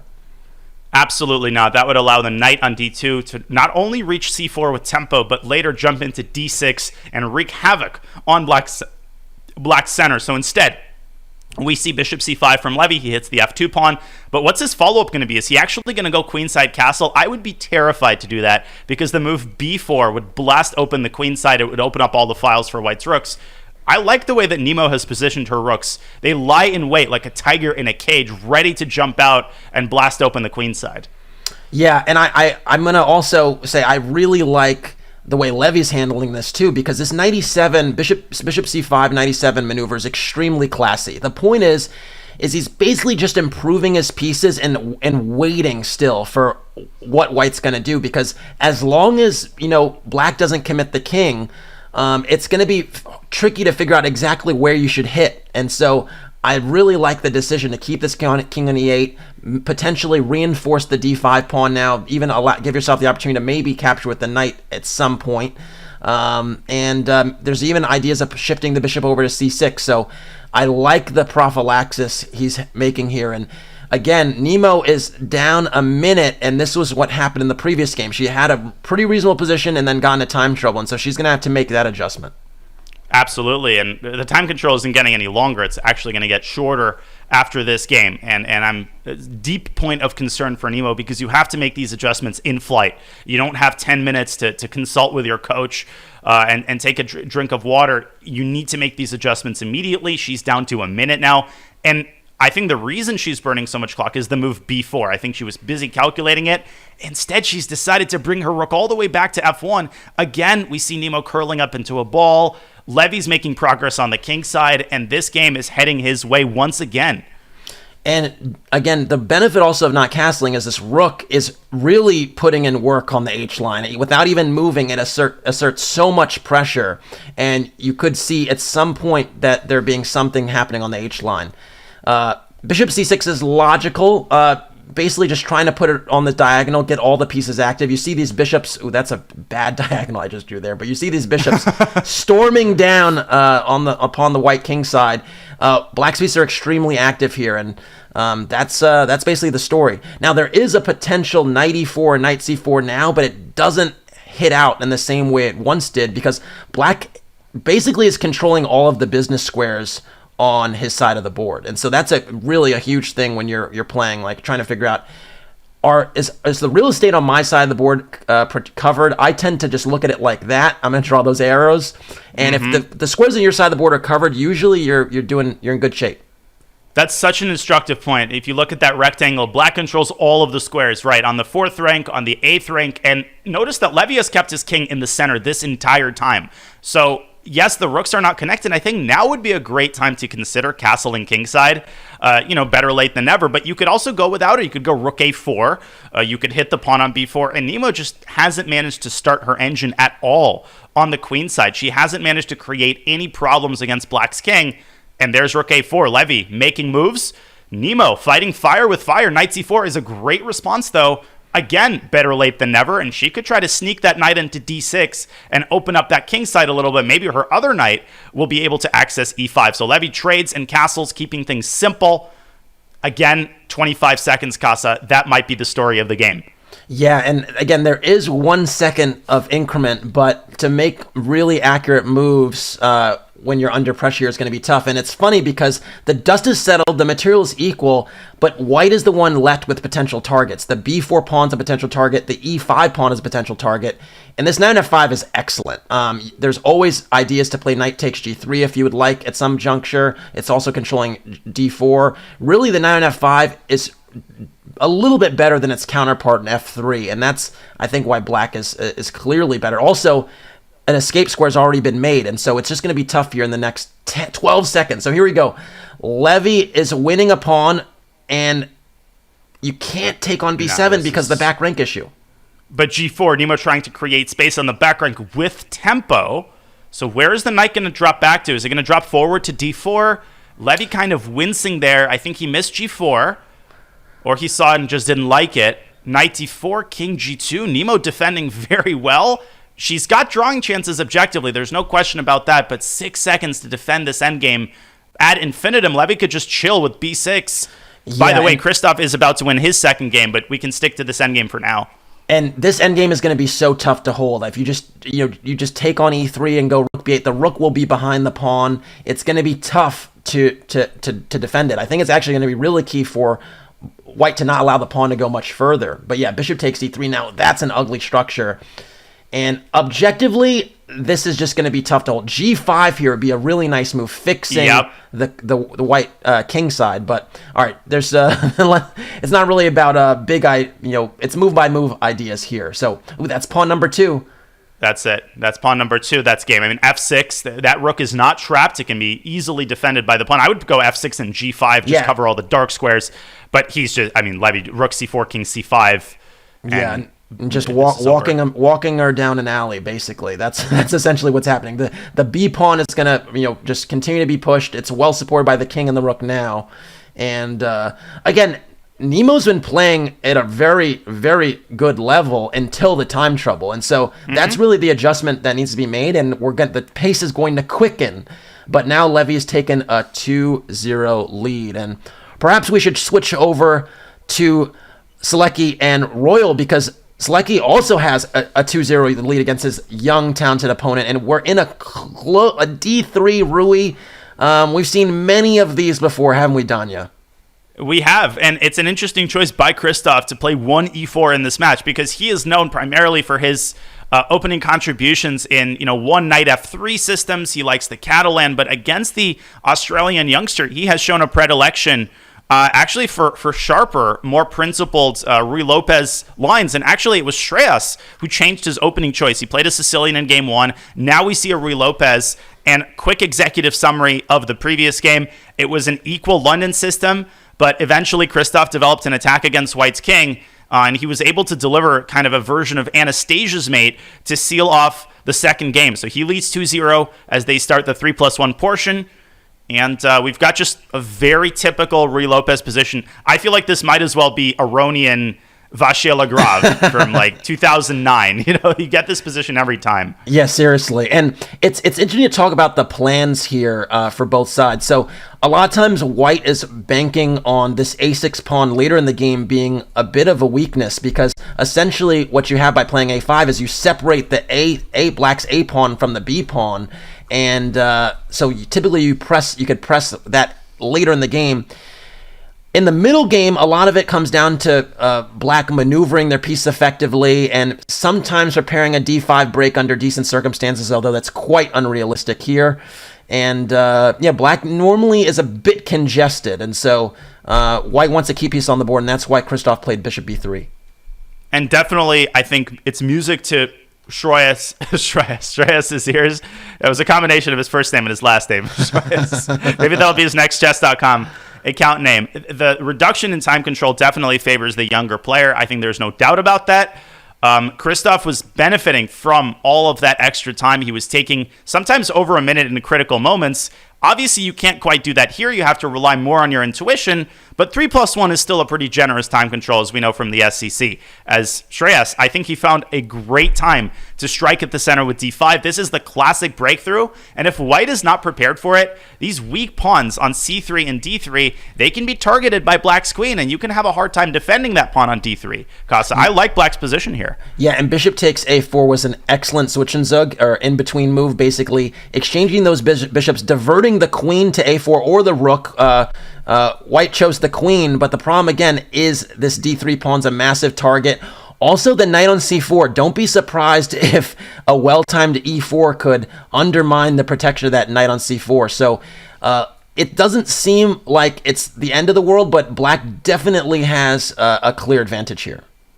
And d4 is a great reaction by Christof. I think that was the only move. If Black plays e4, which is what most people would find tempting, that knight could have snuck into e5. Instead, we have a trade in the center, and I think Black's knight could jump into e4 right now, causing a lot of problems to these flimsy pieces on the queen side. That knight on c4, bishop on d2, they're not all that well defended, and a 30-second time advantage for Shreyas. This is a game he has to win. Yeah, and I think basically right now you can see that even though this a6 pawn still might be a potential, it might seem like a bit of a liability in the endgame, it's not going to be easy to be attacked because the knight is on c4 is 2 diagonals away from it. Black has excellent complementary pieces on the light squares with this rook on e4, queen on d5, and basically now Christof's trying to shake the tree with knight e3, shake that blockade, maybe potentially press onward with d5 at some point after the queen a4 jets away. And you can see here he's trying to get some counterplay before Black establishes a bit more of a grip.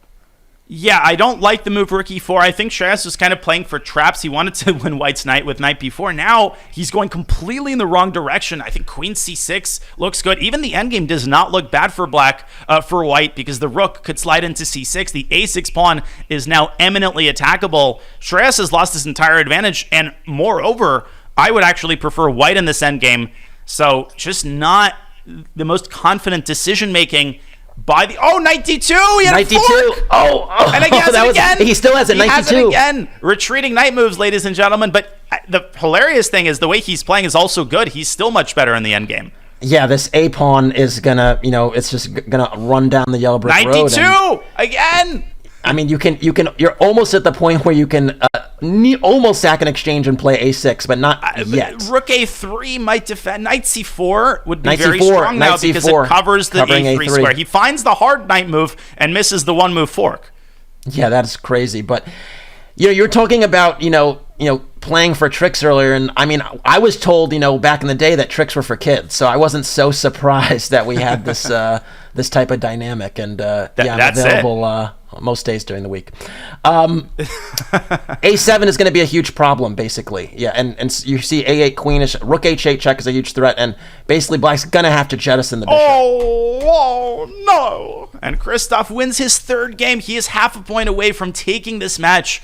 Only 3 games in. Shreyas needs the comeback of a lifetime. Folks, Christof Sielecki, the representative of the older generation, leads 3-0, and the Levy Nemo third game is still going, so let's go straight there. We've got a fascinating endgame, and I think Levy might be taking his third game as well, Casa. And it's the time. It's just the time. It's not a totally untenable position, although you do like white structure now, in particular with this nice long pawn chain from the d4 to h3.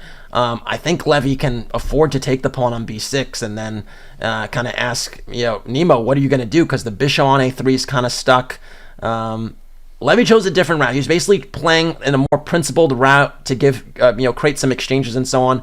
I would have kept the pressure just because it makes Nemo's decision-making harder, but there's no question that it's still easier to play for white just because the structure is so healthy.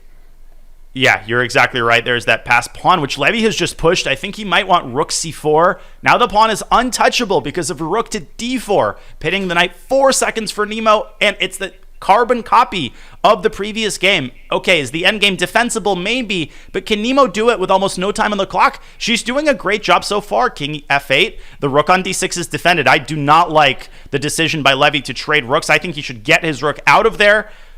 Oh, she's 3 moves king e7! And it's a wrap. No. It's just a piece up now.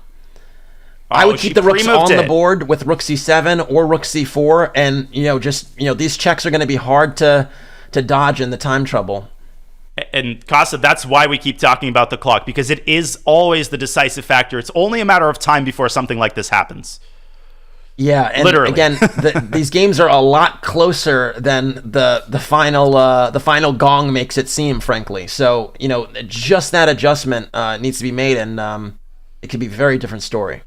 But this d pawn is getting seal it off. Yeah, d7, and Nemo throws in the towel. Both matches at a score of 3-0. That's pretty crazy. Yeah, this was not expected at all, and both folks are going to be fighting for their life right now. Nemo and Shreyas are both going to be fighting to stay alive because both Levy and Christof only need a draw now to advance, or rather win their mini match. And Christof is very close to achieving it. He's got opposite colored bishops. We could stay on the Levy match because That position just seems very sterile. It's a little bit better for Shreyas, but will he win that position with opposite colored bishops and a high probability of a lot of heavy piece trades? Obviously, Christof knows that he only needs a draw, and he's adjusted his opening choice based on that. So not only do they need 3.5 points out of the next 4 games, but for Levy, Bullet might be his strongest time control. So, man, I don't know what has to happen. This H5, H4 business that Levy just went for is actually really impressive stuff, because you basically carve out more space on the king side, and you undermine this knight that I think started on C3, went to E4, then to G3, and now back to E2. And so that knight has made a ton of moves, and Black does have the bishop pair. And usually in these structures, the reason White gives it away is because you have a lead in development and some attack on the Black king. Hard to actually see where that's coming from right now. But I think Levy is in the driver's seat right now. I think we actually would do well to get to Royal's game in particular, because this end game he needs to win, and I think he's trying. Of course he's trying, but I think he does have some chances, some prospect of pushing here, just because Black's queenside pawns are pretty easily blockaded. Yeah, he does. And I think in a classical game, if you had an hour on your clock, no question Christof would hold this 10 times out of 10. But in a blitz game, the piece activity, the fact that White can generate some action on the king side, maybe with some G3, F4 nonsense later in the game, maybe get your king up. Okay, White's got some chances. At the same time, I actually like the move B6. He gets his pawn away from the 7th rank. I think he's preparing the move rook to D7, and he's going to seize the D file, because a rook trade is always out of the question, right? A rook trade in most circumstances is an immediate draw. So Shreyas has to keep going on the 8th rank with his rook. But what's his plan going to be with the pathway for White's king already sealed off? Yeah, I think he's going to tickle the queenside pawns as he's doing with rook A8. He's going to probably bring that bishop back to C3 and slowly try to prepare some combination of F4 and or G4. And I think in the long run, the best case scenario is that this F6 pawn becomes a target, because the black rook can give a check. Oh, here we go, F5. That was a well-timed break. Although, again, you're opening up the scope of this bishop now. So I do think there's still some decent chances here. You take on F5 at the right and then play G4. You fix those pawns on the dark squares. There is some winning chances here.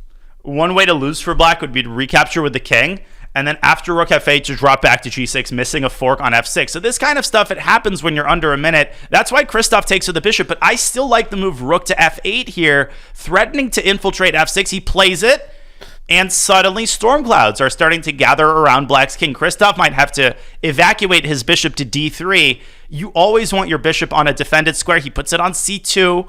Now I would still give this check and toss the Black king back. Some chances remain.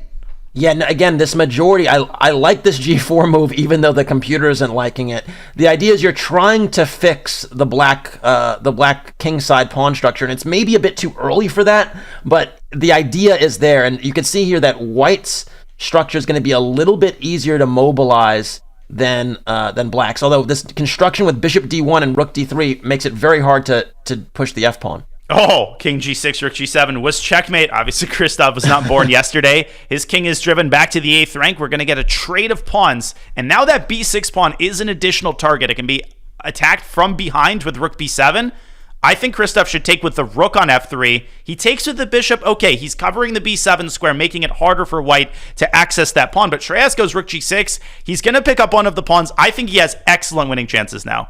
Yeah, and don't be surprised at some juncture, because I saw when the bishop was on D3 earlier, there's some positions where if the white king's on D2 and the rook is not covering the bishop, there might be some B4 ideas where en passant is not possible because the bishop on D3 is hanging.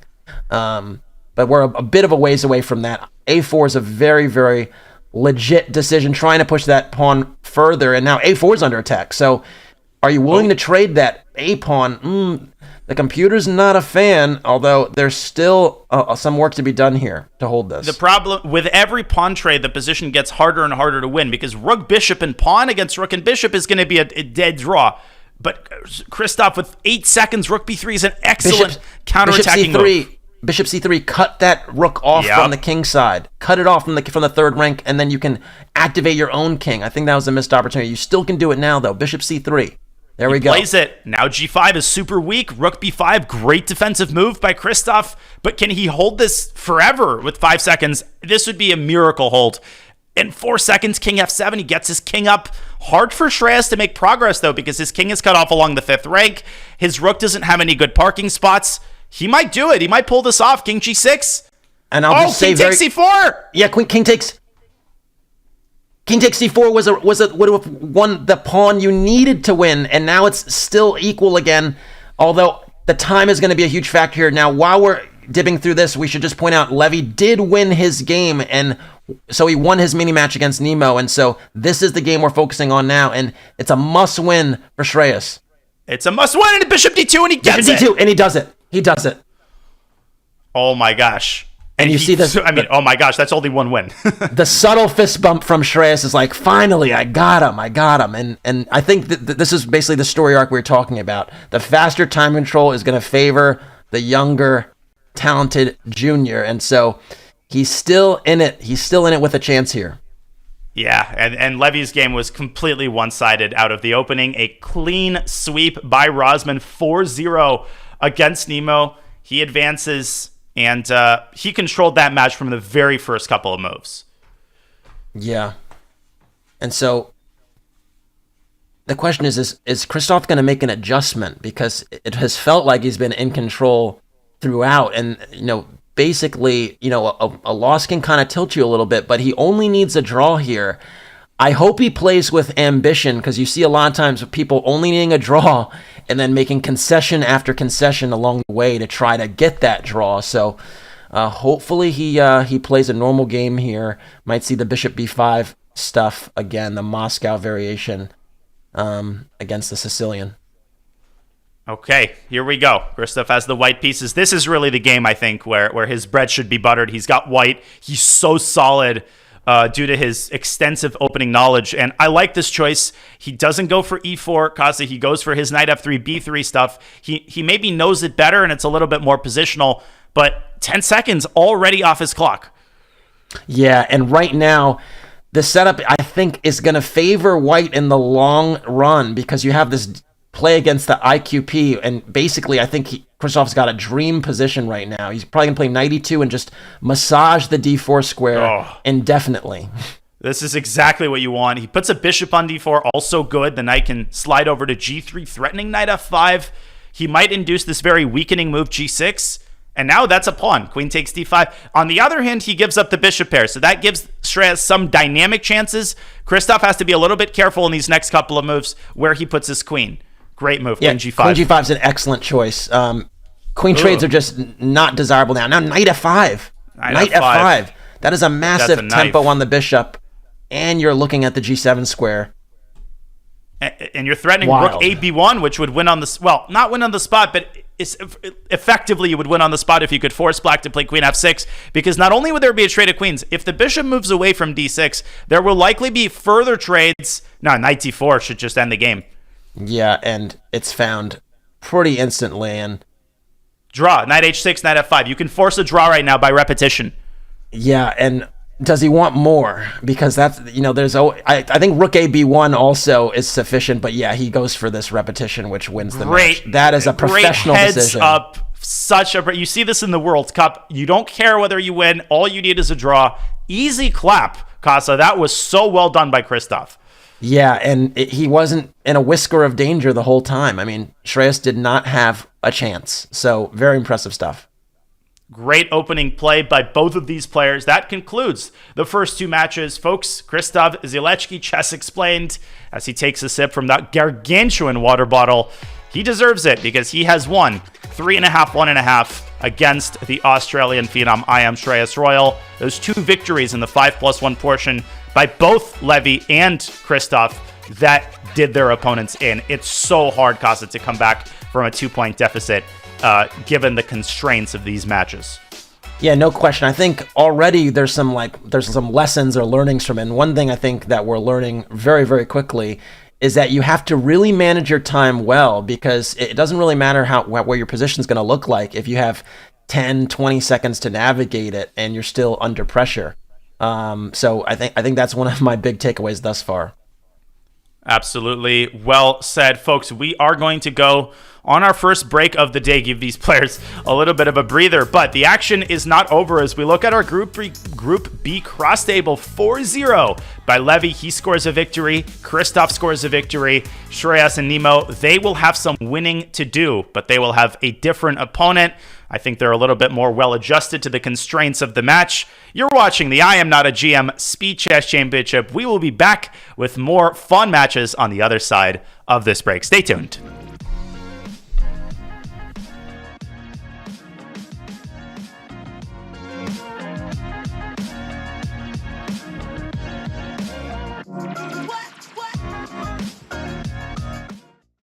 Love playing chess variants? Or just looking for something new? Join us for the Variants Community Series. Every 2 months, we'll be featuring a different variant in a series of events and competitions. Learn a new variant and compete against other players for prize money, or just play for fun.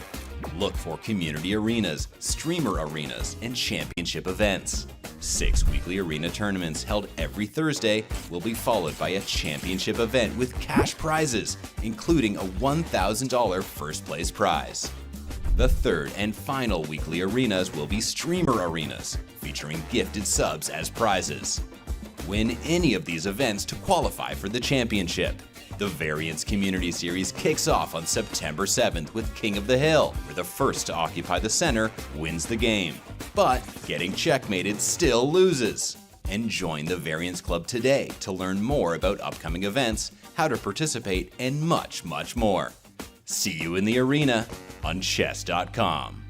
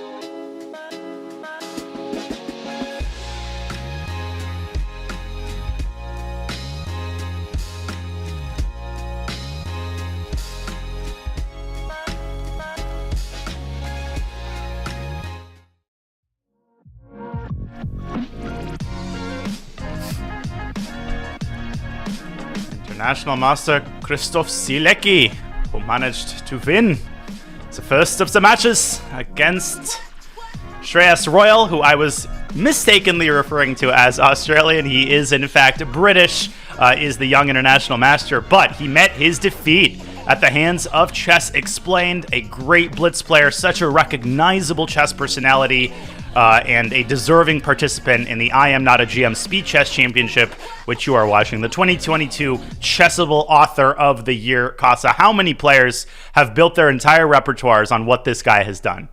Yeah, I was going to say, you don't think these guys want it because in his last game he closed out against Shreyas. He definitely went for some stuff he's written about with this knight f3, b3, e3 business, and it was to great effect. The guy is an amazing player, amazing teacher, and it's always cool when people practice what they preach. Absolutely. And Levy was also practicing what he preached. We saw a Caro-Kann from him. We saw Trompowsky. We saw all of his opening recommendations, on the strength of which he managed to score a 4-0 clean sweep of Nemo Zhao. Here are the standings, folks. Pretty simple right now. Levy and Christof won their first matches. Shreyas and Nemo lost. And now the matches shuffle, and the tournament goes on. We will have Levy against Christof and Shreyas against Nemo. Really, really exciting to already have the winners facing off, Casa. Yeah, and I think it's going to be a real contrast of styles. We saw in the matches that Levy and Sielecki won. Levy was, playing extremely aggressively, and Sielecki was really playing in his, his sort of patented positional style. So we'll see how that develops. And then in the other matchup, Shreyas, basically found his footing towards the end of the match, and he was kind of stuck in the mud early on, and Nemo needs to play a little faster. She's been playing well, but not playing fast enough to deal with the time scrambles, but we're off. And I think we should probably dive into Levy and Sielecki's matchup right now, because we have, I was flabbergasted because I was like, wait, this is a Trompowsky, but then not really, because there's a bit h6 and g5. There's a mess on the board. And from our perspective, there's so many names that we have to keep track of, at all times. You have to be ready to say anybody of these four players, so it could be a little bit hard. Okay, Levy with a Trompowsky. What a Trompowsky it is. Is this still preparation? Is this in one of my opening courses? So I actually have a question for you, Danya, because the knight never developed to f6. So d4, d5, bishop g5, technically not a Trompowsky, right? I think it's called something else, I think it's like Levitsky? Levitsky, that's the one. Levitsky. That's the name. That's the name. Yeah. I was going to say it, and then I was like, no, it's when you think you remember something, then you're like, no, it can't be that. Sometimes happens when you watch Jeopardy, and you think you know the answer, and then you don't say it, and you kind of regret it. Yeah, it is the Levitsky. And I'll say this, Black is extremely well prepared, because essentially right now he is temporarily in a bit of a messy type of position, but his bishop on g7 is quite active. This now on a6 is primed to recapture on c5. And I think for many folks at home, you might say, why not bishop takes a6 and b takes a6?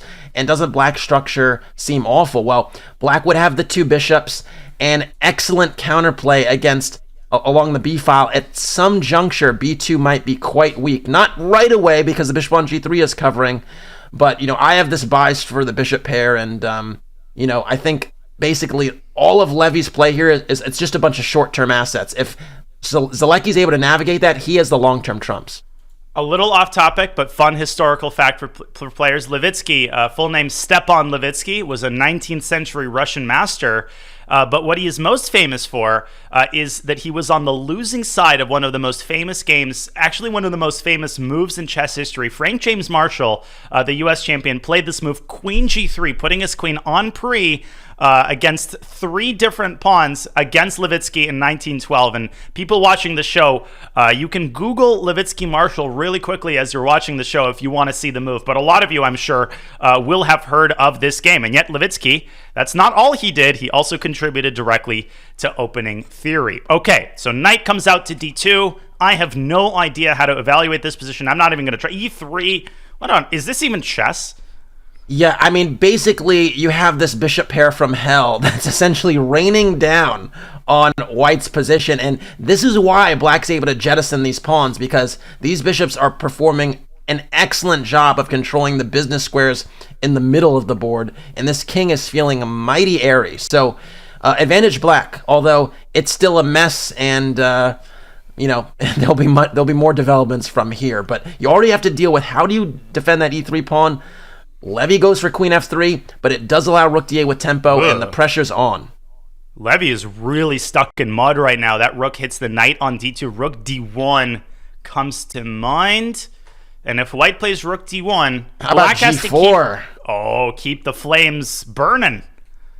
Yeah, basically g4, you try to dislodge the queen f3, and if the queen actually does capture, there's queen takes e3, which is just devastating because this king on e1 is just in a horrible, horrible way. It's kind of entombed by its own pieces. I wonder what white's next move is. Like, if black also just plays a slower developing move like knight f6, is Levy going to jump out to e4 with his knight and try to orchestrate, or even knight b3, try to orchestrate some heavy piece trades? It's hard for white. I mean, black's queen is more stable than it appears. Yeah, and Bishop a4, knight I think b3, you're totally though. right about that, because now you do get knight b3, you get this opportunity to trade some pieces, and that's what Levy desperately needs. So I wasn't right on the suggesting for Christof to walk into that move and like deliberately provoke it. I was just saying maybe you need to make a developing move. He's forced Levy to find the best move, and now he might have to take on d1. And once all the trades happen, let's not lose sight of the fact, Casa. White is up a pawn. I hate to be that guy, but white is up a pawn. It's totally justified to be that guy. And the c pawn is a potentially really dangerous one.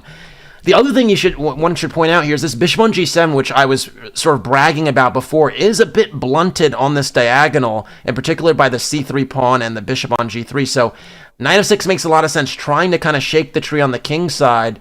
Knight e4 might be an important intermediate move here, because black can't really afford to trade any more heavy pieces.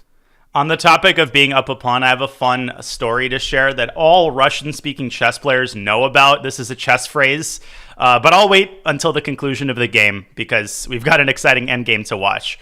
And yeah, we've got no rooks on the board. Knight e4. Yeah, it makes sense. I mean, basically, you're trying to kind of keep some more pressure on white. There's knight takes c5 now. The c pawn is the most dangerous pawn on the board, and so eliminating that would be huge. And this bishop on a4 is conveniently pinning the knight on b3, but still messy. Can you play gh here? G takes h6, knight takes g3, h takes g7. I think Levy has spotted it, and I think that's what he's... GH there, or maybe bishop takes c3, though. It's a mess, to be sure. I think Levy likes these messes, so I think he'd probably do well to take a little bit more time and think about it, but not too much, because, again, we see time plays a factor later on, but he goes for 92, much safer decision, does allow the recapture on g5. I think the worst is over for Sielecki. I remember growing up, Levi Rossman, hey, pretty good at these positions. And knight e2 is a very measured response. It's a logical move. You're defending your bishop. Now you have to defend the c5 pawn, which is hanging because the b3 knight is pinned, but how are you going to defend it? Yeah, that is... you're not. That's the $1 million question. Yeah, you're not. That's essentially bishop the b8 answer. maybe, but okay, try to attack a7. Chat, we're going to have to figure out how many impressions is Danya going to give us in this broadcast today. I think we're going to have an over-under. I'm going to set the over-under at 9.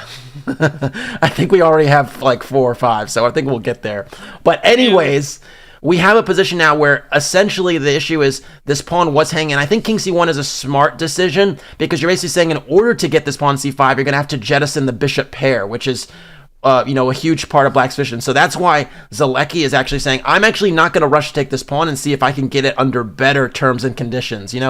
Some people when we look at these products and we just sign away our rights. These terms and conditions. Accept. Levy's like, nah, I'm good. Sielecki's like, I'm good. I'm gonna slow it down and not rush to capture on c5. This has been very well handled by black. I mean, we're taking for granted that both players, really, this was an ultra complicated position in a blitz game. It's so easy to blunder, and yet, other than some minor inaccuracies, I think the players have handled it really, really well. But Levy is in the same spot that Nemo was in his previous match. He's got 40 seconds to play this entire endgame, and I'm getting worried about Black's pawn majority, Casa, on the king side. There we go, f5. You're mentioning bishop c6 will hit the g2 pawn, and if you eliminate the g2 pawn, Black will have a 3-on-1. Christof doesn't seem happy, though. He might have overlooked this move, knight a5, that covers the c6 square. Well done by Levy to keep the bishop at bay, at least for now. Yeah, just a few moves ago, bishop c6 would have netted the g2 pawn with no problems, and that 3-on-1 would have been a reality. Now it's just not going to happen, because Black has to essentially babysit the c pawn a little bit, and this majority could get a little menacing, and so it's hard to imagine now the g pawn gets picked off, although maybe there's some bishop b5, bishop f1 ideas. Bishop b5 maybe will be met with c4. Christof activating his reserves. Bishop f6 to d8 will be an option, hitting that knight, freeing up the c6 square. But now his light squared bishop is gasping for air. Yeah, basically inviting the bishop to come to b5 now. So I think, again, bishop b5 with this idea to go to f1 makes a lot of sense. Okay, elects for bishop c6. This will be captured immediately. And we have this very, very peculiar endgame on our hands where both sides have a majority. But this king is very active. Yeah, it's bizarre. It's bizarre. It's bizarre, Tanya. And where do you want to go with this king? You could literally go this way, or you could go through via c4. It's a fun question to figure out where this king's gonna go.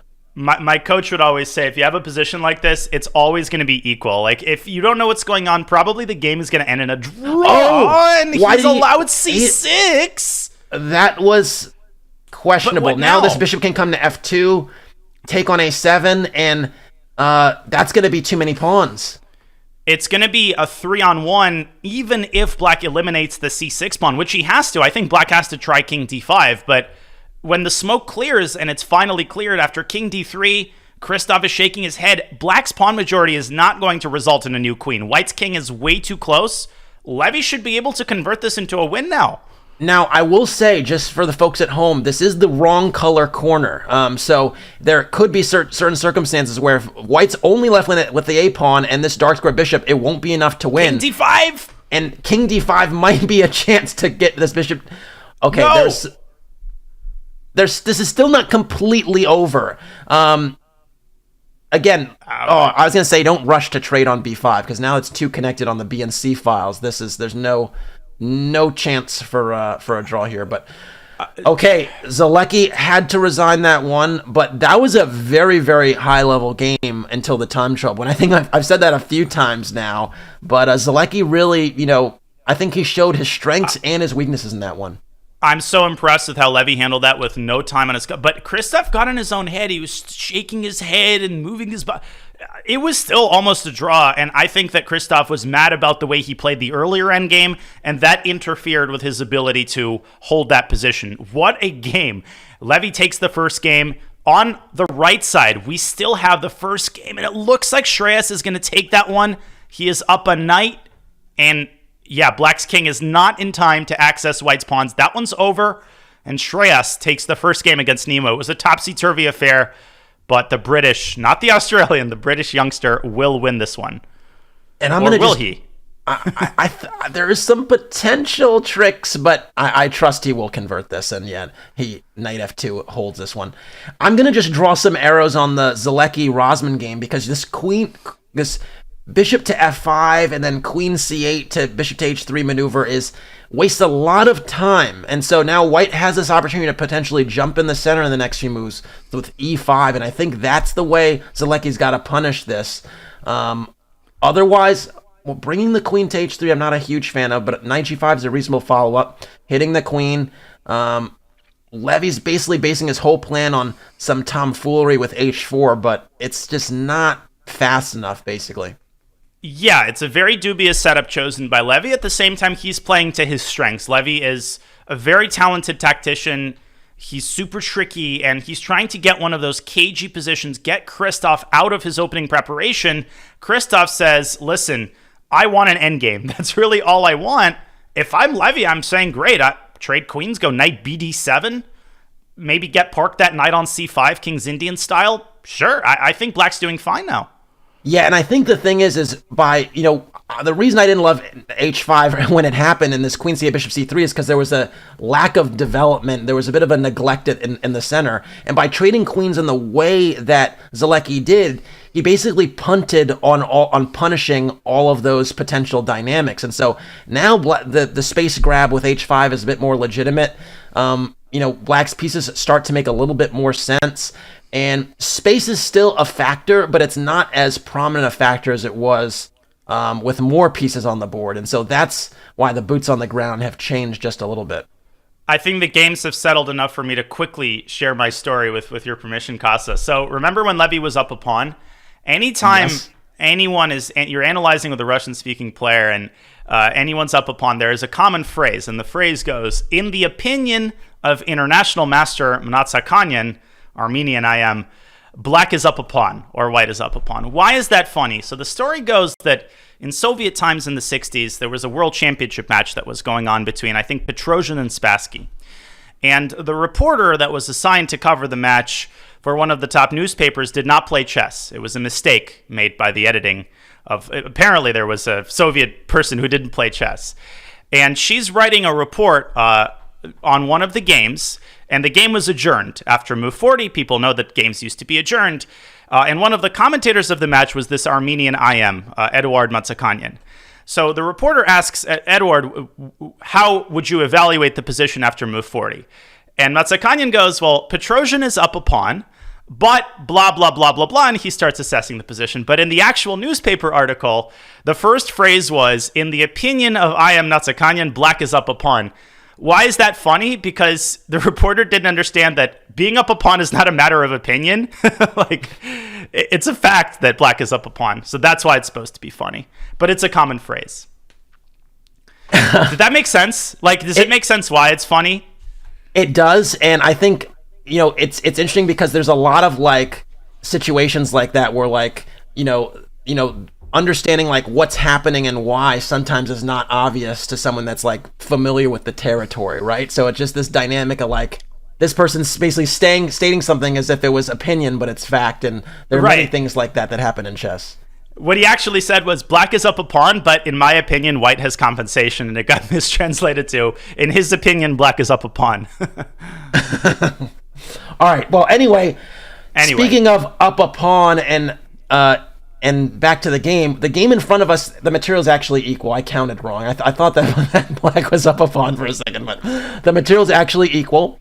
And it's a really interesting position of who's better and why, because you have a bishop and knight imbalance. You have, some pawns that look menacing in the center, but they're pretty well blockaded. And, it's really one of these positions where I actually would prefer white, because this knight on a4 is pretty unimpressive to me. This bishop is doing an excellent job controlling the pawns and also eyeing the key diagonal, some key squares on the king side. And I think if you had to ask yourself, what's the strongest pawn on the board right now, the most dangerous, I actually want to say it's the g pawn. So just because white has so many pieces that are close to the e pawn, and so I would prefer white here. I absolutely would prefer white. The bishop dominates the knight. Black's pawn structure looks impressive, but you called it, Casa. The pawn with the most potential energy to become a queen is the pawn on g4. It's got, it's 401k. It's got all its finances settled. Where the pawn on e4 has already taken all the money off the bank account. It's not really getting to e3 anytime soon. Now, who does the rook trade favor? It definitely favors black because, basically black needed to get some counterplay, and the B file is where that's going to potentially happen. This king is also kind of boxed in at the moment by these two pawns, the E and H pawn. And so that's why the king is trying to nestle in a little bit closer to the center, maybe position itself in a way where it's not going to be, tethered to the second or the first rank. But very, very interesting. I think that the position has changed a little bit since I said I like white, just because now black's pieces seem to be a little bit more active than they were before. And I also see knight b2 as a possibility. Maybe this knight actually will assert itself. Definitely. Now, knight b2 looks like a great way to get that knight back into the action. What is the setup that Christof is aiming for? I think he wants to center his king on e3 or e2.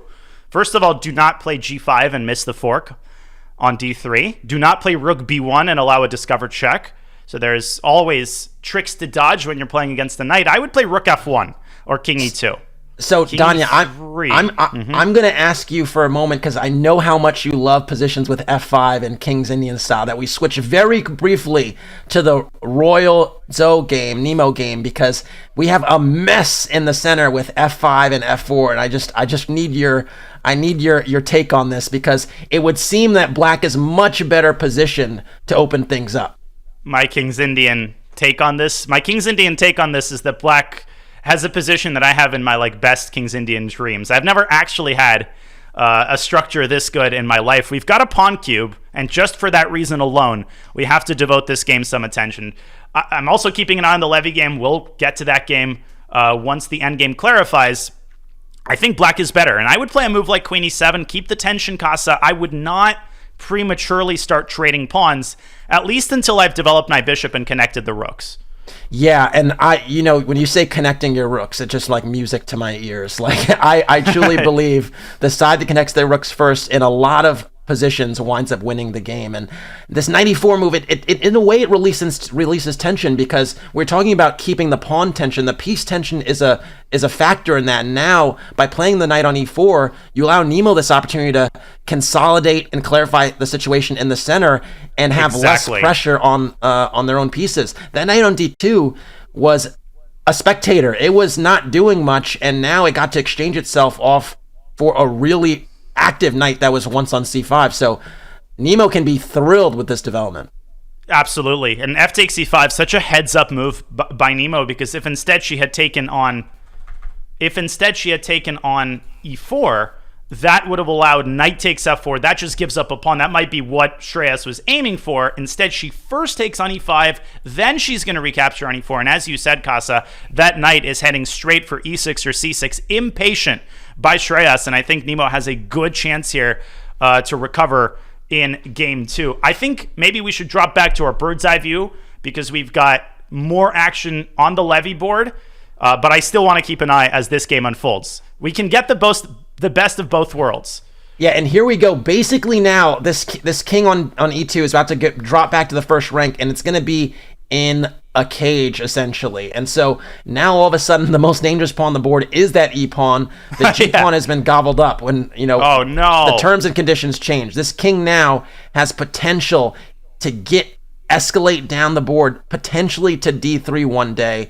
And this rook, if it ever moves, the king was just going to advance a bit further. So e3 and king e4. E3 over. And Christof is the one who's got a minute and a half, but it feels like Levy's the one who's got an hour on his clock. He's so calm, and somehow Christof keeps losing his mind in these equal endgames.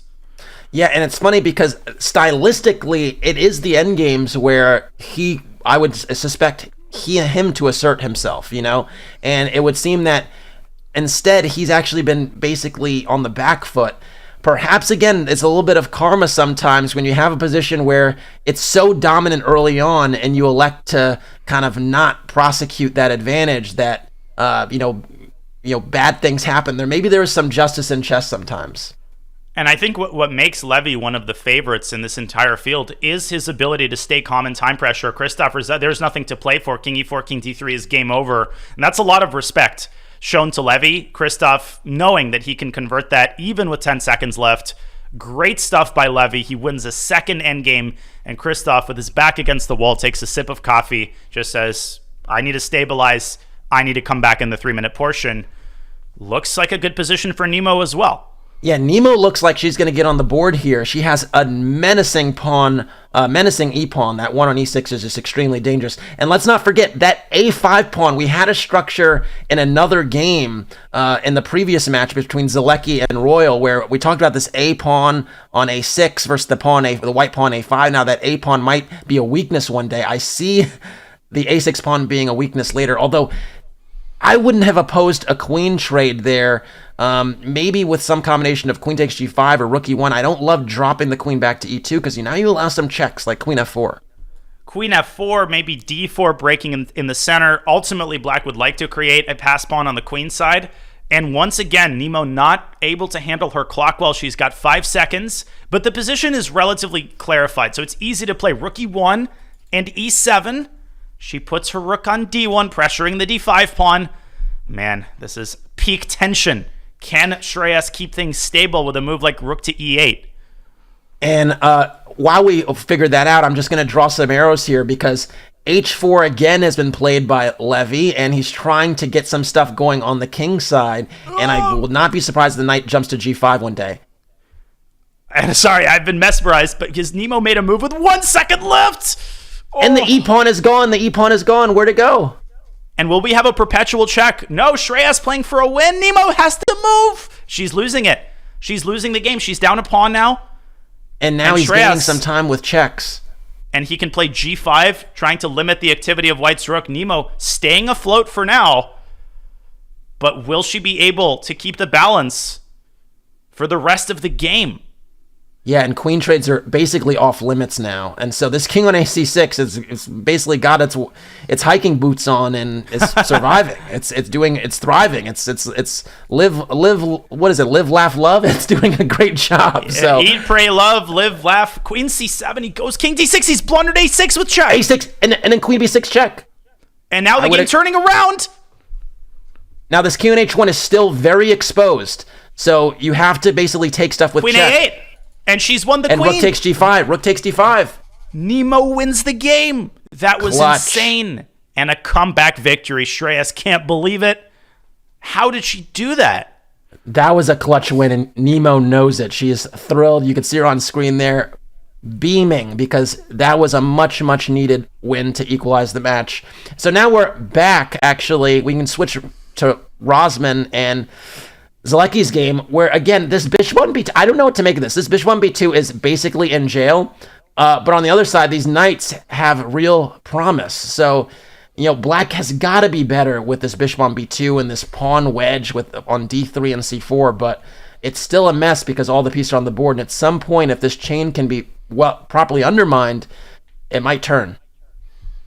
Yeah, I mean, we've got our share of unorthodox, unconventional pawn structures in the Levy match. Yeah, we can definitely zero in on that one because on the other board we have a relatively tame main line Ruy Lopez to kick off the 3-minute portion. Christof is down by 2. He really, really needs to win this one with black. First impressions, Casa, is that black has the upper hand, but again, it's such a difficult position to evaluate, and a4 doesn't feel like the right way to prosecute this pawn structure. Yeah, and we spoke a little bit earlier about undermining the pawn train, and the problem with these early encroachments into White's position with a5 and a4 is you're actually helping White in a way because you're actually weakening your own pawn chain and you're making it a little bit easier to get at some of those targets. And so I could easily see a future now where there's some pressure on the c4 pawn, and already actually bishop takes c5 and knight e4 is a nasty. Great stuff by queen a4. I mean, a4 was that was a pawn on a4 that just disappeared. A4 was a terrible move by Christof. That is the move which is likely to lose the game. He's losing literally all of his pawns, Pac-Man style, one after the other. Queen takes c4 there. Knight takes e5. No, he's threatening bishop g1. Look at this. He's threatening bishop g1. How do we like king h3 as a nice little prophylaxis? Better than king h1, which walks into knight f5, and you called those light squares out on the king side. Levy does have to be on alert, but he just grabs another pawn. Hey, sometimes you can get away with it if he manages to get the queen out of the way and start to mobilize. Although black's bishops are quite decent, so in conjunction with the knight coming to f5, this is not going to be some trivial conversion. Oh, definitely. Definitely not. C3 is going to be is basically a target now. There could be some rook a8 and bishop a6 dynamic to slow those pawns down, and so I wouldn't be surprised if we have some type of knight takes f7 and knight g5 stuff if this bishop on e7 ever leaves that diagonal. Yeah, definitely. And I'm still counting the pawns. I can't believe that Levy's actually up 3 pawns. It looks like a completely normal position. Everything's fine. There's one small difference, and that black doesn't have a queen side. It's a small issue. Oh, and Levy's given up d4. Yeah, although these trades, they're just going to help White ultimately because the c pawn is going to be so strong. And let's not forget, there's also still an a pawn which is controlling, that queening square in a8 is controlled by the bishop on g2. So very, very hard to set up some type of meaningful blockade here. Yeah, that a pawn is lying in wait saying, I want my moment in the sun. But right now it's the c pawn's moment in the sun. c6?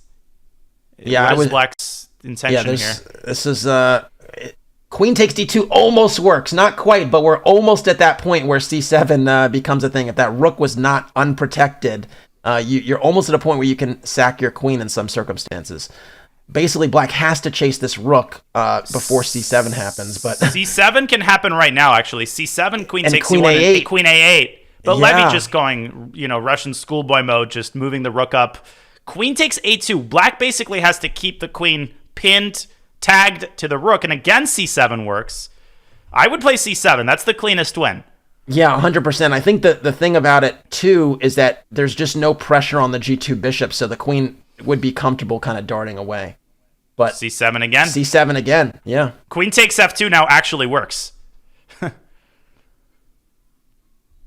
Yeah, this is enough. I think That's a rook. Sielecki is going to have to resign this one as well. Yep, You can c8 recapture queen the is a rook check. with the rook on c3 and just be up a clean rook. And there we go, 3-0, dominating fashion for Levy thus far, playing really, really powerful chess and ultimately winning the time scrambles. That's been the tale of today, is those time scrambles have been huge. We have a really cool position in Royal and Nemo, if we can get to that briefly, because this is some really classical Karpovian stuff. And the reason I say that is because you have this pressure on both sides of the board. You have the pressure on the h6 pawn, which is hanging, but you also have this nice buildup on the queen side. And this is beautiful stuff by Royal. This might be a case of the kids actually knowing the classics. I think it's pretty scary how much the kids know these days. And look at this, knight g5, switching seamlessly from the queen side to the king side. That rook is about to lead the charge with rook e3, rook f3. I think that's the decisive maneuver. Knight f5. Yeah, I was going to say knight f5. Sexy. That looks even more dynamic because basically after queen takes f6, you have so many things you could do.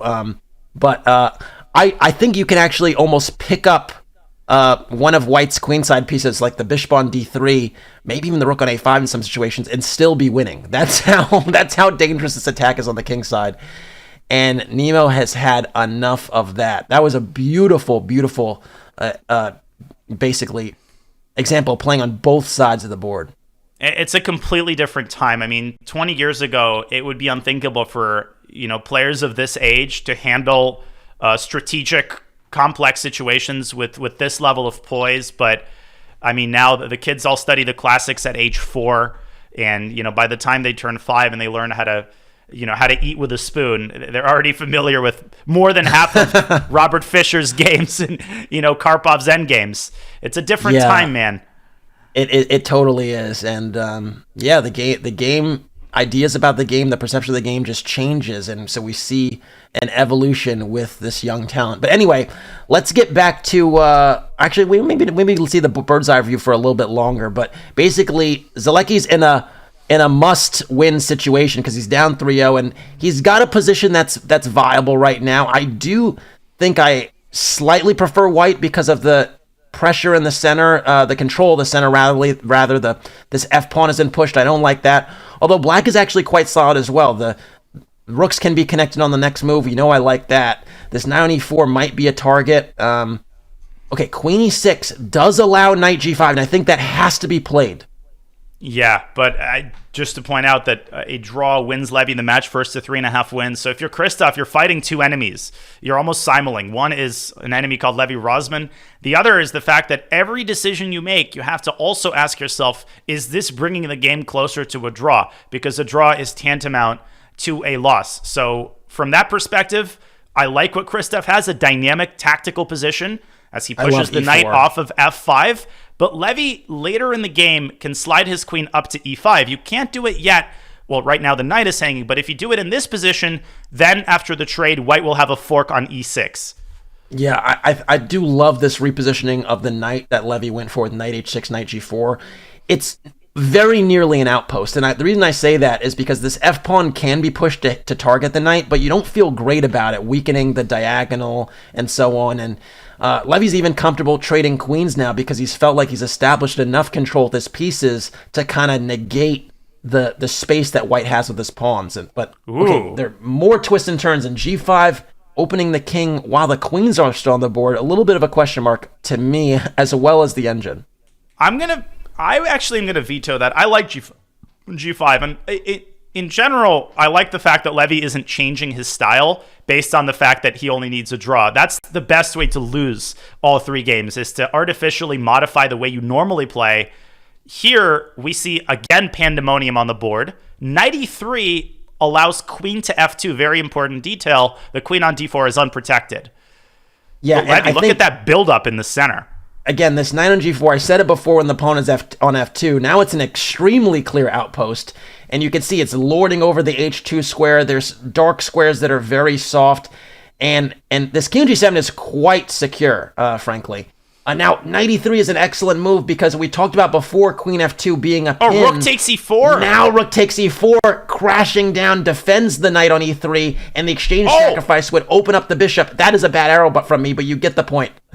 Casa, queen f2, bishop takes e4, rook takes e3, even queen takes e3. Look at those tactics. Yeah, we got to show this if Levy doesn't play, but he probably will. Rook takes e4.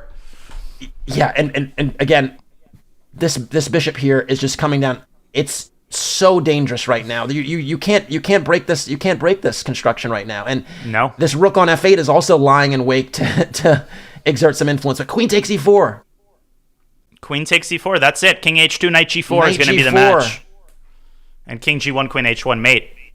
Oh my goodness, I gotta show that. King g1, queen h1. Look at that mate. Checkmate. Oh. Look at that. It's resign time for Christof. He's going to be down a full minor piece in the endgame. And Levy takes another match 4-0 and a fist pump. He deserves it. He's up 8-0 over his opponents in the I Am Not a GM SCC. Come on. Yeah, and look at the way he's prosecuting these attacks. It's just body blow after body blow after body blow. I feel like I'm watching chess boxing. Dude, Levy is playing amazing chess. I mean, g5 there, yeah, maybe it's a mistake objectively, but he sensed that he wanted to take this match in style. He didn't just want to end it with a whimper, with some draw in some long endgame defensive task. He wanted to win that 4th game. This is honestly great stuff by Levy. His form is pretty scary right now.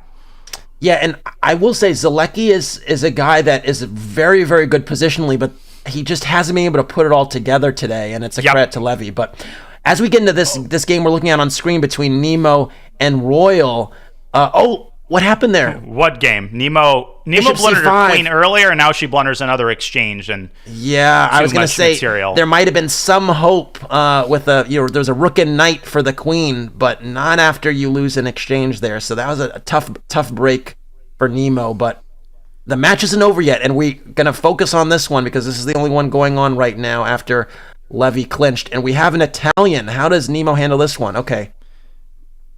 Normal stuff thus far. Yeah, Nemo has to win both of the bullet games in order to force Armageddon. A tall order. Shreyas is a good, experienced bullet player, and we've got a lot of trades here in the early going. Yeah, and I've seen so many games take this course, especially with Firouzja playing the white side of these, with bishop takes a7 and a5 and knight f1 to sometimes to knight h2 and g3 and king g2. It's so, we've seen these so many times. d4, playing it now, a lot of times you really wait on that break, but the idea now is you're kind of forcing the action.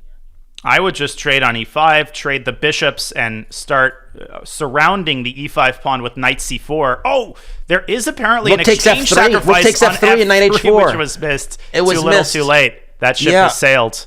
When you have those, a lot of times when they're doubled pawns, the square in front of the double pawns can become a target, and sometimes an outpost for minor pieces. And so that's why knight on g6 had f4 or h4 to work with after that exchange sacrifice. Nemo's playing way too passively. She had to go bobbing for apples with queen d2. When you're in a must-win situation, you can't play moves like queen d8. And now knight to g4, a retreating move, hitting the queen, guarding the pawn, and then h takes g5 is going to seal the deal because you're also going to lose e6. Oh, and rook g3. No, this is over. Yeah, it's a everything must go sale. Essentially, I think Nemo actually saw knight g4. I saw her react on screen. And again, it's a bullet game, and so we actually had this discussion in a previous SCC, Danya, where when it shifts to bullet with the 1+1, you sometimes play too fast. And maybe that was the case there, but Nemo is down to her last 5 seconds, and it's trouble here. Yeah, the issue in this game was the opening. It was too quiet. There were too many trades going on. And when Nemo tried to complicate the game, she ended up dropping a bunch of her pawns. But still, a couple moves left to be made here for Shreyas, who is okay with the draw. Draw wins the match for him. But unless he blunders a full heavy piece, I cannot understand. Okay, Queen E6 is going to be resignation. Rook F6 even is a nice move. There's a lot of things you could do here. You could play. You could double the rooks. You could play G3. You can check the weather. You can do so many things here. But Nemo has done a very reasonable job at various points in all her games of turtling when it seems like she's just going to go down immediately, and it just. Playing a little bit faster, a little bit more precise earlier, you avoid some of these situations because a lot of people would go down. He blundered a rook! F3. He blundered a rook! That's exactly what I said was the only thing. Oh, she's got to move though. She's got Queen C1. Queen C1. Just give a few checks. Queen takes E6. Oh, this is insane. Queen E3. Oh, you had to block that check. Queen takes F4. Shreyas dropping everything. Wow. No way. Nemo takes it. I said right at that moment that, again, Nemo's been defending pretty well when she's in time scrambles. She just has to be a little faster, and she got the win she desperately needed. That was the only way to blunder it, was to put a rook on F3. Shreyas forgetting that the G2 pawn was pinned. He got really nervous in time pressure, and Nemo is one game away from forcing Armageddon. What is this? And the look on Shreyas's face is like, really? Did this actually happen? Because he knows he could have forced a draw in so many different ways, and he did not do the professional thing that Sielecki did in the last match, right? Take the repetition. It was in the offing. There were so many opportunities there with the heavy piece on the board. He was looking for mate. He was looking for something, stylish, and he got punished. It's like in basketball where, the player can't decide if he wants to dunk it or make a layup. He ends up doing something weird and missing. That's kind of what happened. I think Shreyas just couldn't decide on the way that he wanted to handle it. But right now we have another Ruy Lopez, Nemo sacking a couple of pawns in the center, but trying to eliminate Black's dark squared bishop. Hold on, there are tactics here. G5? Knight G5, and you cannot play king takes H6 because knight takes F7. Man, nerves of steel for Shreyas to play king G7 here. Knight takes D4. I don't also dangerous. Love. There's some knight F5 concepts after queen G4, right? Yeah, you're but drawing look at the clock. Again, Nemo's, it's 30 seconds to a minute. Not the time to think. This is bullet. Gotta go. Queen G4, gotta move. Nemo's frozen. Yeah, and she's 15 seconds. This is not ideal. It's not an ideal circumstance. I would go knight df5 and queen d4, but okay, knight g4 instead.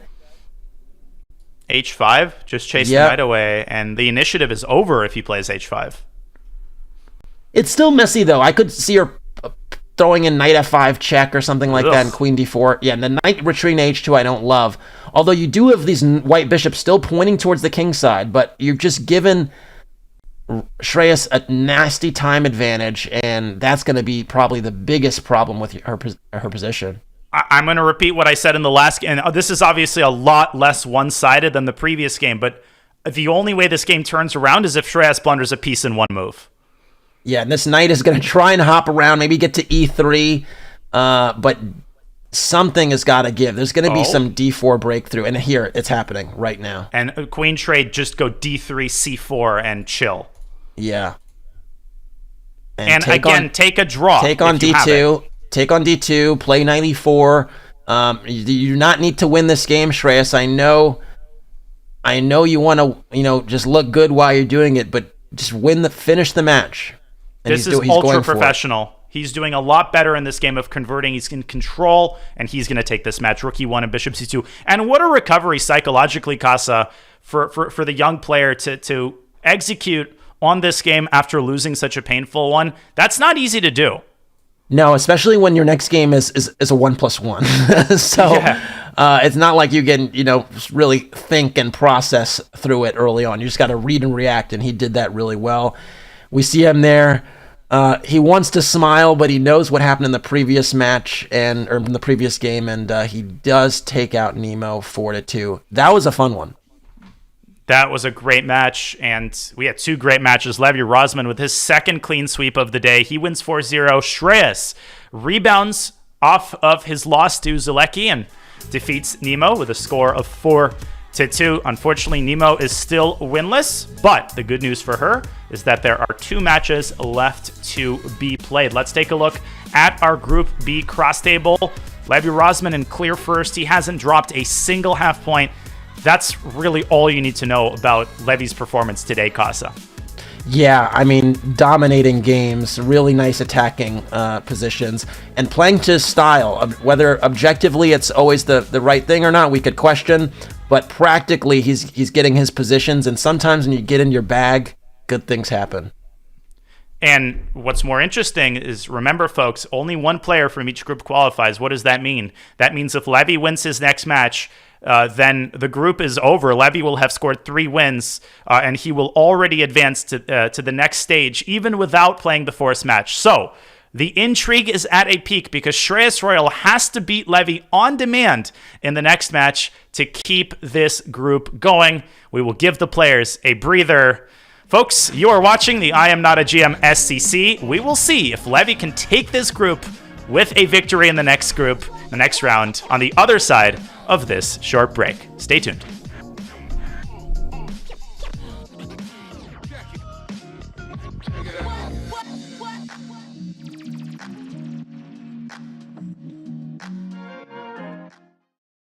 October is here, and so are some familiar faces.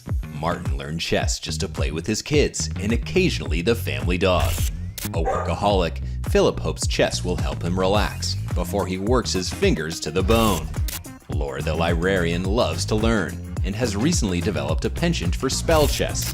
An aspiring influencer and self-proclaimed meme queen, Isla can be a monster on the board when she puts her mind to it. Paul Morphy's undying genius lives on to this day through his immortal opera game. Just your average old bots, nothing else to see here. Play them all on Chess.com.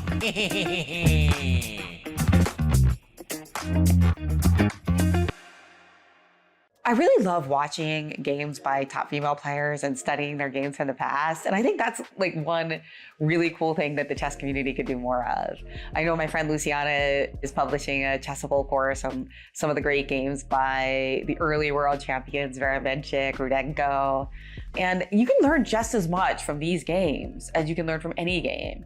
And yet it does provide inspiration and like adds like depth to our chess culture. So about 10 years ago, I published a book called Play Like a Girl with like tactics by female chess players. And I'm actually redoing that book. And it's so much fun to just like kind of like dig in and see some of the most important tactical themes in chess: decoy, in-between move, pins, double attacks, and to look for like some of the best examples by top female players.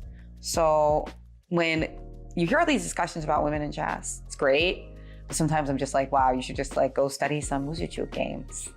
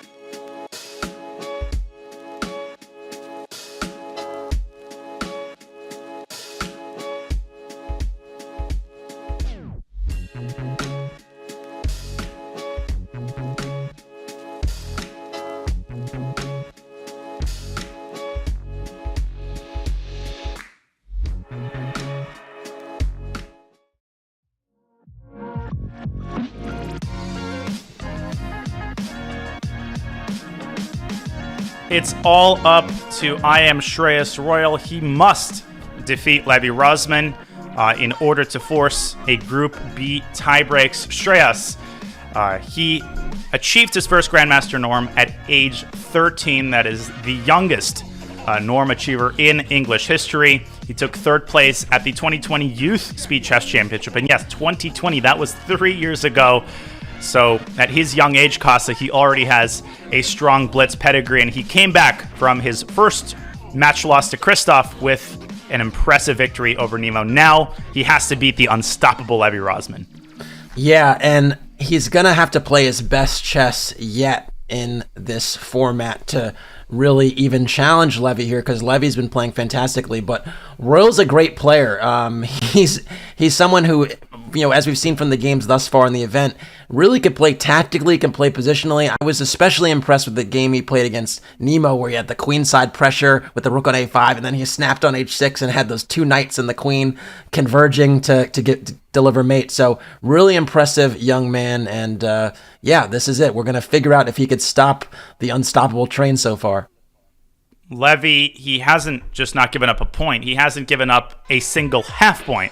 He defeated both of his first opponents with a clean sweep of 4-0. The opening choices, the tactical vision, the way that Levy has fought for the initiative has been so impressive, and Shreyas will have to step up his game. Let's not mince words, Casa. You have to eliminate the tactical blunders. You have to manage your time well. The most important thing for Shreyas is not to go down 2-0 in the 5+1 portion. I think that's the key to the kingdom. Yeah, and I said it before these matchups got started, that if Levy made the face he had on his picture in the matchups, that it probably wouldn't be a good day, and he hasn't made that face yet. He's been calm, cool, and collected, and it served him very well. Now, everything is predicated on the result of Royal against Rosman. If Shreyas manages to defeat Levy, Christof also needs to defeat Nemo in order to tie. Then we will have a three-way tie with three players having won 2 matches and lost 1. But we'll cross that bridge if we get there. First and foremost, Christof, he needs Shreyas to defeat Levy. And for that to happen, Shreyas will have to play his best match of the day. Obviously, we will be focused on the Royal Rosman match. Man, that's a lot of R's. I feel like it's so hard to say all these names without stuttering. Yeah, try to say that 10 times fast. Rosman, Sielecki, Nemo. Say that 10 times. I'm good. But yeah, I'm really curious what Royal's strategy is going to be, because he probably hasn't had the chance to actually look at any other games, obviously, given that he's been playing at the same time. But I'm wondering how he's going to play against the potential d4 Trompowsky stuff, or against a Caro-Kann. And here we go. We're off. We do have a Trompowsky. And so this is the first question. Is he comfortable with the double pawn? Knight c6. I have seen this once or twice before. Yeah, and Fabi had a really nice game where he played this. You typically take with the G pawn here? No, with the E pawn. Interesting. How do you feel about this knight on c6? It's an interesting line. I believe that Fabi played it against Nijat Abbasov to win a critical tiebreaker game at the World Cup. It's an interesting line, but you have to know the resulting structures. Now the d5 pawn is a serious liability, and this pawn structure with the pawns on the dark squares is one that Levy is extremely comfortable with. He had this structure against Nemo, and the plan for white is typically to quickly push c4 and start expanding on the queen side. Queen b3, definitely a more comfortable position for white.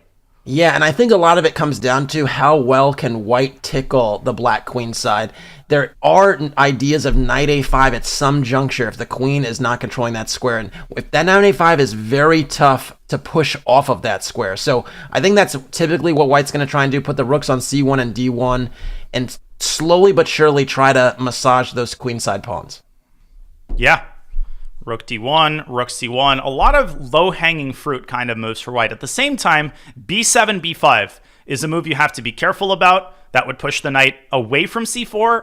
On the other hand, it would seriously weaken the c6 square. So for Shreyas, I would probably keep the status quo and play slower moves like queen to d7, maybe rook e to d8, that kind of stuff. And I actually have a question, Danya, because I feel like in a lot of these positions, I was going to say bishop h6, because I'm so keen to get this bishop to assert itself, and a lot of times playing with f5 actually is a mistake because you give white a little bit more real estate. You don't truly open up your own bishop. And so a lot of times this bishop gets reactivated via f8 or h6. And my question for you was, would you have thrown in h5 before going bishop h6? Because I feel like in a lot of positions you just want to invite this h4 dynamic. And okay, it's a different game now, but that was one thing I was curious about. Yeah, I've seen this bishop h6 quite a bit. The concern, of course, is that you're leaving some of the dark squares on the king's side and in the center unattended. And we have a trade. Levy will take back with the g-pawn. Of course, that does damage white's king safety a little bit, but again, you're pointing out knight d6. That's the threat. Let's not forget the a7 pawn is hanging. I think we're on the same page. Knight c8. Yeah, we followed the logical process. Knight c8, rook fd1, though. I still like white's position here. Yeah, and I think here, wow, okay, so very aggressively just punting on the a7 pawn and saying knight d6 is not the end of the world. I don't mind it simply because if you get to play bishop d5 and exchange these light squared bishops under the right circumstance, the a pawn's not going to be super relevant if the king is, relatively exposed. So I do think this is the dynamic choice, and I can stand behind it. For sure, queen d7, queen g4, that kind of stuff can cause some discomfort. But Levy meeting fire with fire. I was going to say my preference would be to grab a7, but that's also because I didn't have breakfast or lunch today. So, it's like when you go into a grocery store, never go into a grocery store before eating. Yeah, and basically what Levy did is by pushing e4 is he kind of compromised the security of his center, his pawns in the center, his central structure, and so there's a little bit of risk involved in that you might be overextending, creating some weaknesses, and he's going to try to hold it all together. That being said, black kind of did the same. Royal kind of did the same with his b5 move, making the c6 pawn just a permanent weakness, and so both sides have targets to play against, and a lot of time, actually, more so than we've seen in previous games before we get to this late middle game, almost end game point. So they also have the chance to play a lot of accurate moves because given they have a lot of time. Yeah, this has been a pretty balanced high level game. Felt like Levy's been in the driver's seat since the opening, but Shreyas has acquitted himself really well. Now he has to count with the threat of d5, and it's more of a positional threat than anything. So d5, cd, ed, there might be rook to c8. So I don't think it works just yet. I think Levy should make a patient move, maybe even h4 to create a Luft square for his king on h2, for a rainy day. Yeah, whenever I have a light squared bishop, I definitely want my king protected on the same diagonals as that bishop. So I'm always keen for bishop f3, king g2, a la Kramnik. He did that in so many Catalans. But, all right, different game. Queen d6. What was the idea with that move? I guess hitting it the f6 pawn, but does leave your king a little bit exposed on the back here. Yeah, and rook a1 causing Levy to elicit a little bit of discomfort, because if you trade on e1, you have to block with your bishop, and queen from a1 can slide over to d1 and deliver a check on g4. So Levy has to be very careful here. Both sides kind of walking a tightrope. Bishop f1 played. Of course, black can guard the f6 pawn with king g7, but don't sleep on queen to d7, which hits both the rook and the knight at once. Yeah, it's a weird position because, honestly, you see this queen and it's like, wow, it's very active. But these rook and knight on e8 and e7, respectively, don't really have great squares, and they doesn't feel particularly secure. And so it's a tough position to play well, I must say. And queen d1 is on the board, hitting the rook. Rook slides up to c3, preparing to block a check on g4 with rook g3. Very heads-up play by Levy. Yeah, and anything can happen here. First blunder is going to decide the game. Yeah, no question. And again, they still both have quite a lot of time, and so I still think it's kind of balanced here. But after queen g4 check, you can also block with the bishop, and then it's an immediate repetition. So I doubt that Levy would go for that, given his playing style, but that's also an option. Yeah. Critical moment has been reached. King g7, queen g4, queen e6. So many options, and the clock's starting to tick down. Knight f5. I was going to point this out earlier. The idea is e takes f5, rook e1, and black develops a devastating attack on the first rank. But Levy can take on c6 here and hit the rook. Yeah, and the justification for knight f5 would actually be harder to identify there because I think knight g7 isn't actually an only move now. Basically, you have to deal with this. Oh, now queen a8! Queen a8, queen a8, yeah. And you pick and up the then you knight. can take on f5, and then you can bring the queen back to g2 and protect f1. So don't go queen c8 because then you won't be able to defend the bishop. But this is what Levy has been seeing this whole match and this whole tournament. You can't blunder in one move against him. And Shreyas forgot the queen can drop back. It's a full extra piece.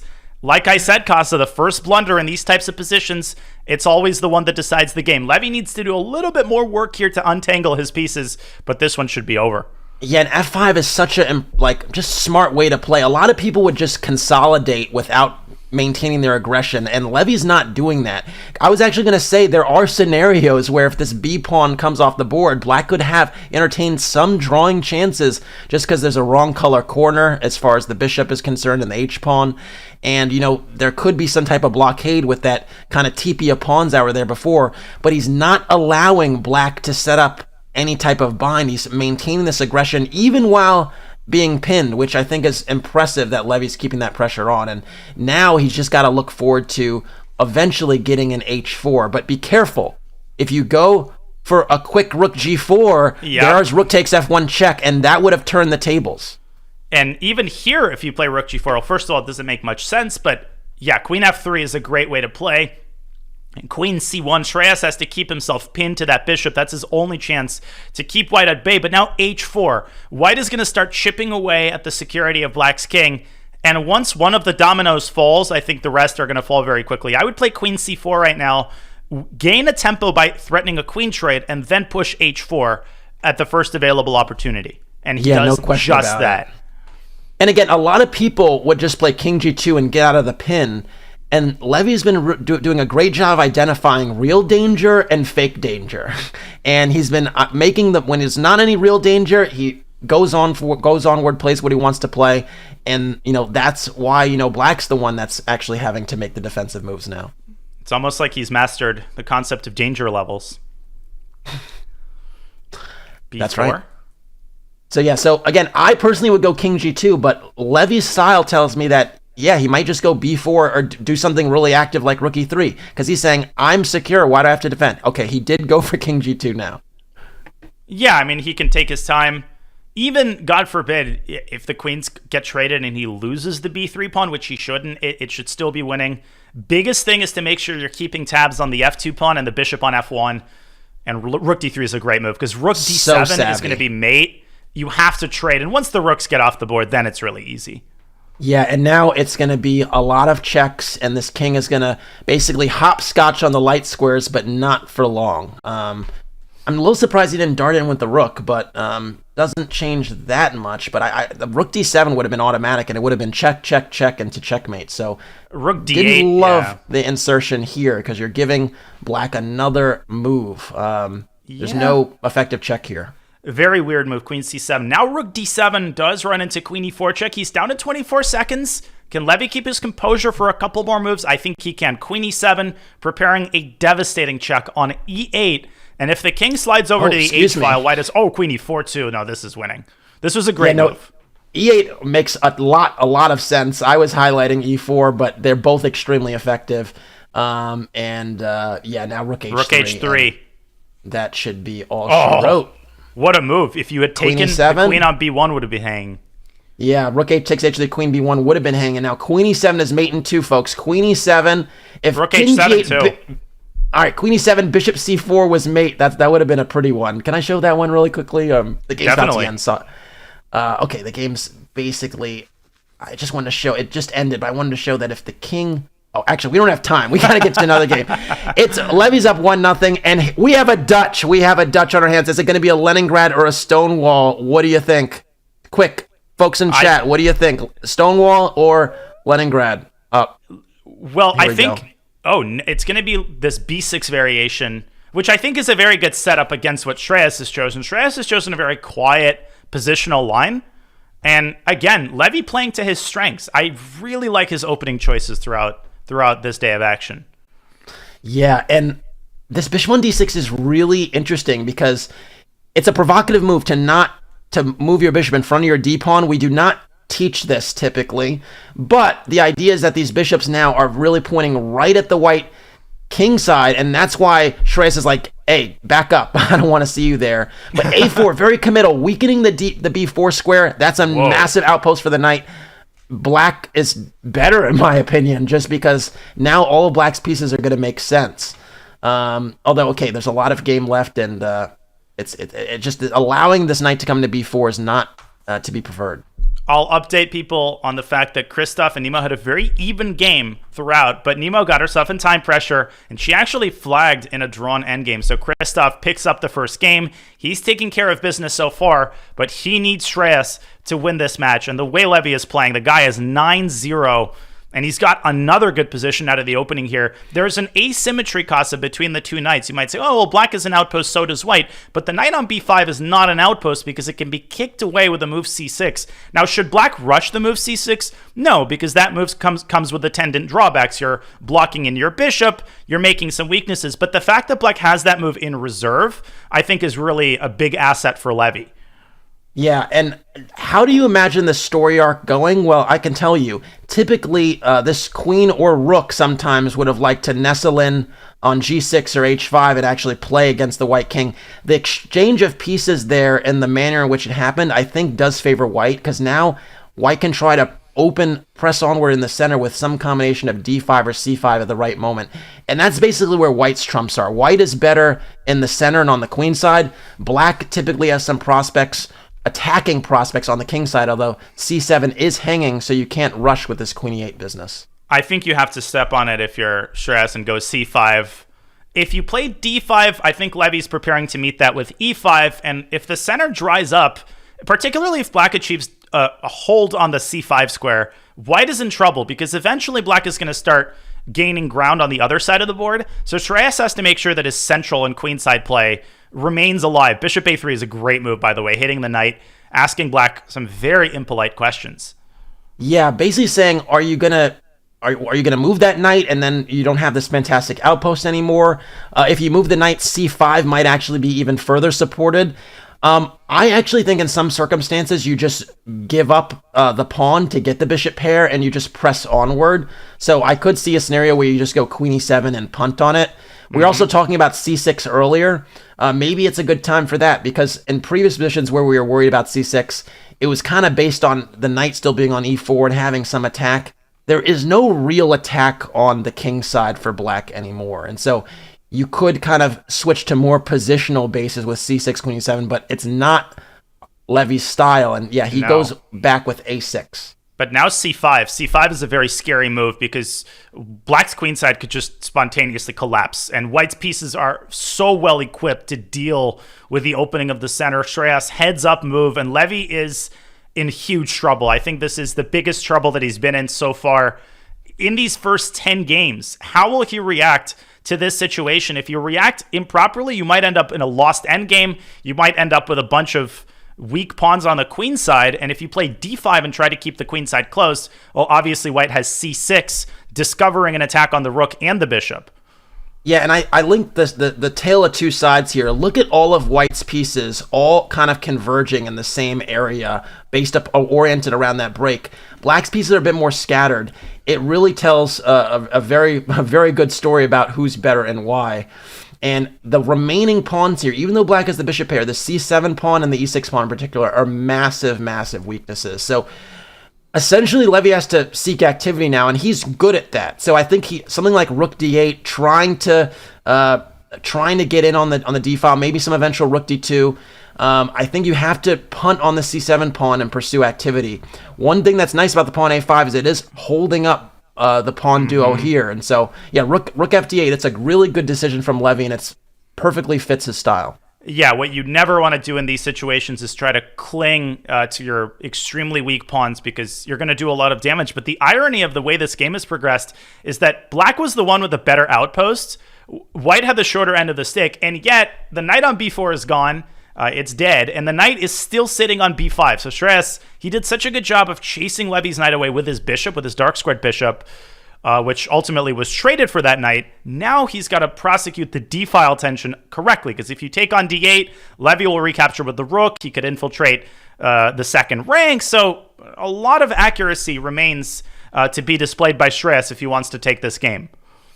And the real question for Shreyas here, and I think it's a really tough question, is how to ultimately solve your back rank problem. Because essentially, if you play a move like G3, you basically open up this light squared bishop and you give it more influence. If you play F3, then the E3 pawn will be sensitive. There might be some tricks along the dark squares. And so neither kind of pawn push is particularly desirable. And it's for that reason that maybe a move like King F1, just kind of subtly inching it towards the king side that way might make sense, but not an easy decision to make. So that's really the one issue for white here, solving the back rank problem. And if you don't solve it correctly, Levy's going to jump. Yeah, and I mean, listen, if white misplays this, black could get so much activity that the game could turn around completely. And Levy knows this. I think that's why he's not so concerned. Bishop D5 right now. And if white plays bishop C4, that's exactly how you blunder mate in these types of situations. You forget that white's bishop holds the D1 square. Instructive for newer players. Always make Luft. That is a checkmate there on D1. So basically that is the problem. And so bishop D5 hasn't played. And here we are. We do have bishop D1. And yeah, like it's a passive move. Again, black is a pawn down but has excellent bishops. And white still has this back rank problem. Bishop takes G2, recovering the pawn. But I'm worried about Levy's 8 pawn, rook A7. And I guess you could defend it from D8 with the bishop. Still feels like Shreyas has the practical advantage, but Levy could also play for a win and go rook D2 and bishop H4, trying to go for the complete pawn imbalance. I wouldn't do that, though. White's pawns are too far advanced. But now knight D4, very unpleasant. Knight D4. Yeah, knight D4 hitting E6, then rook A8 is also a threat. And it's so funny, basically, that extra pawn that, basically Levy cashed in one of his bishops for, it actually wasn't worth it. The bishop pair was actually way more valuable than that pawn turned out to be. Yeah. And you also solved white's back rank problem at the same time. So that's basically why the game is turned. 95 knight C4. I was literally about to say 95 knight C4 is game over because rook D8, knight takes B6, defends the bishop. If Shreyas finds 95, he will deal Levy his first loss in 10 games, and he does. He spots it. And this match is going to be tied. Whoa. We've got some intrigue here. And again, whenever this king moves, let's just say king f6, knight c4, and that is forking the two pieces. That's it. And so, yeah, Levy is thinking here, but the reality is surely setting in. And here we go. We do have knight c4 and a piece sack that doesn't really garner much. The a5 pawn will ultimately be collected as well. White will have more than enough to win. And rook b8 is an interesting decision, kind of classy, saying, you know what, I'm going to keep the pawn duo because sometimes it is hard to usher the a pawn down the board. But it's not over just yet. Black has some counterplay here. There's h4, h3 energy happening. Sometimes h4 and g3 might also be something. So still a few more precise moves need to be played from Shreyas. If Levy's pawns are on h4 and f4, this would be a game. But king g3, very, very sloppy move by Shreyas, allowing f4 or h5. And, you have to involve your rook and knight in the defensive effort against white's now king h4. King h4. King h4. King h4. And then there's checkmating ideas. Levy has to spot it. Wait a second. What is Shreyas doing? Yeah, and now Levy's all of a sudden attacking a piece down. King f1, you have to evacuate immediately. F3. King e1. Threaten mate again, and then you can get your rook from the back and start to really harass one of these pawns. F3, and then you go after the f pawn. Rook c1, rook f1, and king e3. And I think white's still winning. King f4, king f4. Yeah, king f4. Because we're in time trouble, I'm not gonna go back, but there was an opportunity to play rook c2 and not allow the king out of the box here. But Casa, still, rook e2 is coming on the next move. If Levy can pick up the f pawn, his king is actually the safest piece on the board for now. Although she could get checkmated in some weird box. I would go rook e2. Where does this knight go to deliver the body blows? Is it to g6? 95. 95, right? Yeah, that it looks like it's almost there to deliver some damage. I think there's tactics. 95, rook takes f2, and then knight takes g4, and you can't recapture because of the mate. Oh my gosh, that's dirty. And after h takes g4, not taking the pawn, but rook h8 is mate. So that is why knight e5 is a move. But with 40 seconds, he has spotted it. Levy's just got to go quickly, though. Rook takes f2, knight g4, rook g2, but then king takes f3 is going to win. Great poise by Shreyas if he spots knight takes g4. And he does. And he does. Rook G2, king takes F3 is going to end it. And again, that would actually give up the knight, but then the connected passers here would mean that it's a winning endgame. So sometimes you basically jettison material to get to another kind of transition, a conversion that you know you can actually win. God, Levy just won't die in this game, man. Knight E3, Rook B1, take one of White's is passers. Checkmate, though, right? Oh. F2, Knight F3, Rook G3 is checkmate, and that's what's happening. Beautiful. Wow, there were some twists and turns there, but Royal got the win he needed. I am impressed by Levy's tenacity, even in positions that are almost gone. He's finding different ways, and we're this exciting match. The first half point that Levy has given away, his score is now a miserable 9 wins and 1 loss.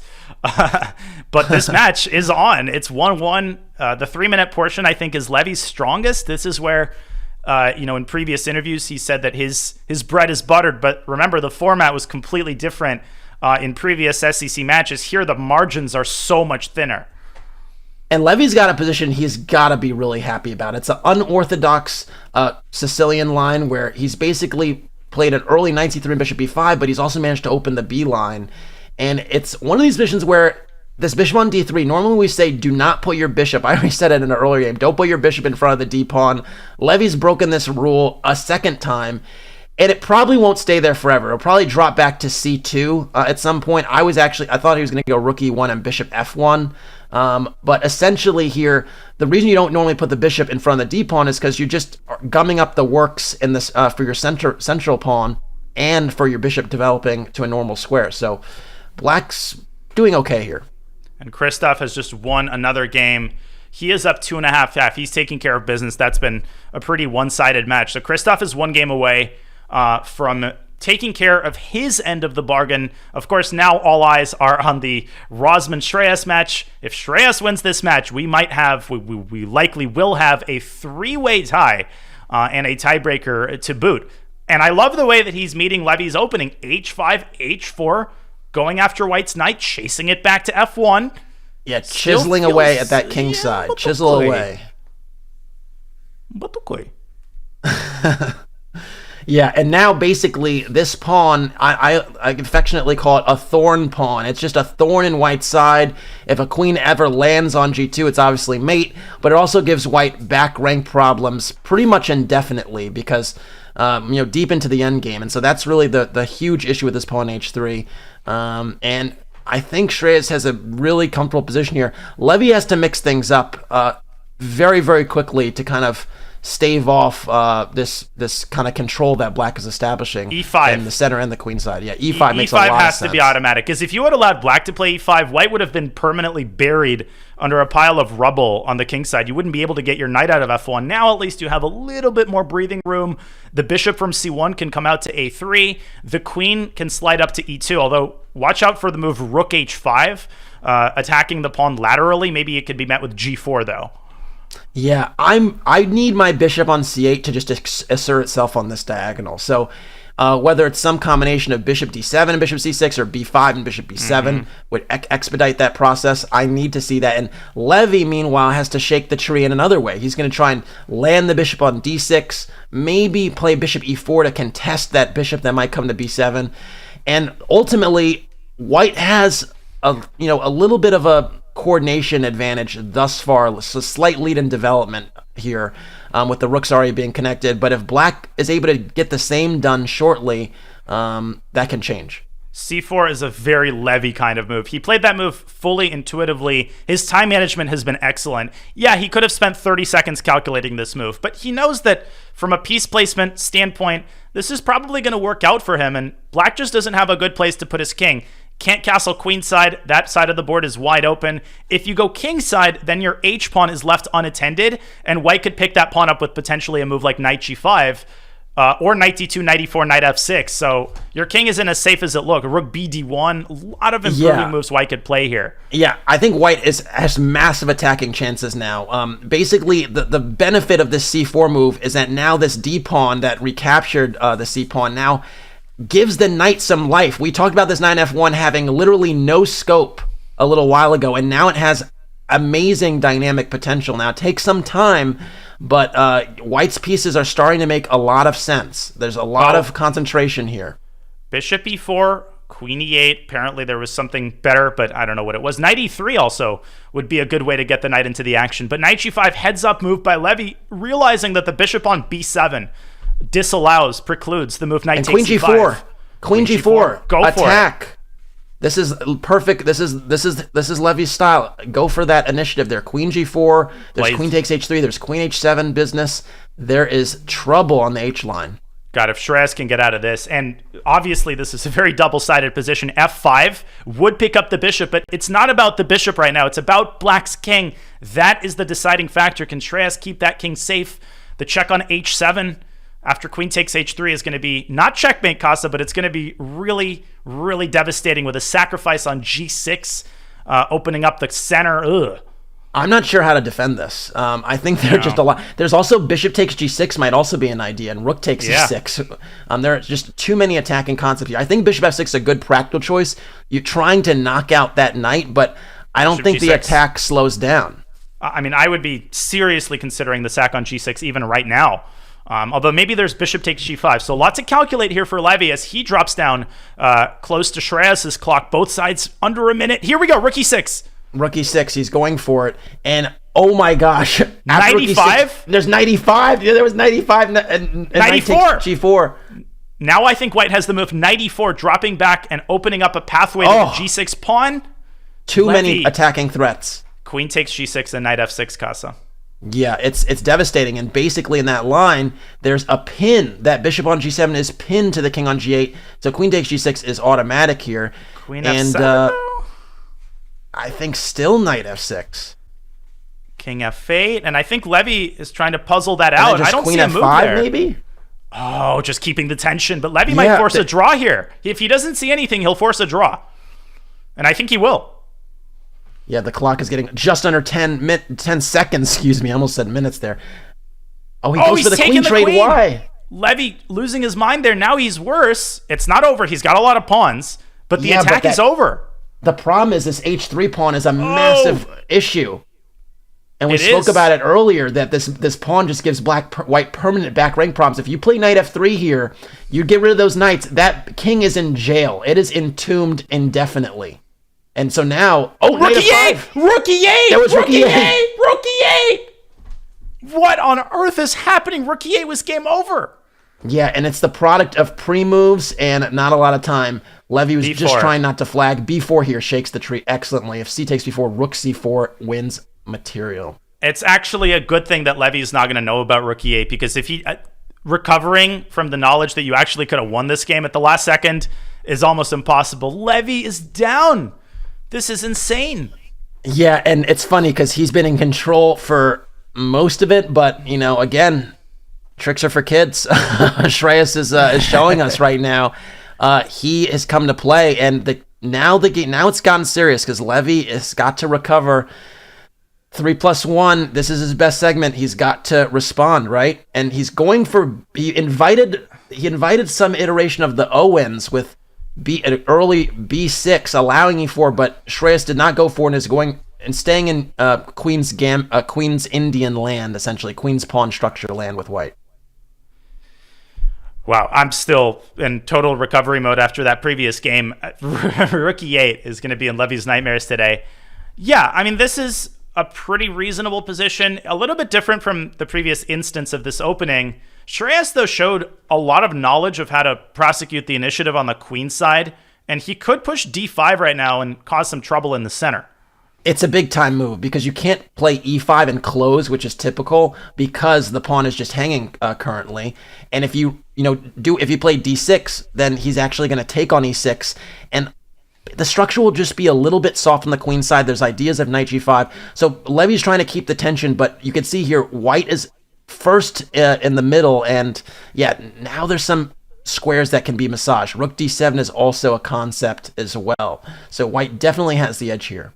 I think Levy should be okay with a draw here. Given his superiority in bullet, the goal right now should be to avoid a loss, but again, this is completely going in Shreyas' direction. Just look at that knight. You called it. Rook a d8 runs into a fork on c6.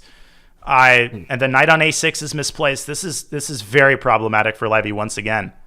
Yeah, and I think he basically just needs to try and trade pieces and just sort of get out unscathed. Queen of 6 is actually pretty clever. The idea is that if white takes on e4, there's a threat on f6, and it's not that easy to parry without going passive again, which is not what you want when you get your rook to a beautiful open file. So really interesting choice. You don't really want to take. You could go f3 to hit back against the bishop there, and then try to double the rooks.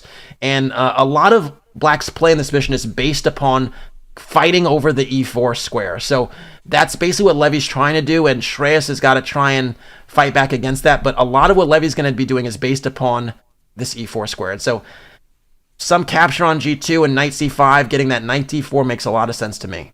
For sure. And f4, committal decision by Shreyas, but he had to find some way to stabilize the knight. But now b4. And now is the problem, because actually b takes c5 is an excellent move. Basically, instead of taking this bishop, you do not allow the knight to get to that outpost, and this knight is dominant and unassailable. Now, maybe playing c6 was not ideal. Maybe rook d7 instead, just invading. Bishop takes c6. But yeah. Bishop takes c6. That queen is undefended. You could take the pawn. And Levy, these are the tactics that were automatic in the previous two matches, and he spots it. Oh, what a big blunder by Shreyas. Now he's just a healthy pawn down. The funny thing is, this knight is so good. This knight is so good, Danya, that I'm actually not that concerned. If white just doubles, I think it's going to be really come down to the control of the d file, because this knight is an awesome attacking piece. Yeah, the problem isn't even the fact that he gave up a pawn. It's how is he going to react psychologically to this? Now, I would put the bishop on e4. Yes, there is a fork on d7, but if you can eliminate that knight at all costs, I think black would be happy, and good heads-up decision by Levy, sacking the exchange. And we've all heard of the sacking the rook. Yeah. And here it makes perfect sense. Basically, this king is airy. We can put it like that, very airy. There are very weak light squares all around. I affectionately call these types of structures Swiss cheese. And so this exchange is not really one you want to pursue, because this bishop is going to be pretty nicely entrenched. Indeed. And we've got a lot of intrigue on our other board. Looks like Christof is about to take his match. Yeah, no, he's taking care of business in the first game of the bullet time. Let's just go to the bird's eye view for a second and watch from a distance as Christof. He had the move rook g2 there, winning black's bishop. All he needs is a draw. He's up 3-1. There's no way he's losing this with white. Yeah, and this you can even sack the exchange now and go king b7, which he does. Great call. It's over. And that's the match. Yeah, that's a wrap. Yeah, as Mr. Canty says, that is a wrap. Christof, he takes care of his end, just making sure that black doesn't end up with any pieces or pawns. And now what you do is you just move the bishop to a square where it can't even begin to stalemate or anything. But yeah, that wasn't necessary. Okay, back we go to the Levy match. All eyes on our marquee matchup. All right, so the d file now is totally in white's control. And again, we said that pawn might not actually matter, and it was about the d file. Levy needed to challenge earlier. Now it's pretty firmly in white's grasp. And is there a queen takes a7 here? Oh my gosh, queen takes a7, sick. Rook takes this knight is controlling f7. What a move!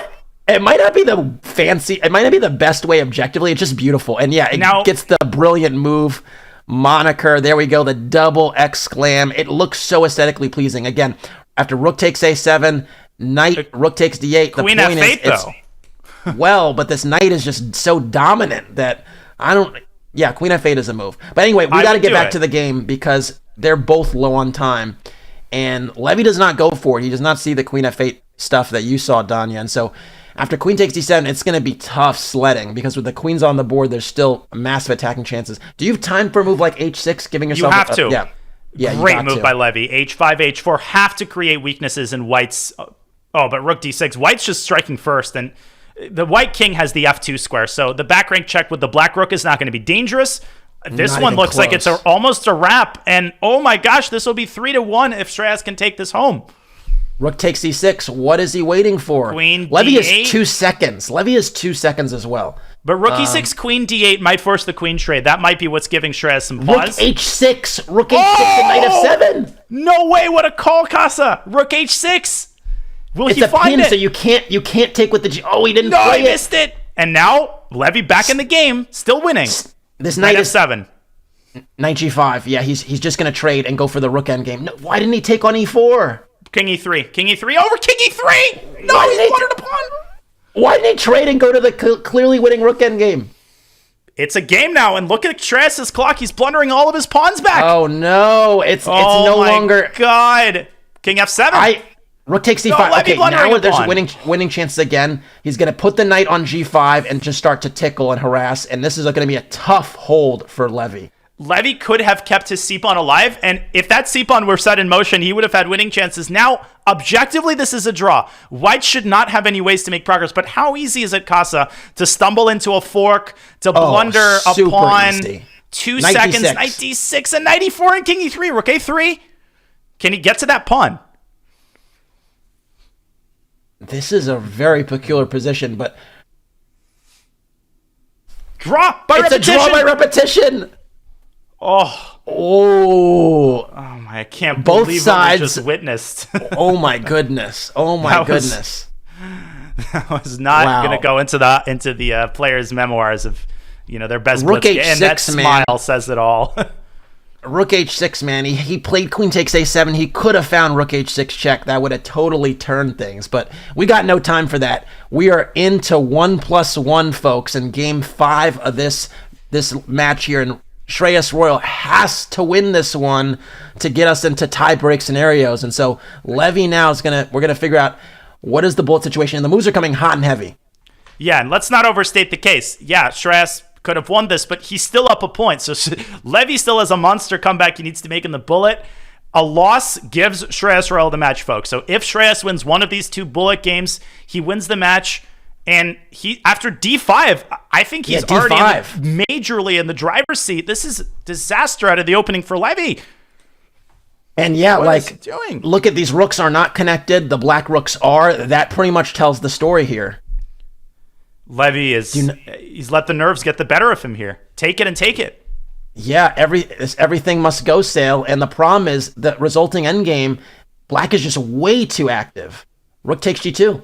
Knight takes C5. I mean, anytime you have an endgame like this, you've got 2 knights for Levy, so maybe knight B5, go for rook D1. Just rook G5. Rook G5 would have won a knight. Now rook D1. Don't get mated. Rook D8 and knight D7. Oh my gosh, that's so easy to miss. But a great move by Shreyas, trading off the knight. He should win this. This is completely winning endgame with his pawn majority there on the king side. I think they're playing a little bit too fast, Danya. You said this before in an SCC match that you don't have. It's the 1 second increment is there. You do not have to play bullet right now. Knight D4. I'm very concerned. Whoa! There's a fork on B5. Bring that bishop back. Bring that bishop back to D7. Oh, but H5 and rook G1 and Levy once rook again. H4, attack the knight. Now you're allowing way too much counterplay. It's just too fast. You do not have to play quite this fast right now. But it still should be winning for black with his 2 passers. I mean, Levy's got the knight, which is a very poor piece at stopping past pawns. But look at black. The rook on F7 is keeping black's king at bay. Levy's got the best chances to hold he's had all game long. No question about it. And he's got the time advantage, which makes you feel even better about having the knight because we know how tricky knights are. C4, and watch out because C5 threatens to win a piece, Casa, and white could win this game. Oh my goodness. That would be crazy. But yeah, no, actually, black can't really make progress here. The C5 is, like you're saying, is just a massive threat. And, rook F6 check is also a possibility in some positions. This is probably just a repetition. And that favors... Well, it's hard to say. I mean, again, black was so winning in this game. Shreyas goes for it with bishop E6, though. C5, king D5. And it's still... Oh, king E5. Okay. Okay, so he's... I Take get the it. bishop and C6. He's up a pawn in the rook pawn endgame, so he's trying to justify that decision. But this is look a at risky this. choice. Look at this, Casa. King takes F7, C7. No, C7. C7, and he wins. He's allowed C7. But where does the king go? How do the you king hide? Just walks up. King B4, king A5. It just escalates up the board. King B4, king A5, king B6. And then you support the B7 pawn. Oh my gosh, Levy is winning. And then you're going to hide it on D8 behind the black king. You're going to also take the pawn while you're at it, and king C8, king D8, you called it. This is insanity. King D8, it's over. Oh no my way! goodness. Levy wins! Oh my goodness. Am I dreaming, Casa? Did somebody slip something in my coffee this morning? Oh my goodness, man. This is wild. And we're back in game 6. They're both tied at 2.5. This is as close as it gets.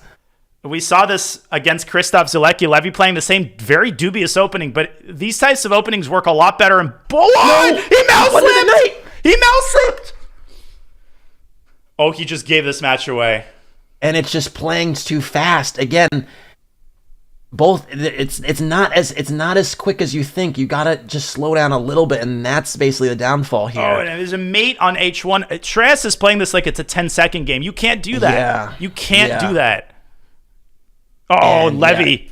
yeah, you can even trade queens here, but knowing Levy, he's not going to do it. He's going to put the pressure on, and he goes queen f5 to go queen h3. Queen And h3 it's made in 2. It's made in 2. It's made in 1. And Levy takes the match. What did we just witness?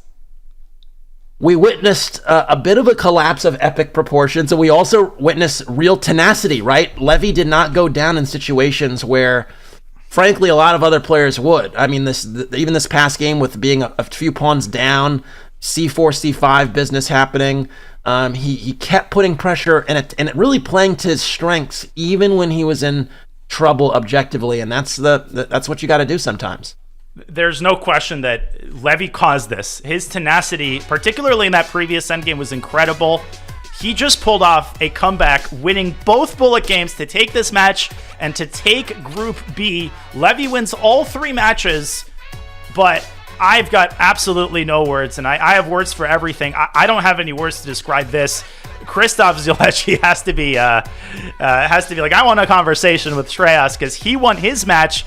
He's in second place, but Levy Rosman takes the match and takes the group, Casa. Yeah, so pretty impressive stuff. Levy advances to the semis, and we have 2 players now in the semifinals. We have Greg Shahade and Levy Rosman, 2 players that I think a lot of folks know fairly well. So pretty exciting stuff, and I'm curious to see who the next 2 semifinalists will be because it's going to be a show. It is indeed, and the show goes on, folks. We will have an interview with the winner, with Levy Rosman. We're going to ask him all about his thoughts. His heart must be beating a million miles an hour. But what did we just witness? You're watching the I Am Not a GM SCC, guys. We will have a winner, an interview with Levy Rosman coming up on the other side of this break.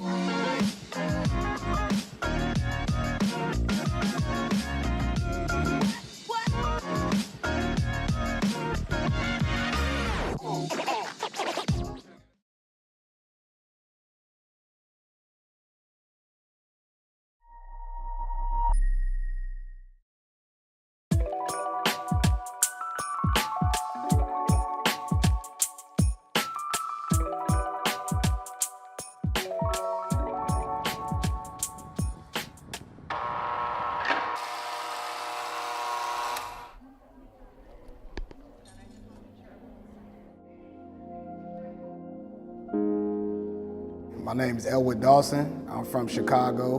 I'm Secret Blackman, My name is Roberto Beza, Jr. and what I want to share is I love tacos. Tacos and chess. So, yeah.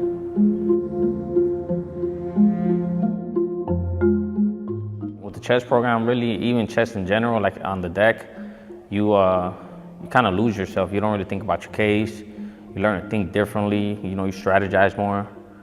I sometimes come out 7:30 in the morning. I'll probably play until lockup, you know, so it makes my day go by faster. It's competitive. It's a lot of trash talk. It's crazy, you know. Like the chess players, we got our own little circle, you know, and all of us play each other. We talk trash about who be who garbage. Yeah, I never play that dude again. He garbage. I never play him. But yeah, it's real competitive.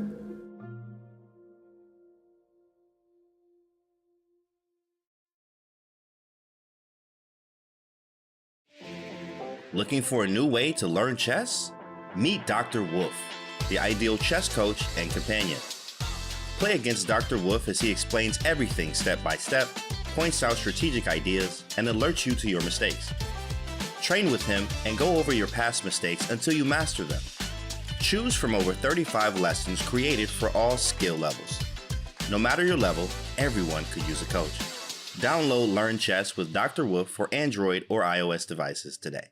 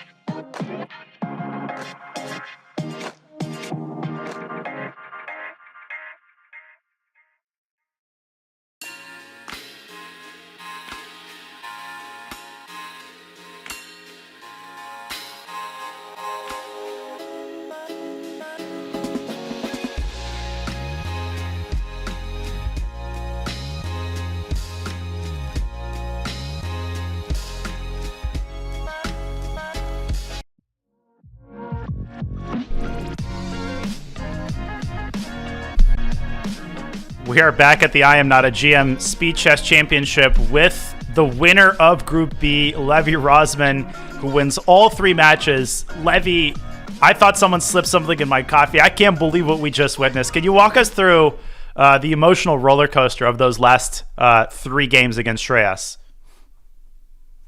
Yeah, I mean, I got super tired after like the first Blitz game that we played.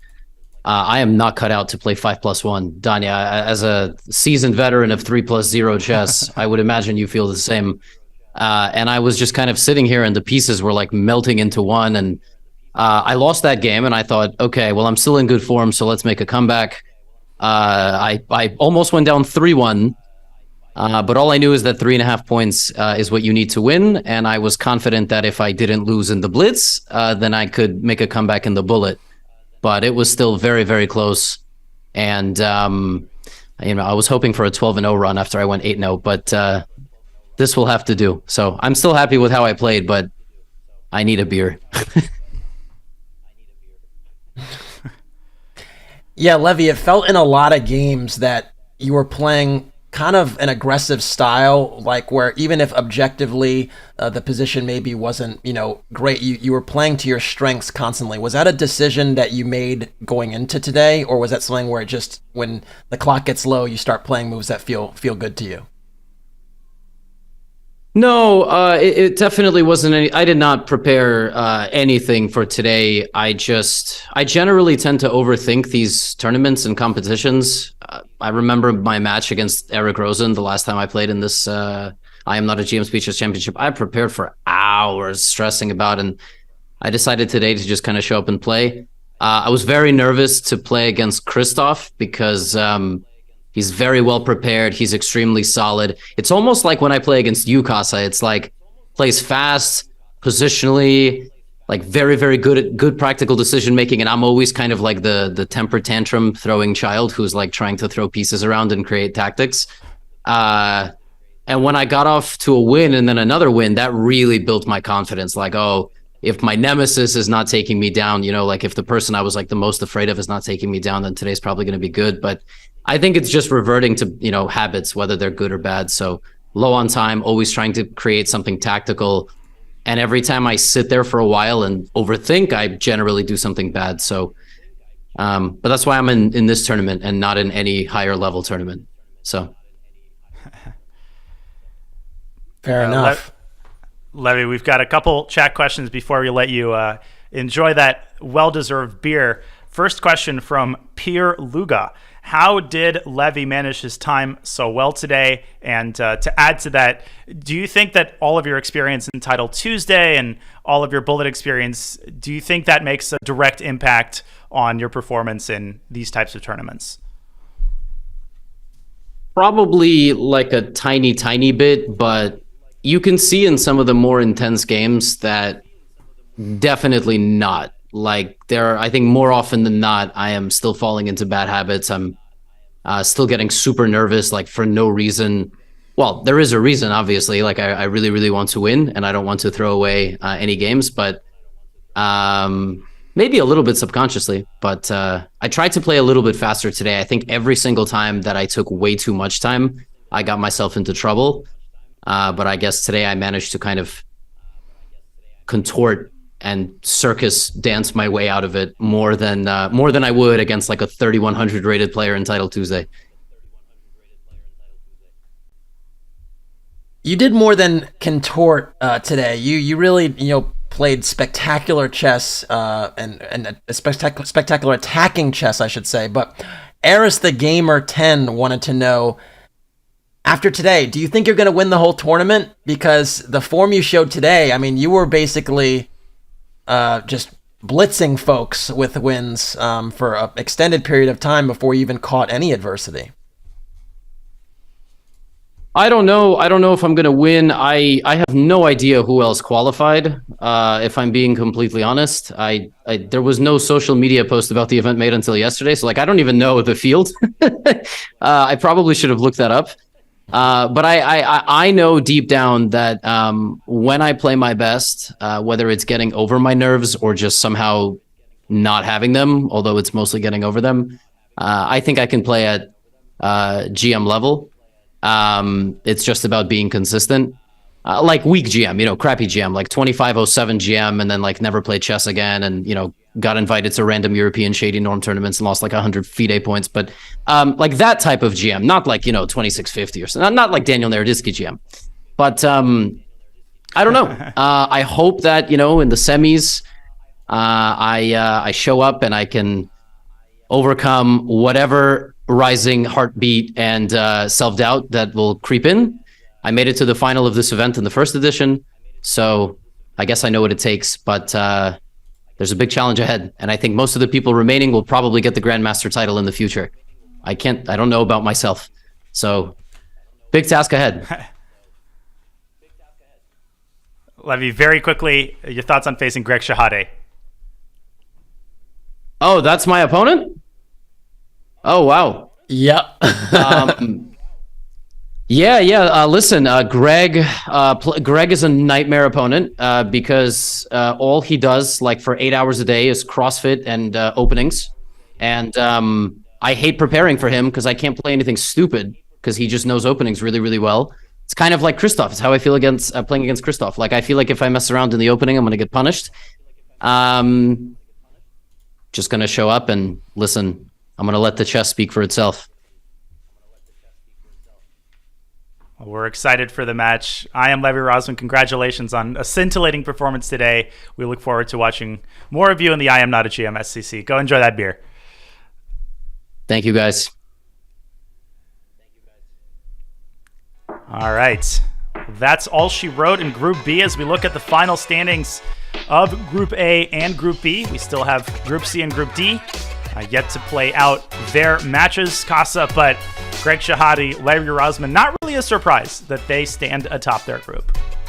Yeah, look, the CrossFit and openings are paying off to some extent, so it's going to be really interesting to see how Greg and Levy fare in the semis. And look, I think it's also, we're discovering that this format this year has changed the terms and conditions slightly, where you have to adjust quicker, you have to maybe change up things if it's not going well, and you have to be ready to play game after game after game quickly, and then transition to a match against a new opponent. So those adjustments are unique and interesting, and now that once we get to the semis, it'll revert back to the traditional SCC style stuff that most folks are more used to.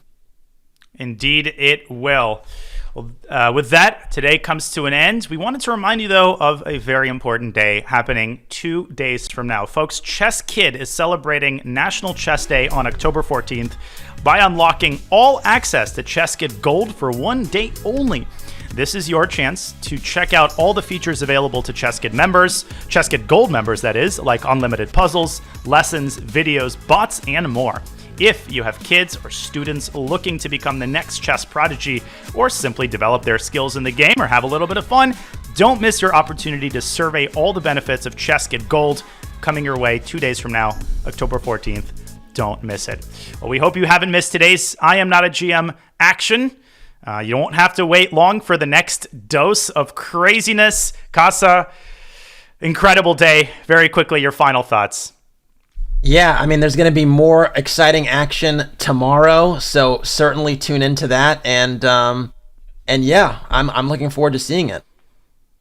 Me too. Well, the action resumes tomorrow bright and early. Mark your calendars, guys. We hope you've enjoyed watching Levy Rozman tear up the fields. You have been watching the I Am Not a GM SCC. GM Daniel Naroditsky. I am Casa Corley saying goodbye for now. Have a great rest of your day.